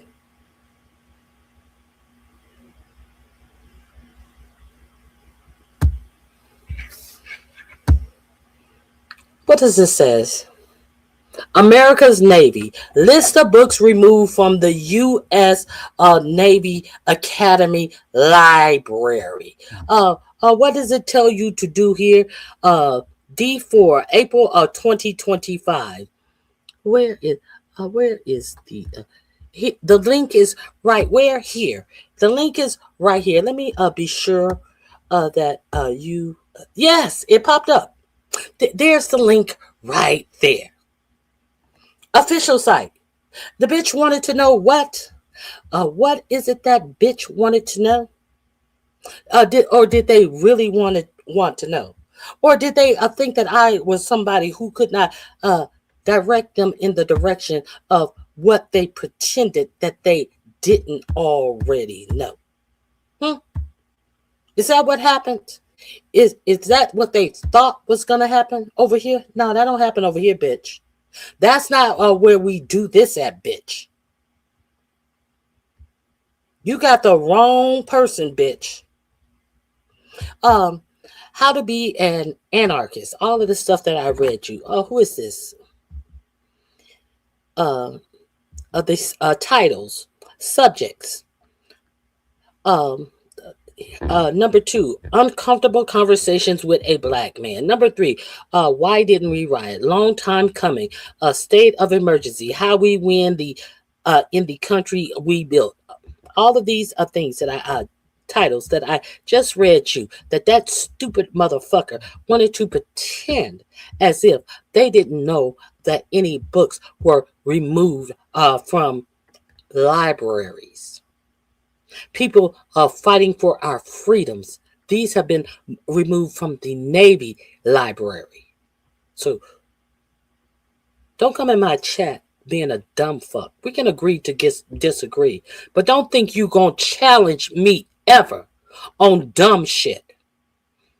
The rage of innocence, how America criminalizes black youth. Number 10, our time is now. Power, purpose, and the fight for a fair America. Stacey Abrams. Number 11, what is your pronoun? Beyond he and she. That was number 12. Rainbow Milk. That is number 13. So all of these books, how many in total? White Too Long, The Legacy of White Supremacy in America, Christianity by Robert P. Jones. That's number 46.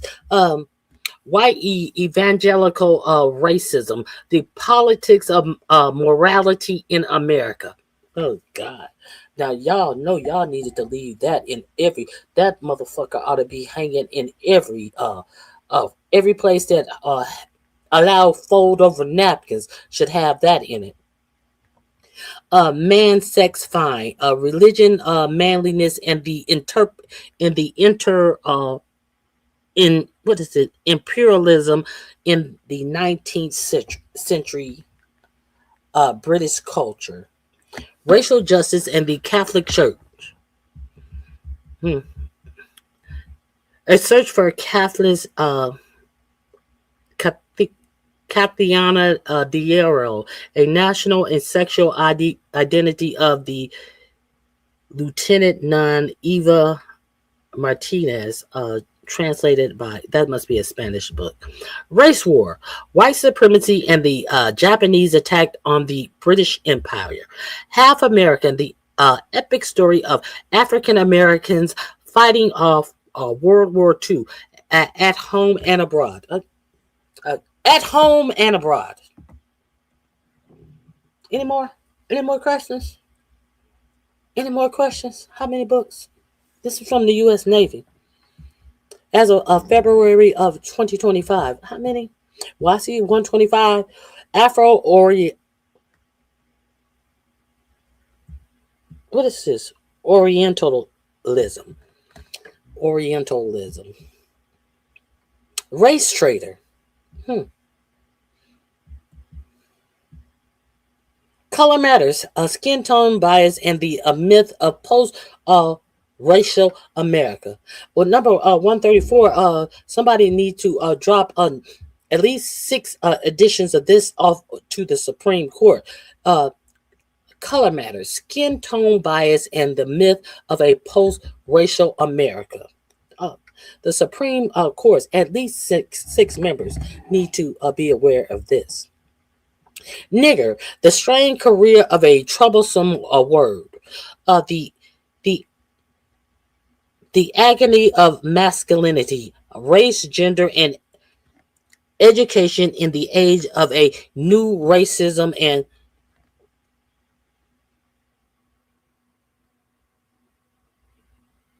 what is this? The hidden rules of race, barriers, and the inclusive economy. Okay, how capitalism and underdeveloped Black America, problems in race, potential economy and society. Okay, the sum of us, what racism costs everyone, and how we can prosper together. You would think that they would leave that in the libraries. Have Black lives ever mattered? Black scholars on the line, race, social science in America throughout the 20th century. How many books? This is just the Navy. This is somebody asks about what books? This is just the Navy. The U.S., the United States Navy. Yeah, them.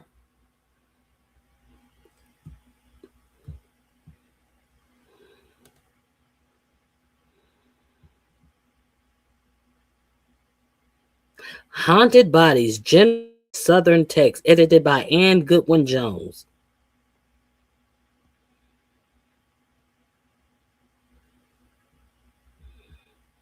Reading Race, White American Poets and the Radical Disclosures in the 20th Century. The Question of Character, Scientific Racism and the Genders of American and the genders of American Fictions. Male Rage, Female Fury, Gender and Violence in Contemporary American Fiction. Contemporary American Fiction, I'm sorry. How many is it? Are we at 372? We have a whole 381 titles. This is just from the military. Hey, y'all want this link? Let me drop the link in the chat. Since somebody wanted to pretend like they didn't know something. Let me drop this in the chat for y'all.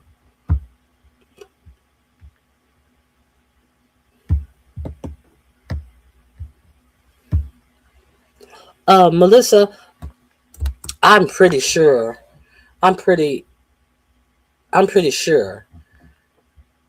that they have not removed any of those books.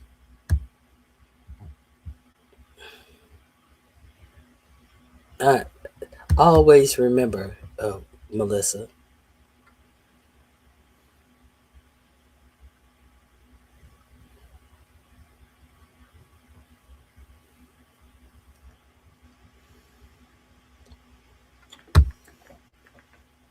Now, you're talking about tax dollars going to buy books.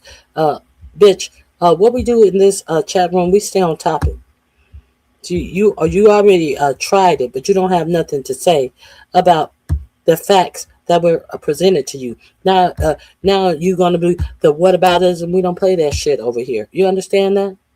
You want to stay over here, hit the like button, shut the fuck up, and stay on topic. Okay? That's what we do over here. We stay on topic. Fuck you and your tax dollars.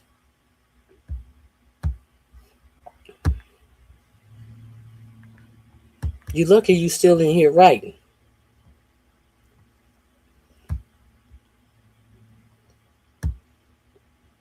All right. So I think did I have anything else for that person? Pissed me the fuck off with that dumb shit. I may have had something else. Excuse me, guys. It's been a long weekend. I apologize. I thank you all for being here. If you enjoy the channel, please come back. Let me see if there's any breaking news. You know, sometimes when I'm here talking, there can be some breaking news.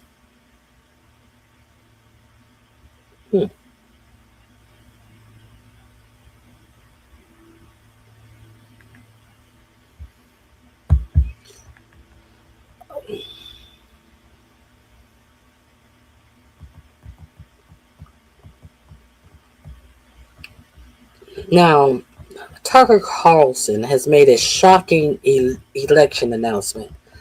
Let's see if it's quick. I hope it's quick.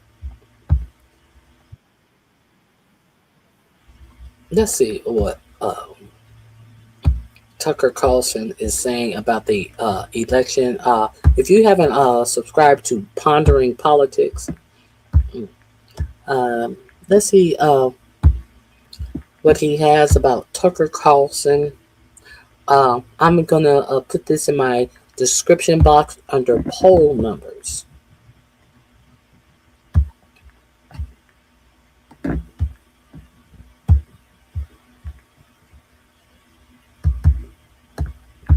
Well, the poll numbers now are, tell a pretty clear story about it. I would not support the Republican Party. There's no chance I would support the Republican Party. As we speak, a clip from a recent interview with Tucker Carlson is now going viral. Not only does he reiterate his belief that Donald Trump is a, quote, slave to greater powers, end quote, but in this viral exchange, he also formally condemns, rejects, and abandons the Republican Party, saying that it no longer is loyal to the United States. And given that Tucker Carlson is one of the most prominent and influential right-wingers and a Republican stalwart for years, this is a major move, and we have to talk about it. But before we do, if you end up liking this video and you want to support the channel, please be sure to hit the like, subscribe, and alert bells before you go.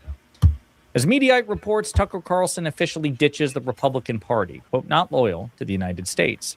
You didn't need a crystal ball to see when this one coming, but it's official. Tucker Carlson has ditched the Republican Party.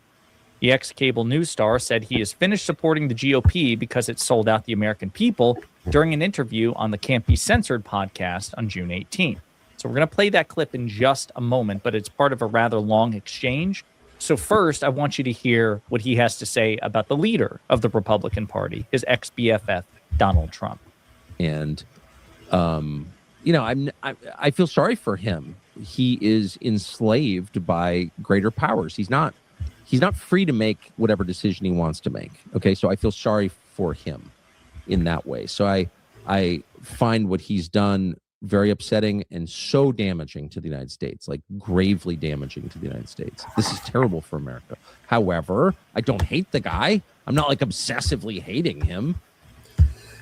Tucker Carlson is so fucking full of dog shit.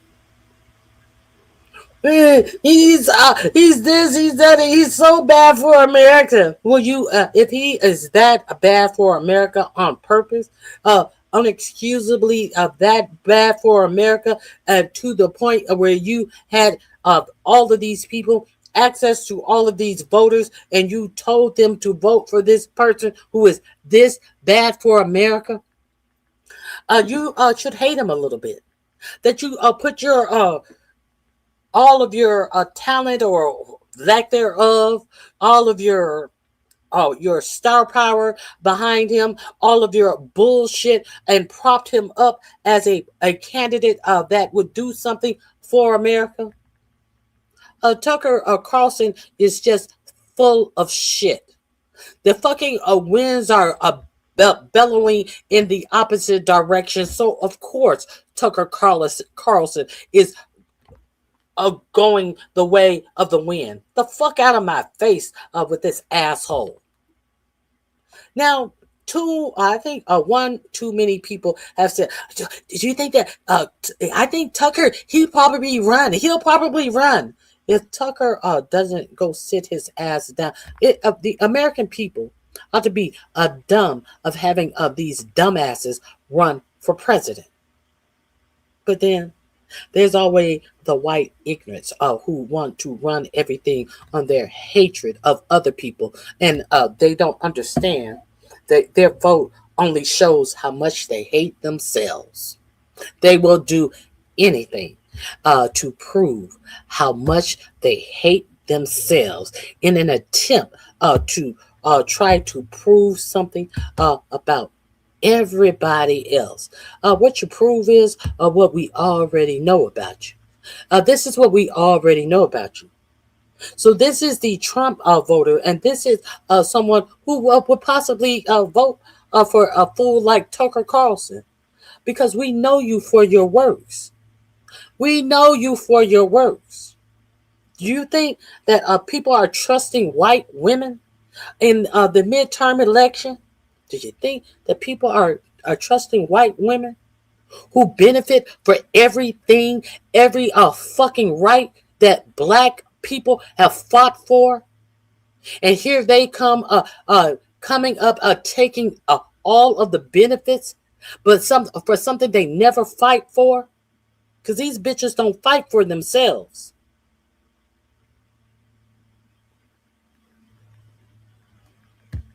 But not, when I say, I'm not saying everybody. I mean, general, in general. Everything is not a absolute thing. Thing. Again, it's interesting to see this tightrope of where you're really upset with something that Donald Trump has done, but you're also eager to shift the moral culpability in the agency to somebody else. This has been the issue that has plagued the criticism of Trump by Megyn Kelly and Tucker Carlson and some others, because ultimately, at the end of the day, even if Benjamin Netanyahu, the prime minister of Israel, persuaded Trump to go to war with Iran, and the credible reporting is indeed that is the case, Trump at the end of the day has agency. He's not a toddler. He's not an invalid. He's 80 years old and the president of the United States. He could have told Bibi no. President Obama told Bibi no. President Biden told Bibi no. President Clinton told Bibi no. President Bush told Bibi no. Trump is uniquely stupid and uniquely gullible, and that's his fault. Tucker is certainly pulling his punches with Trump in a way that he would not if it were a Democratic president. But he's also acknowledging that what Trump has done to the United States is incredibly damaging and incredibly dangerous. It's so harmful to the country. Trump's not going to like that. Now, what about the party writ large? Not just Trump, but the right-wing party, the Republican Party, to which Tucker has been a loyal advocate and supporter for 30 years. But what we know for certain is that the United States went to war with Iran, a war that we are losing, that we've effectively lost already, because of pressure from the prime minister of Israel, Benjamin Netanyahu. So, that's enough. Knowing that is knowing that the U.S. government betrayed the United States. There's no other way to read it. In terms of a read from the American people, off if they feel the same way as you do, and maybe some of the others that have moved away from the Republican Party and moved away from President Trump because of the war and these issues, do you think that the midterms are going to be like the first chance for us to get a temperature read of how the American people are feeling towards Trump and some of these issues that you're talking about? Well, the poll numbers now are, tell a pretty clear story about it. I would not support the Republican Party. There's no chance I would support the Republican Party. I'm not going to support the Democratic Party. I don't know what I'm going to do. So let's stop right there for just a moment. So Tucker Carlson begins the second clip by saying that the U.S. government, led by Donald Trump, he is the commander-in-chief, he's the head of state, he's the head of government, it is his administration, his government, as we would say, has betrayed the American people. In other words, Donald Trump and the Republicans have betrayed the American people. Now, I think they've done so in a variety of ways. Tucker's a bit of a Johnny-come-lately to this revelation, this fact, but I'd rather have a convert than somebody who's not there at all. It's good that he's using his voice to articulate the fact that the Trump administration and the Republican Party have undermined the American Republic as we know it. Again, I am so happy to signal boost to the best of my ability a MAGA civil war, because I think a MAGA civil war is objectively good for the nation compared to a unified MAGA movement, which is much more dangerous. What's interesting, though, is he's like, well, I'm not going to support the Democratic Party. Well, why not? They're the only other game in town. When and where have they betrayed the American people? He doesn't articulate that, right? But this is the issue. Megyn Kelly has been down this road before, too. She says all these things about Trump, much of which is true, but she just can't quite bring herself to support for, the morally superior, politically more consistent, certainly far less corrupt Democratic Party over the Republican alternative. This is part of the problem. At this point, how could I or any American voter support a political party that's not loyal to the United States, that puts the interests of a foreign country above those of its own citizens? That's it's not possible to vote for people like that, and I'm not going to. And I think I voted Republican my entire life. I worked at Fox News, CNN, right. MSNBC. I've been a consistent defender for 35 years of the Republican Party. Please. I mean, very consistent defender.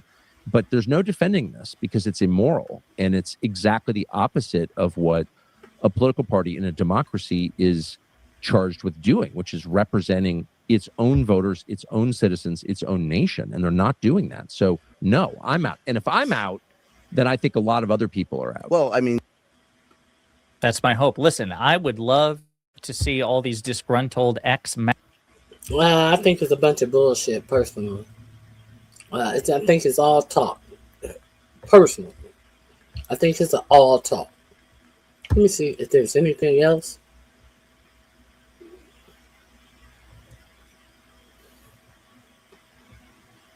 I don't think there's anything else. All right. I appreciate you all being here.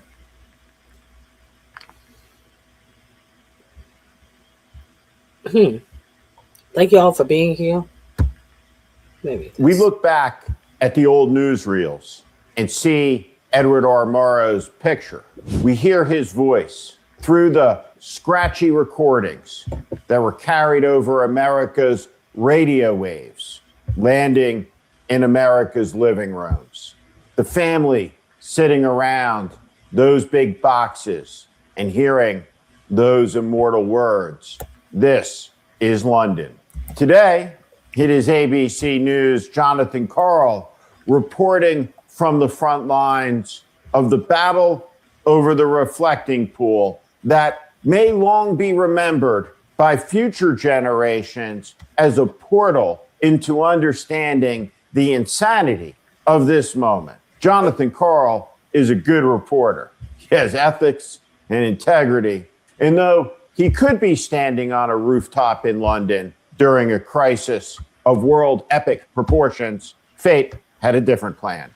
I'm here at the Lincoln Memorial Reflecting Pool, and some astounding developments regarding this project, which the president himself has taken such a great interest in. You remember, $14 million was spent to drain this whole thing and to paint the bottom American flag blue, was the color he said, to make it reflect more magnificently. As you can see, it's all green now. They know that. They're trying to kill the algae. But as they're doing that, something else has happened. Check this out. That American flag blue paint, it's peeling away. The $14 million job to redo the bottom of this reflecting pool is falling apart before our eyes. This is the warning. Donald Trump has grown enraged over this story.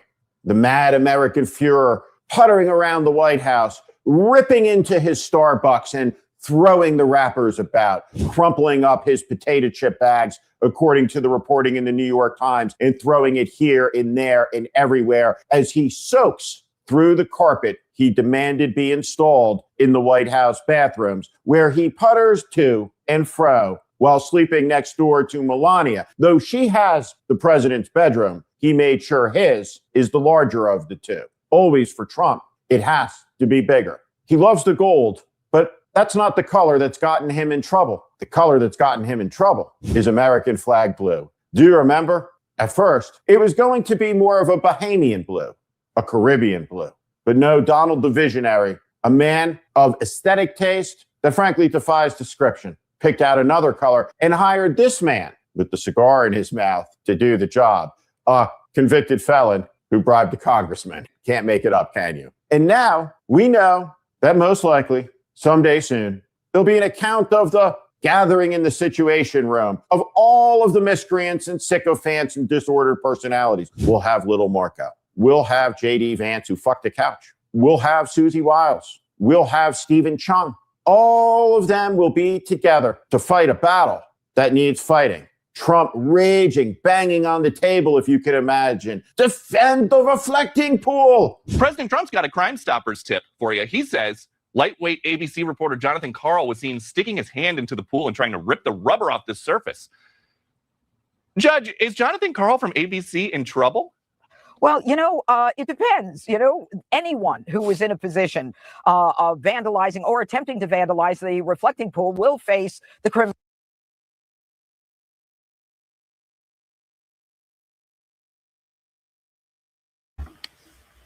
At a time in the world, in the nation, the number one news media outlet has the DC prosecutor on their channel, and this is what they're talking about. As people are going hungry, people can't pay for their food, people can't pay for their utilities, people cannot pay for gas, people cannot pay for their medication, people cannot pay for their health care. And this is what they're talking about. You just saw what Jonathan Karl did. And your president turned around and lied and tried to call that vandalism. I am so glad that I clicked on this last one.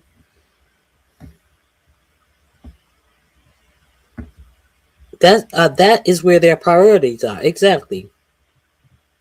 Energy cost jump 23.5% annually. Gasoline alone is up 40.5%, while food increased 3.1%.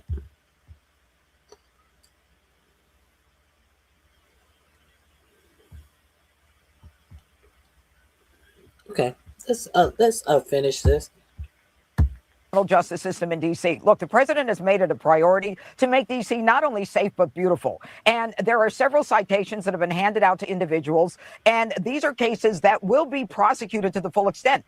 He has sent the National Guard and law enforcement to invade the National Mall and to secure the pool, lest anybody put their hand, which the warning does not advise, into the muck that killed this little duck. Because Donald Trump does not give a fuck. But besides from that, it's important to understand that Donald Trump, in a year and a half, has wrecked Washington, D.C. If you think about it in terms of, hey, I left for a weekend and made the mistake of leaving the teenagers home alone, and they had a big party and wrecked the house. Donald Trump has racked up $1.5 billion in damage while taking for himself a $400 million airplane gifted to him by the government of Qatar, who were the hosts and principal sponsors of Hamas, and were the conduit to the payoffs for Hamas given to them by Bibi Netanyahu before the October 7 terror attacks. But that's a story for a different day. Today, let's stay focused on the desecrations on the National Mall and the idiocy of this moment. Donald Trump can't get the job done at a pool, which explains probably why we've lost a war to Iran. Also, in terms of when we could see this entire conflict end, do you think this can end by the midterm elections? Well, look, right now the conflict is in a ceasefire, and certainly our hope is that we get to the final deal and a permanent settlement. But right now, I think we made great progress, and we should all celebrate that. In terms of when the nuclear inspectors are going to start, it's funny, we were trying to call some of the inspectors last night around 2 a.m. As you can expect, not many people were answering their phone at 2 a.m. I expect that will happen at the minimum this week. But we think even some of those conversations with the inspectors and with the IAEA could happen as soon as today. But I haven't checked in with our team since we made that 2 a.m. phone call to some of those inspectors. The economy is wrecked, the nation dishonored, the people divided. Ghislaine Maxwell sitting in a minimum security prison. All of it a function of our national raft ride down the sewer river of Donald Trump's creation. It may not seem like we are, all of us, on a boat together upon that fetid pool. But trust me, we are. And that is the warning on this, the 26th. Speaking of Ghislaine Maxwell in her maximum security prison, Camp Cupcake. Did y'all know that Camp Cupcake is on a lockdown because there have been some SA abuse coming out of Camp Cupcake? Allegedly, it has been reported that the guards are assaulting the inmates. Let's see if I can find that right quick. Let me see. I'm glad he brought that up.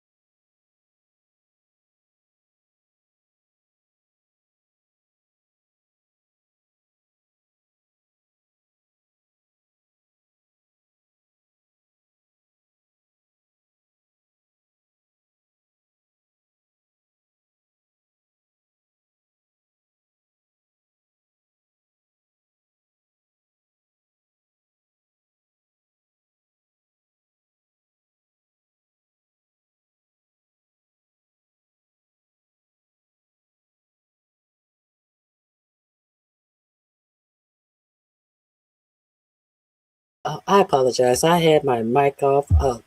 I protest. It seems like there is a protest going on in that disgusting pool. I don't know. I don't know if it's real or AI, but and it seems like a lot of people are pissed off at Jared and Ivanka Trump. Let me share this with you before we go. BBC touching what? Like, that's not illegal. It's not illegal. And the fact that they're like, the president is commenting on a reporter reporting on the pool rather than, I don't know, the many other different crises that Donald Trump has created is insane to me. And just for a little bit of context, this is like the National Guard is now guarding this thing, and like people aren't allowed to like get near it. And they're allegedly arresting. Look at it. They're like, sir, ma'am. Oh, ma'am, you're not allowed to touch the pool. Ma'am, please don't touch the pool. We used to be able to enjoy things in this country. Look at that. In the pool. Look at that. In the pool. I wouldn't want to be in that water, but you could do it. Look at that. It's historic. It's what we do. We go in the pool. Not me, but we, the collective we. Not anymore. Oh, where is this thing? I have to share. I have to share this with you. There is one where you remember Forrest Gump, where Forrest Gump, when he came home from the war, he saw Jenny. Jenny was protesting at the pool. Oh God, there is a good one out there. I think.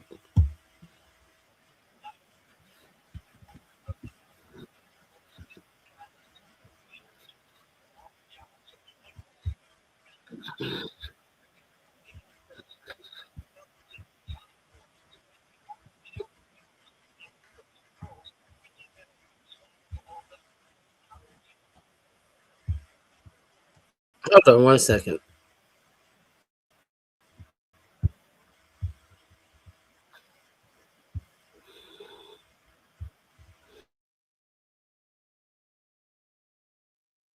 Let me go to C-SPAN first. I apologize.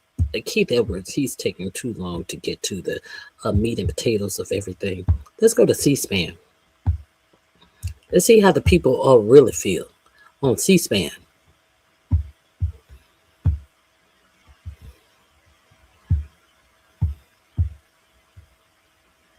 Nevada, Independent Line. Good morning, Dave. Good morning. First of all, I want to say Donald Trump is out of his mind. When he murdered those people in the Caribbean, didn't declare war, and killed those survivors, that is murder. When he killed those people in Minnesota, had his goon squad go in and murder those people in Minnesota, he's murdering his own people over a misdemeanor, and all he does is fraud. And he's protecting the biggest child rapist there has ever been, putting her in a cozy place. This guy is out of his mind. He's not a president. He's trying to overthrow the government. He goes against the Constitution. He's getting rid of all the jobs, anything that's good. This guy's ruining this country. Everybody hates him. Everybody knows he's a child molester. They don't even show the pictures of him with those girls. He should have been the first one called up. He is out of his mind. He's got dementia. 37 psychiatrists say he's got dementia. And the news media doesn't ask him any tough questions. You think you can commit war crimes and get away with it? Hezbollah bombed that school. Oh, he bombed the school, killed 150 girls in Iran, and everybody thinks it's okay. Little kids with a missile without evidence, and now he's going after everybody who goes by the law. He wants to arrest them because his mind is warped. This guy is out of his mind. If you don't get the Republicans out of here, democracy is gone. Everything that's good is gone. He's starving his own people. He starved those kids in Africa to cut off the aid to all those kids in Africa. Okay, Dave. I don't think they let him go on that long. Like, Thank you, Dave. Thank you, Dave. Thank you, Dave. Let's make sure. Uh, uh, let me make sure. There may be something else.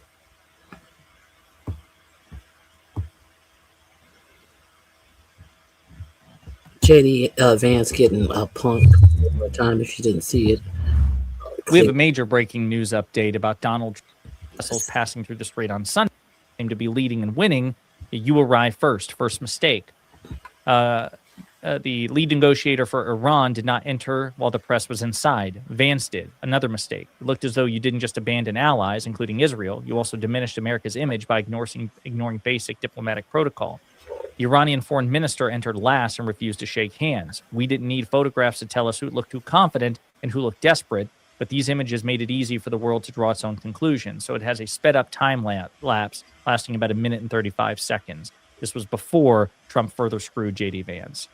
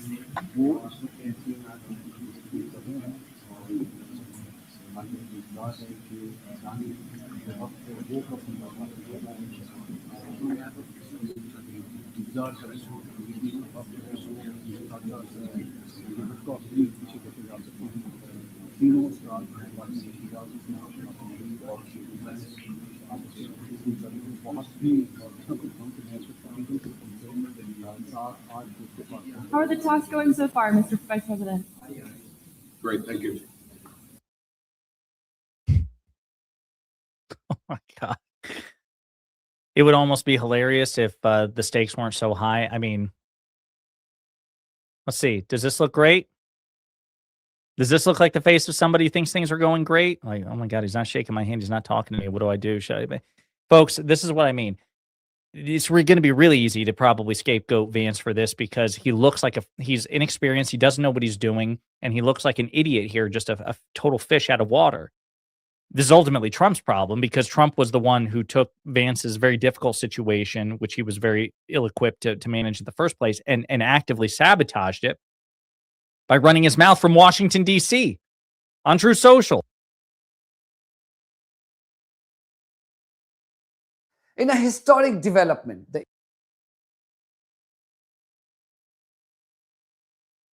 There you go, fat boy. Take them little baby steps or little fat steps, what you want to call it. You're a good boy, you get a big old giant Snicker bar. That's it. Keep going, fat boy. He finished walking and he gets a big bowl of broccoli, carrots, Brussels sprouts. That's right. Healthy veggies for the big boy. Aw, I think somebody needs a nap. And since Trump falls asleep constantly in public, you think he'd be well rested by now. But hey, it's time to wake up and have a few good laughs at the expense of our toddler-in-chief as I bring you my weekly best of the best of AI slopaganda. By the way, happy belated Juneteenth.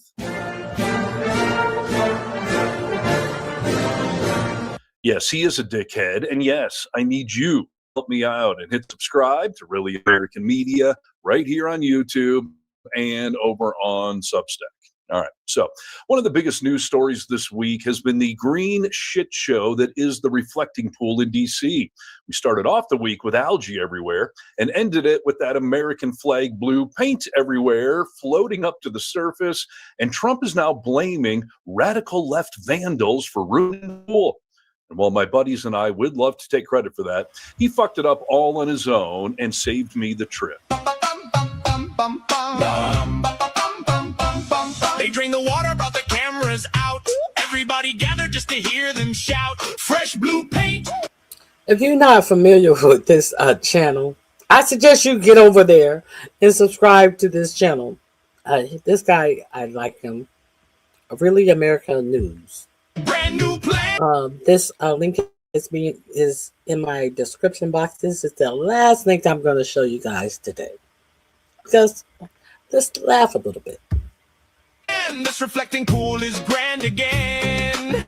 The ribbon strike the pose. Everybody cheering for the grand new show. But the algae said, I'm back, my friend. $50 million and we're green again. Scrub it, spray it, vacuum all day. The slime just waved and said, I'm here to stay. Oh, green again. 15 million and we're green again. New machines bubbling night and day. Experts promised it would all go away. Tourists stopped and scratched their heads. Wasn't this thing fixed? Somebody said. The workers tried peroxide foam. The algae said, thanks, nice new home. The fish weren't laughing. The ducks looked stunned. The pond was having a lot more fun. The algae said, I'm back, my friend. $50 million and we're green again. Fresh blue paint underneath the scene. But everybody's staring at the glowing green. Oh, green again. The world's most expensive lawn became a pond again. Honestly, I'd rather that king algae monster was running the country. But hey, Trump is all about the art of the peel. He said the color would be appealing. He's making algae great again.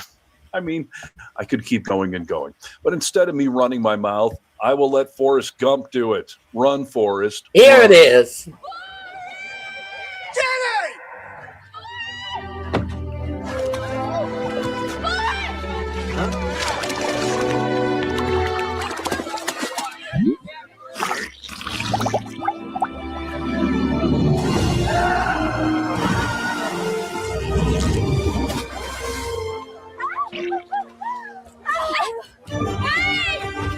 Yeah, remember, politics is like a box of chocolates. The only way to avoid the nuts is if you can read. And while Trump is now saying that we're going to have to drain the reflecting pool and start all over, I think we now have an answer as to why the pool turned green so quickly. What are you doing, Donald? Nothing. What are you looking at? Oh, the silent majesty of a refilled reflecting pool, the clean, cool chill of the American flag blue paint job peeling up, and Cash sloshed again in his bathrobe, emptying a chemical toilet into the reflecting pool, which is why the water is green. Shitter was full. You checked our shitters, honey? Happy 250th. Shitter was full. Well, I know this for sure. Trump is full of shit. I'm talking about his intellect and politics, not his diaper, but that's full of it too. And while the whole world laughs at him week after frickin' week, we saw all of the living presidents assemble a few days ago for the opening of the Obama Library in Chicago. Clinton, Bush, and Biden were there along with Barack, but a certain other president was given a timeout. Obama! He wants me. Obama! This is too funny. Obama! All right. Let's put him in the corner. Yeah, he can cry himself to sleep like a good boy. Night. That's a good boy. Actually, let me disagree with Obama for once. He is not a good boy at all. The whole world views him as a man baby who is more baby than man, and that was on full display at the G7 summit in France this week, where all the world leaders gathered to represent their nations. Meanwhile, we here in America, we're just glad that Trump was in a different time zone. The further away, the better. I hope the next summit is on the fucking moon. The oil was down to $2 to, I'd say, between $2 and $2.50, and it was heading down further, and we were going to have a great run. We took a little journey down to a place called the Islamic Republic of Iran, and we bombed the hell out of them, and now they can never have a nuclear weapon. Now, we had a disturbance, but I must say it was much less than anybody thought. The oil never went to $350 a barrel. It went to $115, $120. The oil never went anywhere near that. And the other thing, I thought the stock market would go down 25 or 30%. The stock market a week ago, before we started this, was higher than it was when we started, which tells you that we have a very resilient economy. We have the strongest economy we've ever had. Now, the word affordability, it's a fake word but made up by the Democrats. Here's where it's fake, because they made it up, because I inherited these prices. And when I had my first news conference, first day, they started screaming affordability, the Democrats. Affordability, affordability, they're screaming. I say, what's that all about? They gave it to me. They gave it to me. It's affordability. And that Chuck Schumer guy. Well, they were the ones that created. They had Hakeem Jeffries and Chuck Schumer. They had everybody. Howard Nutsack. The affordability crisis. I'm the one. Affordability, affordability, they're screaming. Affordability, they're screaming. I say, what's that all about? That was Representative. Who was this? Who was this representing? Marco Rubio, Howard Nutsack, Scott Bessenett with his troublesome ass. Who is this? Hakeem Jeffries. They even had Hakeem Jeffries and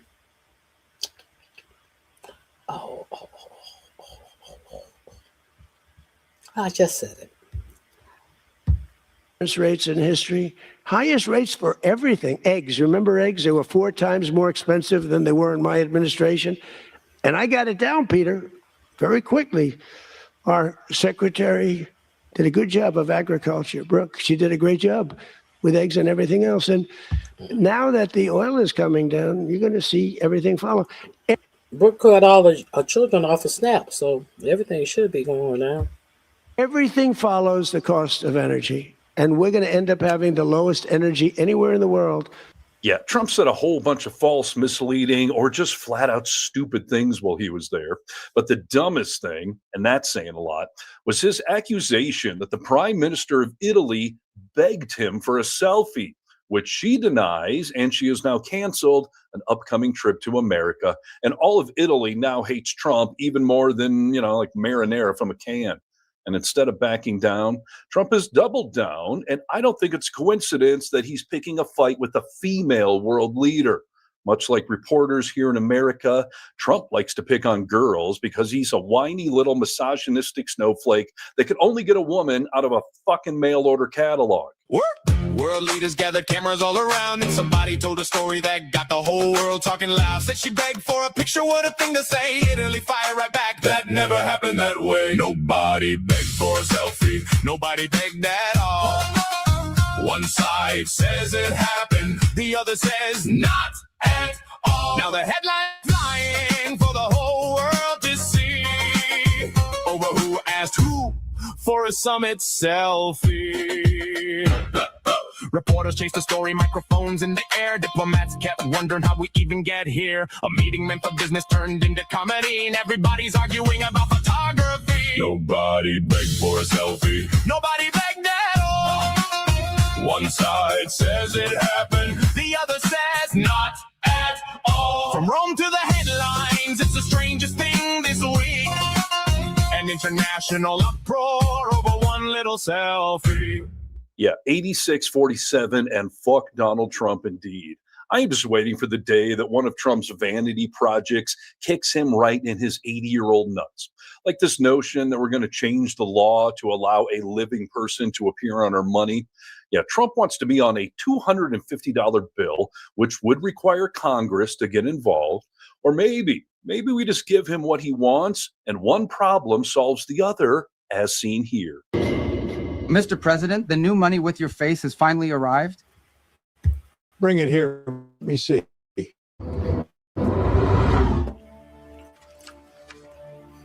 Marco, what's this?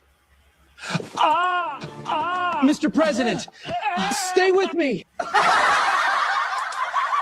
Yeah, careful what you wish for. You just might get it and you just might regret it. And that right there is the only scenario. All right. I think that's it. Nope, a little more. That I would be okay with seeing his face on our money. R.I.P. And all of these stories from the past week seem to have a theme that Trump is a big, fat, sweaty man baby, which is, of course, highly offensive to babies and to men and to Americans or anyone else on this planet. But regardless, he's definitely a man baby.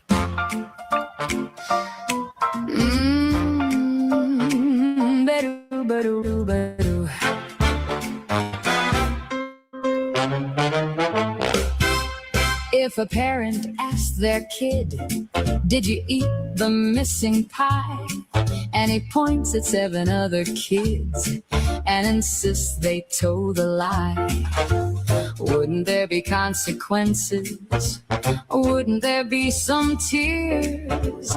Isn't that the sort of thing he'll outgrow in some years? If a teacher asks a student why they didn't do the work, and he stomps around the classroom and he's acting like a jerk, wouldn't he get detention?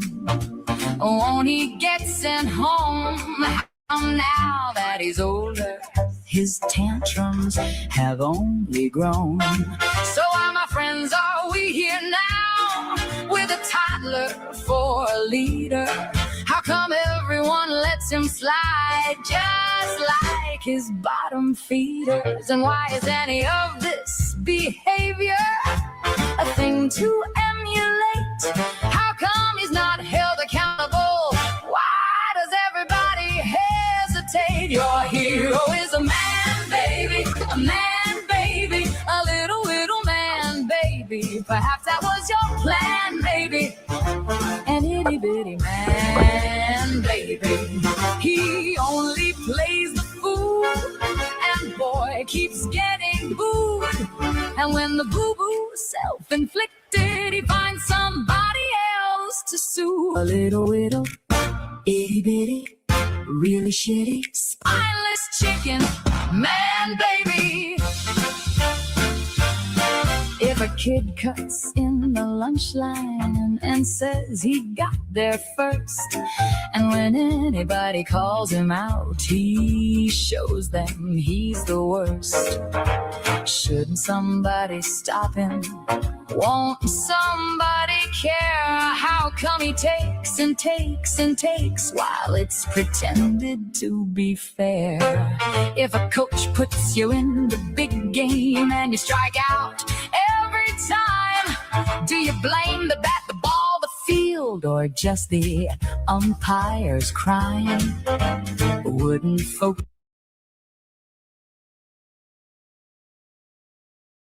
And when the boo-boo self-inflicted, he finds somebody else to sue. A little itty bitty, really shitty, spineless chicken man, baby.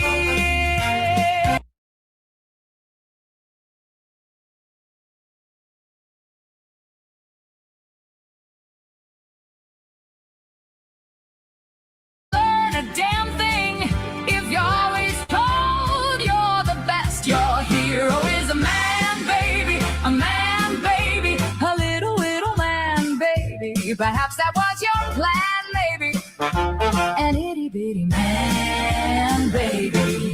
He only plays the fool, and boy keeps getting booed. And when the boo-boo self-inflicted, he finds somebody else.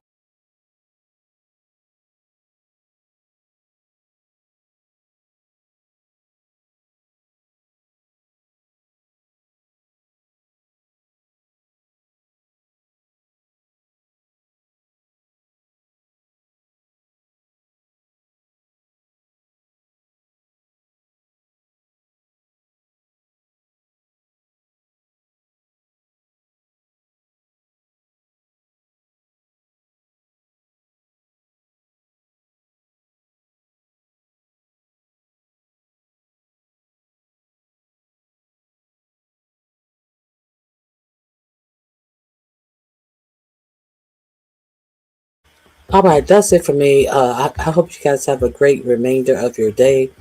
JR.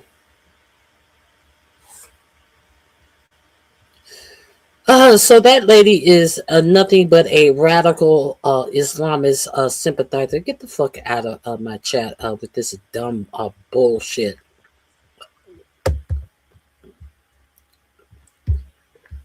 Hit the like button on your way out with that dumb shit.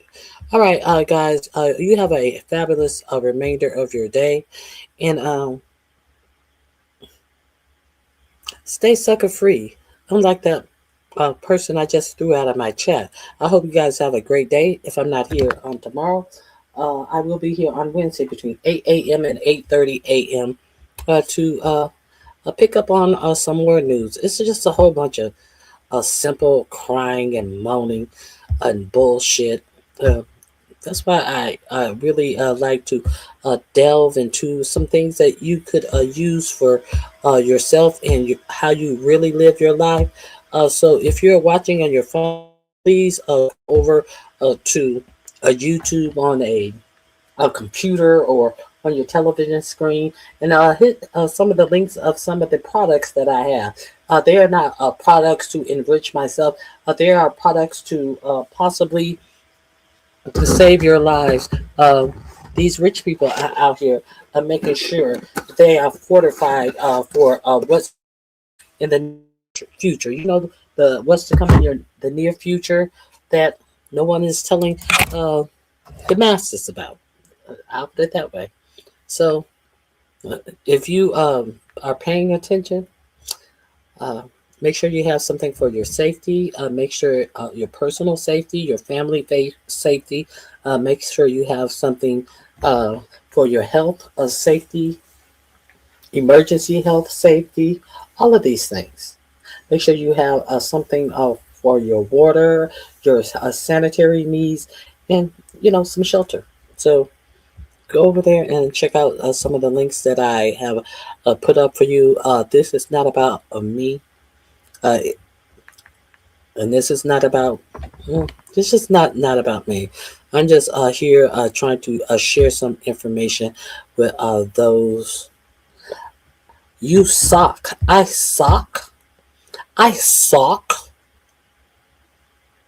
I sock. No, I pantyhose.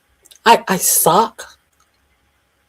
Oh, how do you sock? Huh? You sock. Oh, you shoe. You shoe.